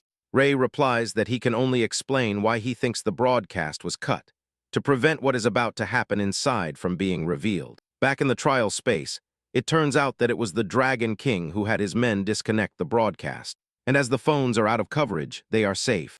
The normal players are stunned upon hearing this, and begin to worry that something is very wrong. The Dragon King then addresses them to tell them that they will need their help to weaken the trial system. Eager to help, the The players ask the Dragon King what they are supposed to do. An ominous aura immediately emanates from the guy's body, as he tells the players that their job is to die at the current crossroads. Suddenly, monsters appear above them to attack them. The Dragon King explains that the difficulty of the waterfall trial decreases the more deaths it registers. This is why he brought them, so that he could sacrifice them and get the difficulty down. The Dragon King watches as the monsters tear apart the helpless players, while telling them that their worthless lives now have meaning. Some of the players turn around and begin to run to escape, but the Dragon King is not worried, because he believes that they do not have what it takes to survive and return to the surface. By sacrificing a lot of people, the challenge became really easier, and the Black Dragon continued to advance. However, the Dragon King tells his people to be careful, because the difficulty will increase exponentially by the time they reach Waterfall 11. In the blink of an eye, they pass Waterfall 10 and head towards the dreaded Waterfall 11. As usual, the team starts strong, taking out monsters like they were paper towels. One of them mentions that perhaps they can save their cooldown skills for the final phase. Suddenly, a large fish monster appears behind one of the team members. Just as he is about to be devoured, another team member saves him by hitting the fish monster with his nunchucks. However, he is surprised that, despite using a powerful skill, the fish monster is still moving. Suddenly, the fish monster multiplied into other tiny fish. Panic ensues as the team sees this, but the Dragon King urges them to calm down, telling them that they have nothing to fear. As long as the aura protecting them remains intact, he suggests that they focus on the enemies, but his companions let him know that they are still increasing. No matter what they do, before they know it, their aura begins to fade, and the monsters manage to reach them. The monsters bite their skin, causing them pain as they tear them apart. The Dragon King finally starts to worry and wonders why the monsters are multiplying. Even though they have performed sacrifices, he wonders if some of the sacrificed actually survive the attack. Realizing that things have gotten complicated, the Dragon King rises into the air and unleashes a powerful aura spell. He tells his companions to put aside individual attacks and focus on area attacks. The Dragon King unleashes his attack spell, taking out a lot of monsters in his path through the cave. The others also follow suit, but the more they take out the monsters, the more the monsters increase. The dragon panics and tells his team to increase the intensity of the area attacks, but they inform him that the skills are on cooldown. It turns out they have exhausted all their area attacks, which greatly complicates things. Just then, a notification arrives indicating that at Waterfall 11, monsters continue to appear until the target number is reached. The team realizes that they are lost when the system informs them that the number of enemies they must defeat is 300,000. To put it in perspective, they have only been able to take out 2% of that figure, which is over 6,000 monsters. The Dragon King is frightened by this and tells his team to retreat, because it is impossible for them to finish off the number of monsters that the system requires.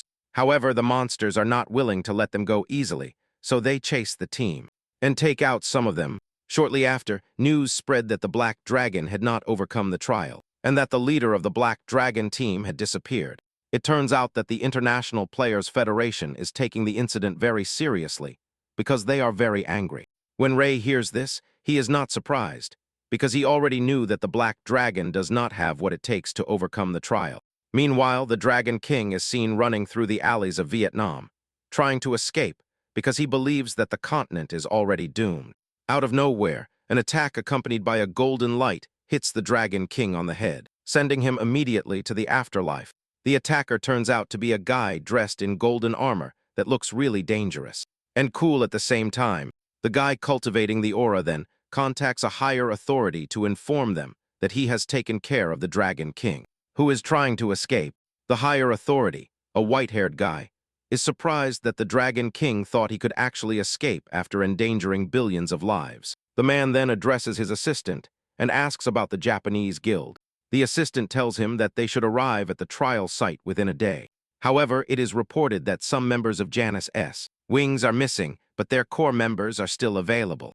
Just then, the assistant informs him that Gold Farm is demanding additional compensation, and the guy is surprised that Ray is talking about money at such a critical juncture. It turns out that the UN is offering Gold Farm 300 million in compensation, but Ray says it is not enough, although the guy is stubborn and does not want to give in to the demands. He knows that there are only 3 days left, and he does not want to take any risks. The guy then tells his assistant to inform Gold Farm that they will be adding the $200 million seized from Black Dragon, meaning Gold Farm will receive $500 million in compensation. Shortly after, Rei and the Gold Farm members arrive at the trial site.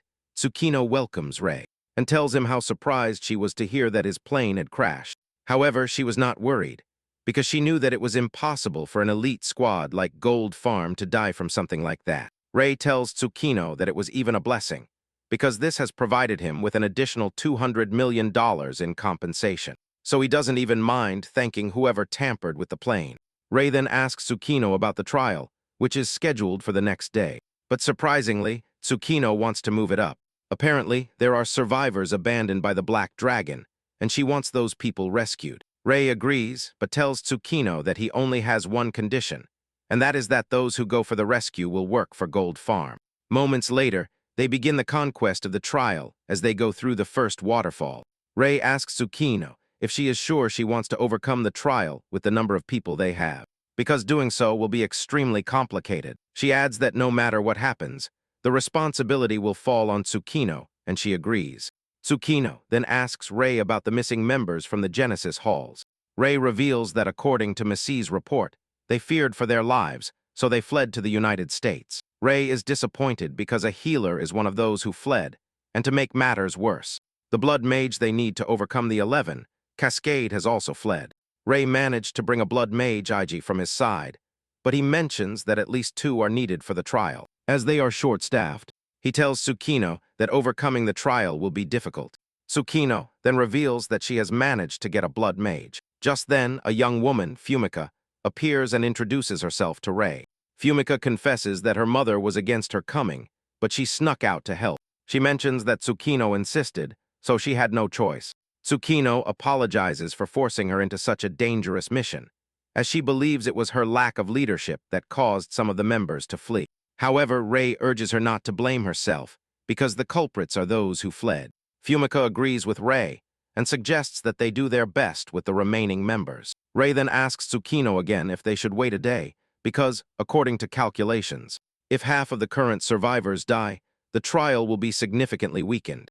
Rei believes this will make things a little easier. Tsukino admits that she has considered it, but she believes that if they do this, the guild will no longer maintain its status. Tsukino tells Rei that she does not mind if there are risks, as long as she can save the survivors.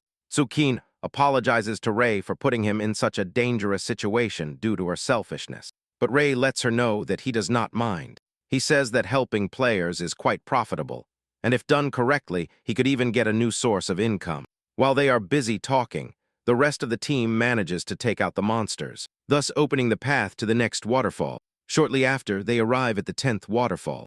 Rei says that is where communication should begin. However, surprisingly, there are no survivors in sight. Rei is the first to figure out where the survivors might be. Rei spots the entrance to a cave and guides the team into the cave, which turns out to be a safe zone. Apparently, by staying there, the player will sacrifice 5% of their health every hour, and healing skills cannot be used within the shelter zone. Tsukino is surprised to hear this, because it means they can only stay in the zone for 20 hours. Suddenly, the survivors appear above them. They demand to know who Rei and the others are. The survivors jump down with the intention of fighting, because they believe Rei and his team are part of the Black Dragon Guild that betrayed them. However, one of the survivors manages to stop his enraged redhead friend before he attacks Rei. He tells his friend to look at the clothes Rei and his friends are wearing, which means they are not from the Black Dragon Guild. The guy finally calms down when he realizes his friend is telling the truth, which eventually calms everyone down.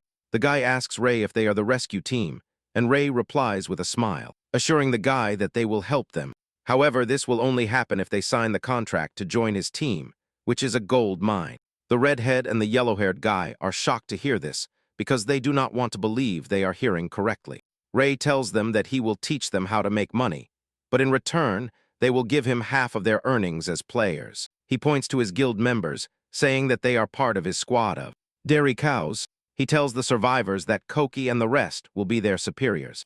Koki cannot believe that he still calls them dairy cows, even though they now have a registered guild name, as expected. The survivors do not take it lightly and comment on how strong players take advantage of weaker ones like them. Suddenly, the redhead notices something strange about Koki and asks Ray if he is really part of the dairy cow team. Ray confirms this, saying that Koki is different from the others because he gives him 90% of his earnings instead of the usual 50%. Ray then asks the redhead why he is asking about Koki. The guy then mentions that the watch Koki is wearing is incredibly expensive, which leads him to ask if the team, Cash Cow, earns that much money. Ray then turns to Koki and asks if the watch is really expensive. But Koki says no. He mentions that he bought the watch for about 2 million yen, which is not a big deal. The redhead and the yellow-haired guy are almost petrified at hearing this. They cannot believe that Koki can still afford something like this, even though he gives 90% of his earnings to Ray. Ray then reveals that Koki earned over 20 million yen last month alone, and that after giving him his 90%, he had over 2 million left. Tsukino is surprised that Ray remembers even the smallest details, and Rumi says that Ray only has a good memory when it comes to money. The colored-headed guys then ask Koki how much he used to earn before joining the Golden Goose team. Koki mentions that he used to earn about 130,000 yen per month, but thanks to Ray's advice, he has started earning a lot. He even shows proof by flaunting the multiple pieces of jewelry he is wearing. As soon as the survivors see this, they go crazy, demanding to join the Cash Cows, because they are finally ready to sign. When Tsukino sees how euphoric the players are, she concludes that Ray is running a pyramid scheme, and Rumi confirms it. Once the contracts are signed, she asks the survivors again how much health they have left, and they reveal that they have less than 20%. Upon hearing this, Ray realizes that they have 4 hours left to die. However, he is not willing to let that happen, because he plans to complete the dungeon before then. Upon reaching floor 11, Ray asks the players if they are all ready for the battle ahead.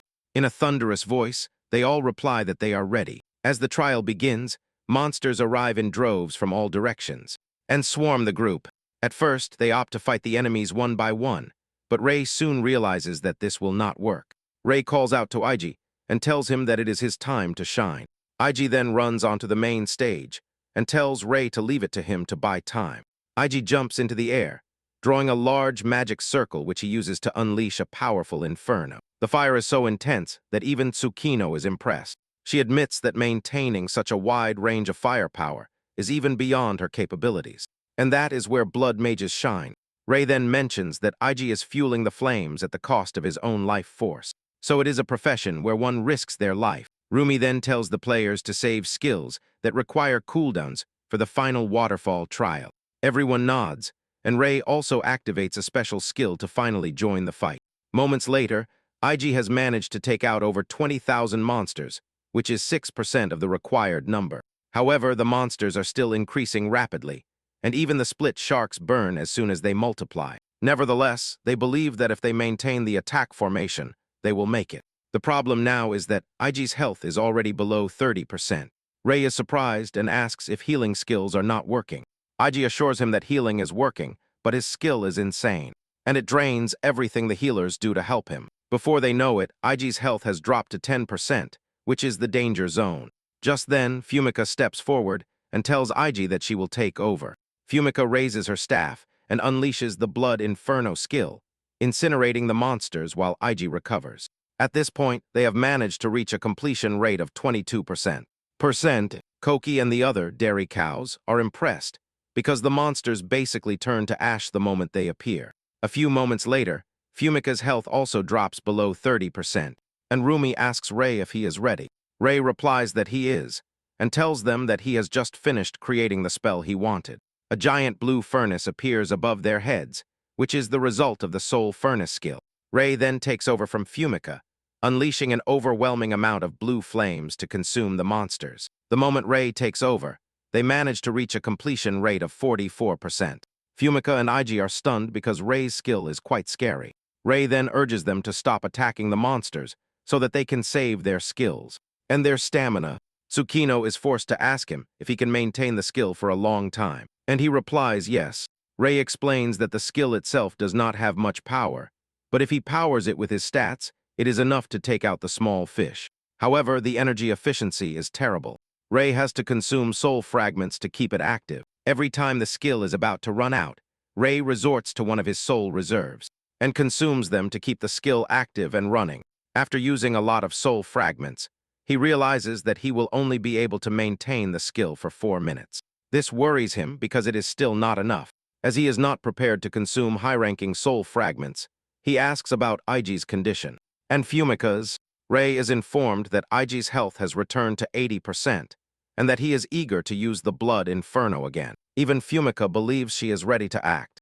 Rei then realizes that the healers are already running out of steam, and this is because they have lost some members of Genesis Wings, as it requires saving the healers for the final trial. He tells Aihi and Fumika not to worry.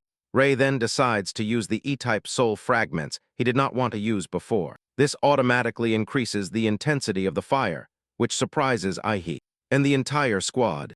Tsukino cannot believe that even the bones are already floating, which shows how intense the flame is. Just as he consumed his last soul fragment, they reach the desired number of monsters they were supposed to kill. Rei is informed that the soul flame furnace has burned out and will be ready for use again in 48 hours. Rei is happy that they have managed to conquer floor 11. The system notifies them that they are now eligible to participate in the final waterfall trial. Upon reaching the final section of the trial, they find a deep waterfall that leads into the ground, which is the 12th waterfall. Before diving in, they draw up a plan on how to tackle the final trial. Apparently, the members of Gold Farm and some selected members of Janice Swain's, as well as the healers, will be the ones to dive into the waterfall. Rei says that the remaining members form the subunit, and they will stay at the top of the cliff. Part of this subunit includes Fumika and a guy named Erosi. Erosi explains to his team that the 2 waterfalls they are looking at will start spawning monsters as soon as the trial begins, and that the subunit's job is to defeat the monsters to prevent them from reaching the main unit. Tsukino then urges the subunit not to overexert themselves, as any monsters that come down will still be eliminated by the main unit. Once they finish drawing up their plans, Yudo asks Rei if they are really going to jump into the waterfall, and Rei replies yes. Yudo continues to complain that he is not mentally prepared. As Rei jumps into the waterfall, the rest of the main unit immediately follows him, and upon emerging from the water, they find themselves in a paradise-like location. Everyone agrees that the place is beautiful, but as they are busy admiring the beauty of the cave, Rumi climbs onto a rock to address the team. Rumi reveals that she is going to take charge, and Misaki is surprised to hear this. She is forced to ask Rei if Rumi is really going to take charge. Rei replies matter-of-factly that Rumi is the guild master. Furthermore, Rei says that managing group battles is most suitable for a healer who continuously oversees the health and the power of the members. Once Rumi finishes organizing everyone into their respective sections, she tells them to commence the final trial subjugation. For the final trial, they must withstand the monster's attacks for 600 seconds. In other words, 10 minutes. The system informs them that, once the time is up and at least one survivor remains, the trial will be considered complete. The team soon realizes why they are only given 10 minutes to survive, and that is because the number of monsters they are facing is immeasurable. Rumi gives instructions to Rei, telling him to use the single thread and the incineration formation in Zone F. Rei praises Rumi for the good order and gets to work. He goes after the monsters and does exactly as Rumi told him. Rumi then tells Tsukino to provide support in Zone 8. The entire team gets to work, taking out monsters as the timer ticks down. Rumi tells the team to be careful, because monsters that escaped from the subunit will fall upon them.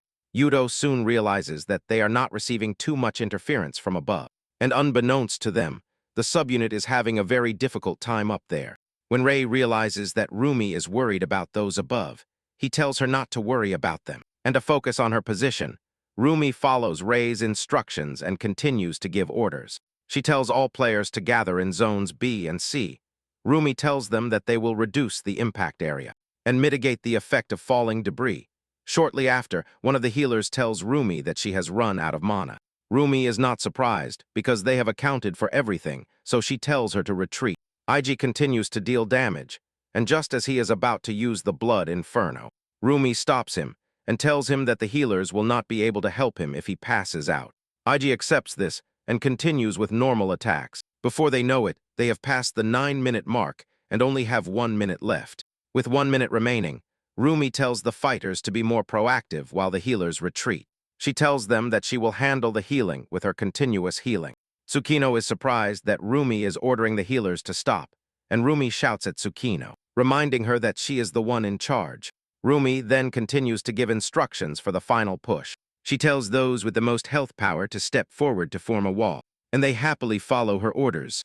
The last 5 seconds feel like an eternity for the squad, but in the end, they manage to break through and deliver the final blow, and the system then notifies them that time is up. They also manage to meet the condition of at least one survivor, given that there are 57 survivors. The system then informs them that the waterfall trial has ended, and that the destruction of Asia has been averted. Yudo smiles upon seeing this, because the continent will remain intact. The system asks them to enter the name of the group that has overcome the trial, while informing them that all players participating in the trial will be teleported to the entrance in 10 minutes. As expected, Tsukino and Rumi enter their respective guild names as the joint group that has overcome the trial. Rumi smiles because no one died, as the main team consists of 57 people. Tsukino then mentions that they barely made it. Rei agrees with her and says that the number of monsters falling from above was less than expected. Rei believes that the subunit must have fought relentlessly for them to have been able to reduce the number of monsters, which leads them to wonder if those above will be all right. Tsukino immediately pulls out her phone to contact them, and when Rei realizes that the situation could be truly dire, he tells them to jump into the waterfall.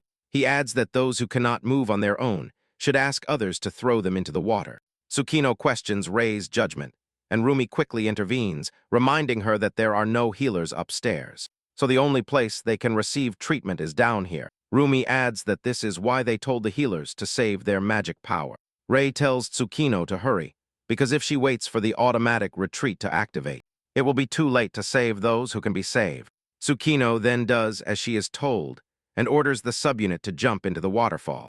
As soon as they arrive at the location, the rescue team gets to work on them. The fighters help them settle in, while the healers do their job. Rumi tells the healers to limit healing skills to the minimum necessary to keep them alive, in order to save their magic power. Moments later, the healers send their report indicating that no one is on the verge of death anymore. Tsukino is about to start celebrating that they managed to get out alive without any casualties when they bring Fumika. Her arm is missing, and her left torso is also shattered. Tsukino is horrified, and Rumi tells the healers to use everything they have on Fumika. Following instructions, the healers join forces to do their best for Fumika. At one point, Fumika begins to cough up blood, with no indication that she will make it. The healers tell Tsukino that the injuries are too severe, so their high-level healing skills are not working. They mention that what they need is a skill on the level of limb regeneration. But this is a problem because this skill takes time to take effect, and there is no way she can hold out that long. The healers then decide to use their magic to restore Fumika's healing power in the meantime. Fumika finally speaks, thanking the team and telling them that everything is becoming easier for her. Tsukino reprimands Fumika, reminding her that she had already warned her not to overexert herself. Fumika replies that that was her plan, but the monsters started heading towards the main unit, and she could not turn a blind eye. This is the last thing Fumika says before exhaling her last breath, leaving Tsukino completely stunned and dumbfounded.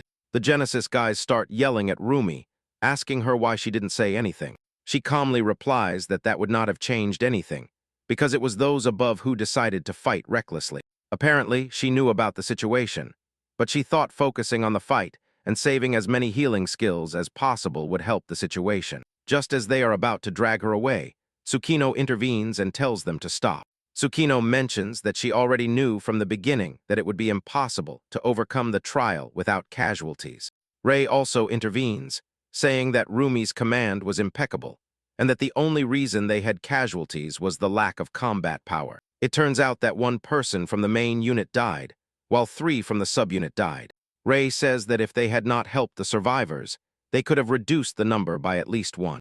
He then asks Tsukino if she regrets her decision, but she replies no. She mentions that, even though they suffered 4 casualties, they were able to save 36 people in return. Rei then interrupts her and tells Tsukino that it is not just 36, because those they saved will continue to save many more people in the future.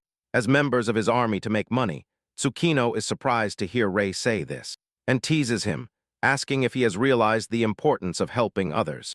As expected, Rei replies matter-of-factly that he is happy to help because it is profitable. Shortly after, the deceased are placed in coffins, ready for burial.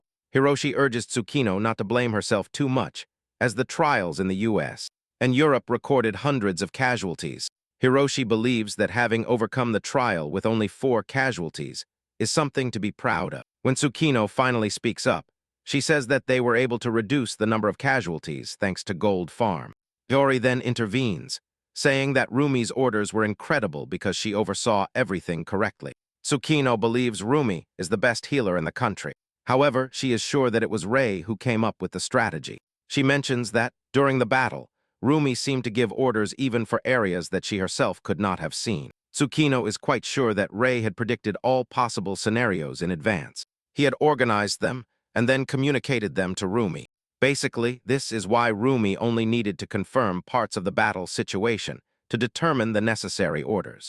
However, Tsukino is surprised, because Rumi has a talent for memorizing many scenarios and then giving orders. Yori tells Tsukino that predicting everything before the battle begins is practically impossible. Tsukino agrees with her but says that with Rei, anything is possible. Later, Rei gets out of the shower and asks Misei about the African trial. Misei mentions that about 300 people, including top players, were left behind to try it, but they were all annihilated. Basically, there is no force on the African continent capable of facing the continental-class trial. Furthermore, reinforcements sent by various countries suffered plane crashes and other problems, preventing them from arriving on time. The mention of the plane crashes catches Rei's attention again, but he refuses to say anything for the moment. Misei informs Rei that the conclusion has been reached, that the African continent is going to fall. This leads Misei to ask if this is another sabotage by the Dark Guild. Rei replies that it is difficult to say, but he knows that the Dark Guild should not have the power to crash planes simultaneously worldwide, which means that an organization even larger than the Dark Guild is involved in everything. However, Rei is not in a hurry, because he knows that they will soon find out. Shortly after, Tsukino and her squad returned to Japan, and they received a warm welcome from the people. The people are shouting Tsukino's name, but Tsukino cannot even open her mouth to return the greeting. Rei, for his part, realizes that Tsukino is becoming increasingly popular. The more popular she is, the easier it is to increase trial rewards, which is very useful. However, Rei realizes that Tsukino is not even happy about all this. Yori speaks angrily about how people are celebrating, despite the team having lost 4 members. Even Erosi agrees with her, but surprisingly, Tsukino intervenes and tells them not to blame them, because for the citizens, they are celebrating that the team saved Japan. Basically, they protected Japan at the cost of irreplaceable sacrifices. Later in the Gold Farm office, Rei and his squad watch a live broadcast of a guy on the African continent who has built an underground shelter 40 meters deep at a cost of 1 billion yen. With only 1 minute left, the guy is convinced that he is safe underground. Many people leave messages on the broadcast asking him if he thinks it is safe and how he plans to get resources on his own. He then reveals that everything he needs is inside the bunker. From water, food, satellite communication, emergency power supply, and all the basics for survival. The guy boasts about how safe the bunker is, so he has nothing to fear. Just at that moment, the countdown reaches 0, and a huge wave of energy hits the continent, destroying everything, root-like monsters with bell-shaped mouths, destroying the poor citizens. As the guy has a glass of wine to celebrate, the entire continent plunges into darkness. And suddenly, the roots begin to make their way into the ground. Suddenly, the guy notices a crack in the wall, and before he knows it, everything crumbles completely. The guy shouts in surprise, wondering how the roots reached him. But it was too late, as everyone watching the broadcast sees him being torn apart. He cries for help, but there is no Superman or Plant Man to get him out of there. And in the end, his camera survived him. Back in the Gold Farm building, Rumi expresses her surprise at the fact that a nuclear shelter could not save the guy. Rei tells the girl that this was to be expected, as a continental-class trial is not something to be trifled with. Furthermore, he tells them that something huge is coming very soon. Just then, everyone receives the notification that all continental-class trials have ended. The continents that survived are congratulated and informed that the tutorial has ended. As the tutorial has ended, the first update is automatically implemented, and this causes fear on the faces of everyone watching, who begin to ask Rei various questions because they are now confused. And Rei lets them know that he can predict what is about to happen. Rei mentions that new rare rewards will be added to the trials, but the difficulty of the trials will increase. In addition, the number of trials will skyrocket. Just then, trials started appearing everywhere, and the deadline to complete them is 10 days. Rumi and the team are surprised to see 2 trials appear in the same place. But before they know it, they notice that larger trials have also appeared. These are trials targeting the cities themselves, and they have a deadline of 15 days. The 20 districts of Tokyo, which constitute the port trial, have a deadline of 15 days to complete, while the Chiyoda, Minato, Shinjuku, and Shibuya districts, which constitute the crystal trial, have a deadline of 16 days. This soon escalates into an even larger trial, as it encompasses all districts of the country, thus becoming, in the end, a large national trial. The target area for this is all of Japan, and the deadline is only 60 days with the name of Tsunami Trial. Yudo screams in fear as he realizes that everything that has been happening to them so far was just a tutorial, and they are about to get into real trouble. As the members of Gold Farm faint in the office, the public is also going crazy. Yudo is forced to ask if Japan is the only place where trials are being held. Misei then reveals that Japan's national trial database has already recorded over 10,000 trial cases. The team panics upon hearing this, because they do not believe the country can handle such a high number of trials. Misei then adds that it is said that the current capacity for resolving regional trials in Japan is approximately between 2 and 100 cases per day.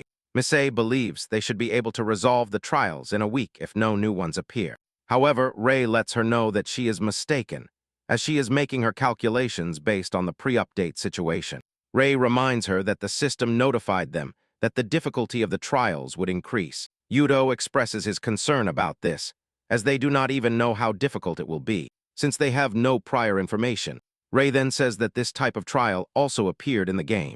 It is then that Yudo realizes that they are about to enter the hardest version that was played offline. Yudo believes that if something like this appears 10,000 times, they will definitely have no way to deal with it. Rei tells the team that overcoming everything would be nearly impossible, but he asks Misei if the trial rewards have been decided yet. Misei replies no, because even the government is overwhelmed at the moment, which means that proper evaluation will take some time. Apparently, Gold Farm has been asked to focus on completing trials in major urban areas, and Rei asks Misei to give him an estimate of how much she thinks the rewards will be.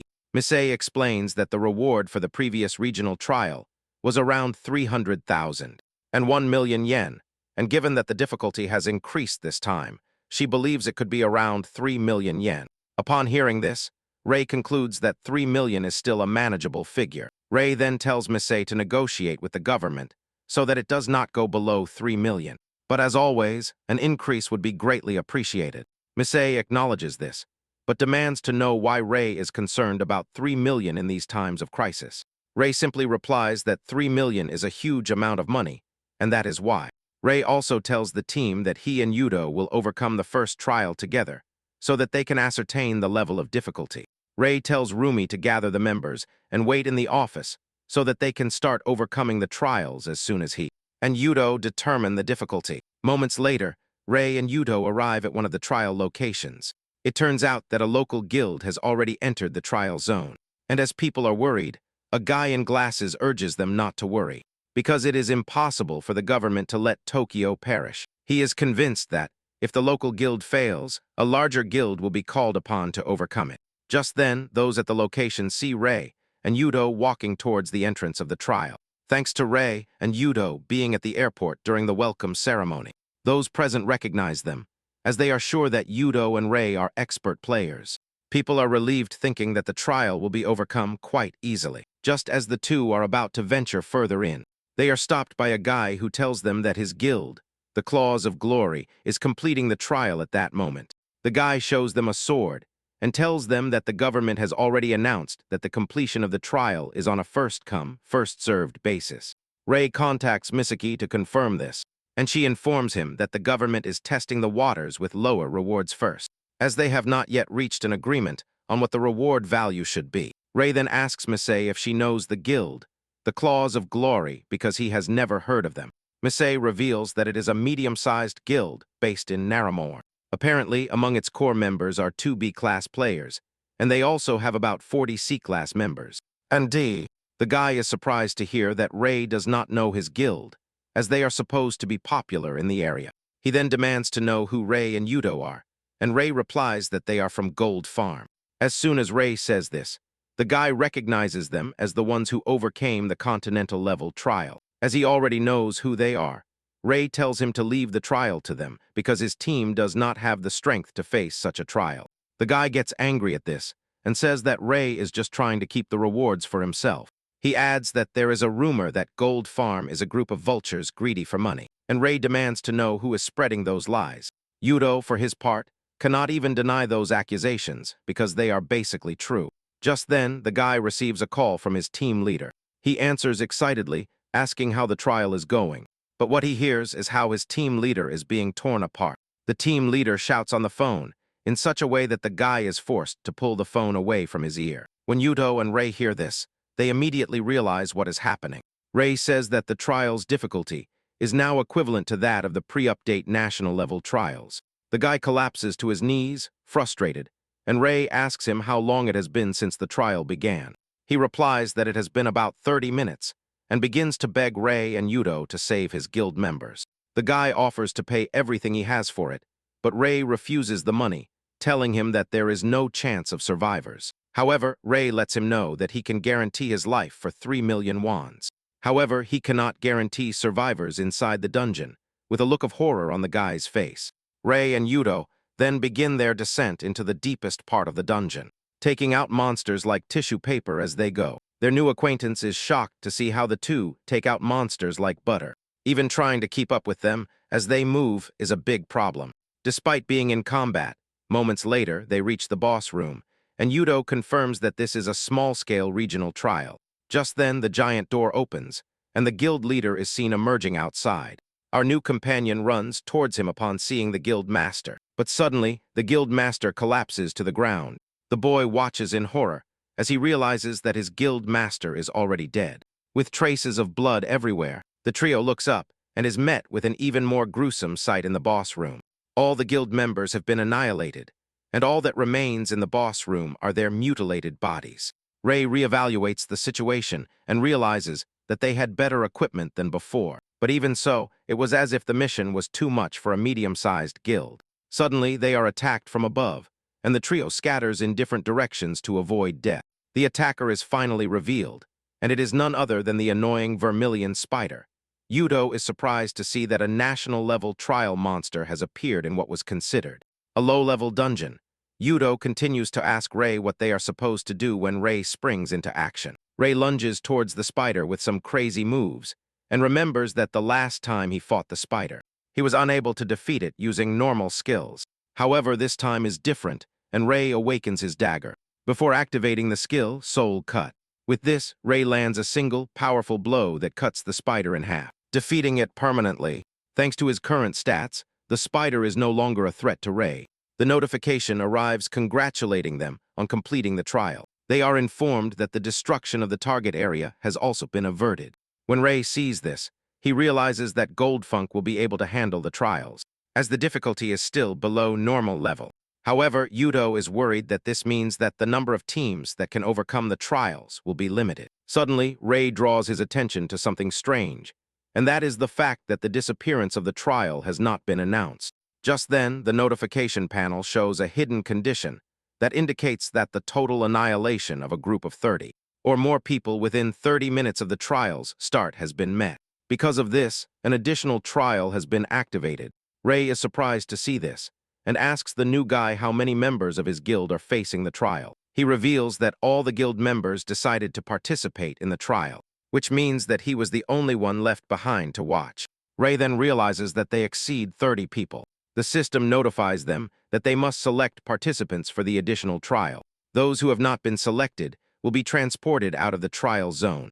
The system then offers them the option to choose, indicating that at least one person must be left behind. Yudo then realizes that the additional trial is one that they cannot overcome with their current level. Ray admits that it is going to be difficult in terms of combat power. He adds that at least one person must be chosen for the additional trial.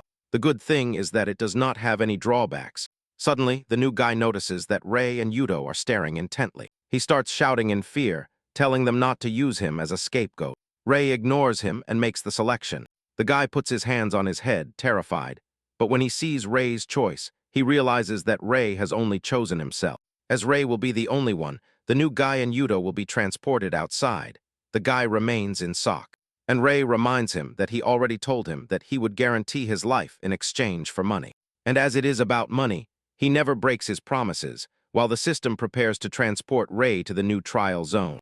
Rei tells Yudo to warn the dairy cows not to enter the dungeon no matter what. Yudo is scared to hear this and tries to beg Rei to let him join him. But he and the other guy are immediately transported outside, as they are not participants. Yudo then mentions the nostalgic feeling that washes over him as he sees all this, which is like when Rei left him and Issa behind in Ro and Do. Yudo gives a mocking smile because he thought Rei had sold his soul for money. But it seems that the Rei he knows has not changed yet. Moments later, Rei finds himself in the trial zone, which is called Tribute to the Reckless. The recommended level for the extra trial is 90, and the time limit is 60 minutes, which means he has to defeat the boss, Diamond Mantis. Within the given time, the system warns him that he will die if he fails the trial, which is quite obvious. To say the least, given Rei's current level of 64, Rei realizes that the trial is at least 20 levels above him. Seeing this, he concludes that he is about to embark on a very dangerous mission. However, he is not worried, because this is the only way to obtain items that are not intended for his level. He then activates the Soul Eye so that he can use it to analyze the additional trial. Rei obtains important information.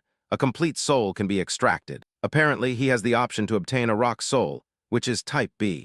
Rei is happy that the option to obtain it has appeared at the right time. To obtain the soul, he must fulfill certain conditions, which consist of defeating a bunch of monsters. The list of monsters he must defeat is Sintier Shubai, the sapphire longhorn beetle, the emerald dragonfly, the onyx deer, the quartz beetle, the opal wasp, and the beryl scorpion. He must kill all these monsters to obtain the item. Without wasting any time, Rei gets to work and decides to give it his all from the start. He chooses the warrior's soul fragment as a power-up. Rei uses it to activate the soul flame furnace and begins to wreak havoc on the area with his blue flame. In the blink of an eye, he has taken out 4 of the species he must kill.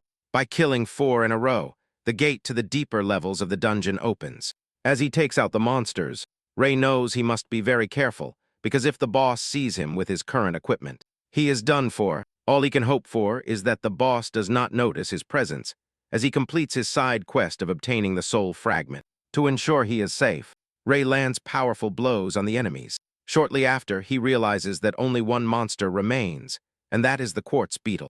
Just as he is about to go for the last monster on the list, a powerful attack comes flying in his direction. Rei manages to dodge the attack, but it destroys everything in its path, leaving a trail of fire. With fear reflected on his face, Rei looks up and sees that the boss, Diamond Mantis, has already noticed him. Before he knows it, the mantis lunges at him, but he manages to block the monster's attack. However, Rei struggles to hold on and finally lets go. He uses his speed to escape the mantis's overwhelming force. He activates the soul cut skill and jumps into the air to land a powerful blow on the mantis. However, it bounces off as if nothing, and the mantis taunts him, calling him weak. Next, the mantis launches a counterattack that sends Rei flying far away. He manages to land on his feet, but the damage to his body is evident. Rei taunts the mantis, telling him he did not expect him to appear so soon. The mantis then calls Rei a foolish human for daring to challenge her. When he knows he has no chance, the mantis then asks Rei if he challenged her because he thought he could win. But Rei confesses that he already knew he had no chance. As he talks to the mantis, Rei holds his dagger behind his back and is attaching the soul thread. Unger knows he is completely dominated. He believes there is a way out. The mantis then asks Rei if he is willing to sacrifice himself. The mantis prepares to deliver a devastating blow that will kill Rei quickly, because he at least tried with all his might. The mantis leaps towards Rei, and at the same time, Rei throws his dagger. The mantis dodges it, mocking Rei for thinking it is ridiculous to fall for such cheap tricks. The mantis tells Rei that she knew Rei was up to something. The mantis assures Rei that he will suffer the consequences of his actions. Realizing that the mantis is about to attack him, Rei activates the soul reserve, which helps him mitigate the damage from the mantis's blow. Suddenly, the mantis notices that something strange is happening behind her. She turns around and sees a burning beetle behind her. Apparently, when he threw his dagger earlier, he was aiming for the beetle, while using the soul thread to guide the strike by killing the beetle. He meets the conditions for obtaining the complete soul. He reclaims the B-type rock soul and immediately begins to craft items. The system asked him to select the catalyst soul he wishes to use. Wara selects his own soul. The system accepts it and welcomes him to the world of the complete, where he can create any item he desires. Ray is an ordinary boy who, after completing the game Prophecy Online, becomes the only person capable of facing the world's collapse when that same game becomes reality. He has experience, he has an advantage, and he knows how to use it. Why is this story interesting? Because it breaks the hero cliché. Ray doesn't want to save everyone. He wants to win. He is cold. He is smart. He thinks like a professional gamer. Also, the mix between video game and reality creates constant tension, where every mistake can cost you your life. Everything feels real. Everything matters. Dark atmosphere, intense and dangerous. A world in chaos. Monsters everywhere. Desperate humans and someone who already knows the rules. But not everything is perfect. Many may not like Ray. He is selfish, calculating, sometimes too cold. He is not a classic hero, and that can bother or please even more. A question for you: what would you do in his place? Would you save everyone, or use the system to become stronger and richer? Write your opinion in the comments. If you didn't like something, say so too. Leave your like and subscribe for more stories like this. Subscribe to the channel.